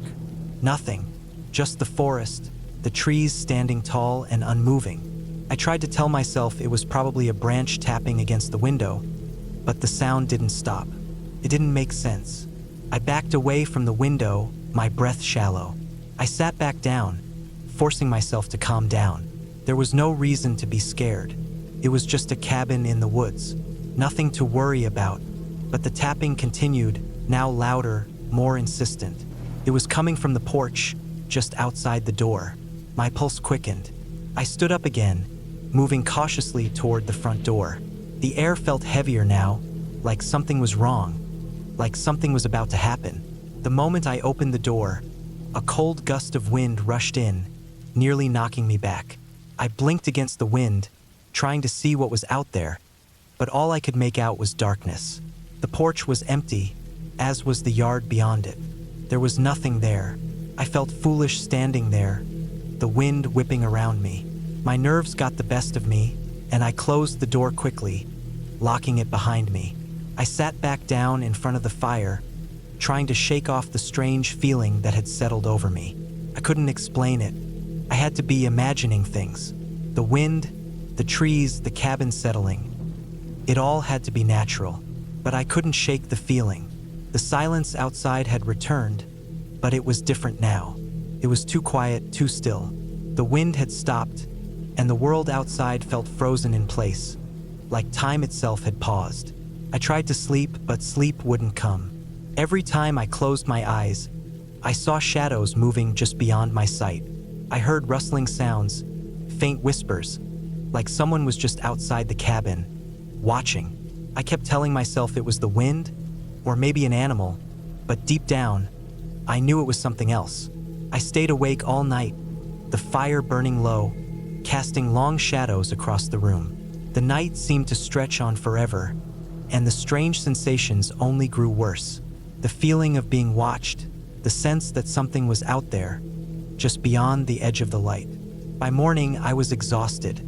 The first light of dawn brought with it a sense of relief, and I figured maybe I had just been imagining things. Maybe it was the isolation, the unfamiliarity of being so far from everything. I decided I would spend the day hiking, get some fresh air, clear my head. I grabbed my backpack and set out into the woods. The sun was up now, casting a warm glow over everything, and I thought that maybe the strange feelings of the night would fade once I was out in nature. The trail was narrow, winding through thick trees and dense underbrush. It felt peaceful, though a little eerie, with the canopy above casting long shadows across the path. As I hiked deeper into the woods, I couldn't shake the feeling that I wasn't alone. There was a presence, something moving just out of sight, something that made my skin crawl. Every now and then, I'd catch a glimpse of something in the trees, a flash of movement, but when I turned, nothing was there. The woods were unnervingly quiet. The usual sounds of birds or animals seemed absent. It was just the crunch of leaves underfoot, the rustle of branches, and my own heartbeat pounding in my ears. After a while, I found a small clearing by a stream and decided to sit down for a break. I took off my backpack and settled on a rock by the water. As I sat there, trying to relax, I heard it again, the tapping. At first, it was faint, just a distant sound, but then it grew louder, closer, like someone or something was moving through the woods toward me. My heart skipped a beat. I stood up quickly, scanning the trees, but saw nothing. The air felt thick again, oppressive, and the tapping continued, now accompanied by a low, dragging sound, like something heavy being dragged across the ground. I couldn't tell where it was coming from, but I felt a surge of panic rising in my chest. I grabbed my backpack and started to walk back the way I came, faster now, trying to shake the feeling that something was following me. The trees seemed to close in around me, the shadows growing longer, darker. Every rustle in the underbrush made me jump. Every snap of a twig made me freeze. When I finally made it back to the cabin, the sun was already low in the sky. I rushed inside, locked the door, and sat down by the fire, my hands shaking. The tapping hadn't stopped. It was still out there, closer now, persistent, relentless. I didn't know what to do. I was alone, in the middle of nowhere, and something was out there. The fire crackled and popped, but it couldn't drown out the sounds from outside. I didn't know how long I sat there, waiting for the tapping to stop. It never did. As the night fell and the temperature dropped, I heard the door creak, slowly, like someone was testing the handle. The wind howled outside, but there was no mistaking the sound of the door trying to open. Something was trying to get inside. I grabbed a heavy chair and wedged it against the door, my heart pounding in my chest. There was no phone signal, no way to call for help. I was completely alone, and something was out there. I spent the rest of the night wide awake, listening to the tapping, the scraping, the whispering sounds just beyond the walls. By morning, the sounds had stopped. The silence returned, and the world outside seemed to breathe again. I waited for hours, too scared to leave, too scared to move. Finally, when the sun had risen high enough to pierce the canopy, I grabbed my things and left.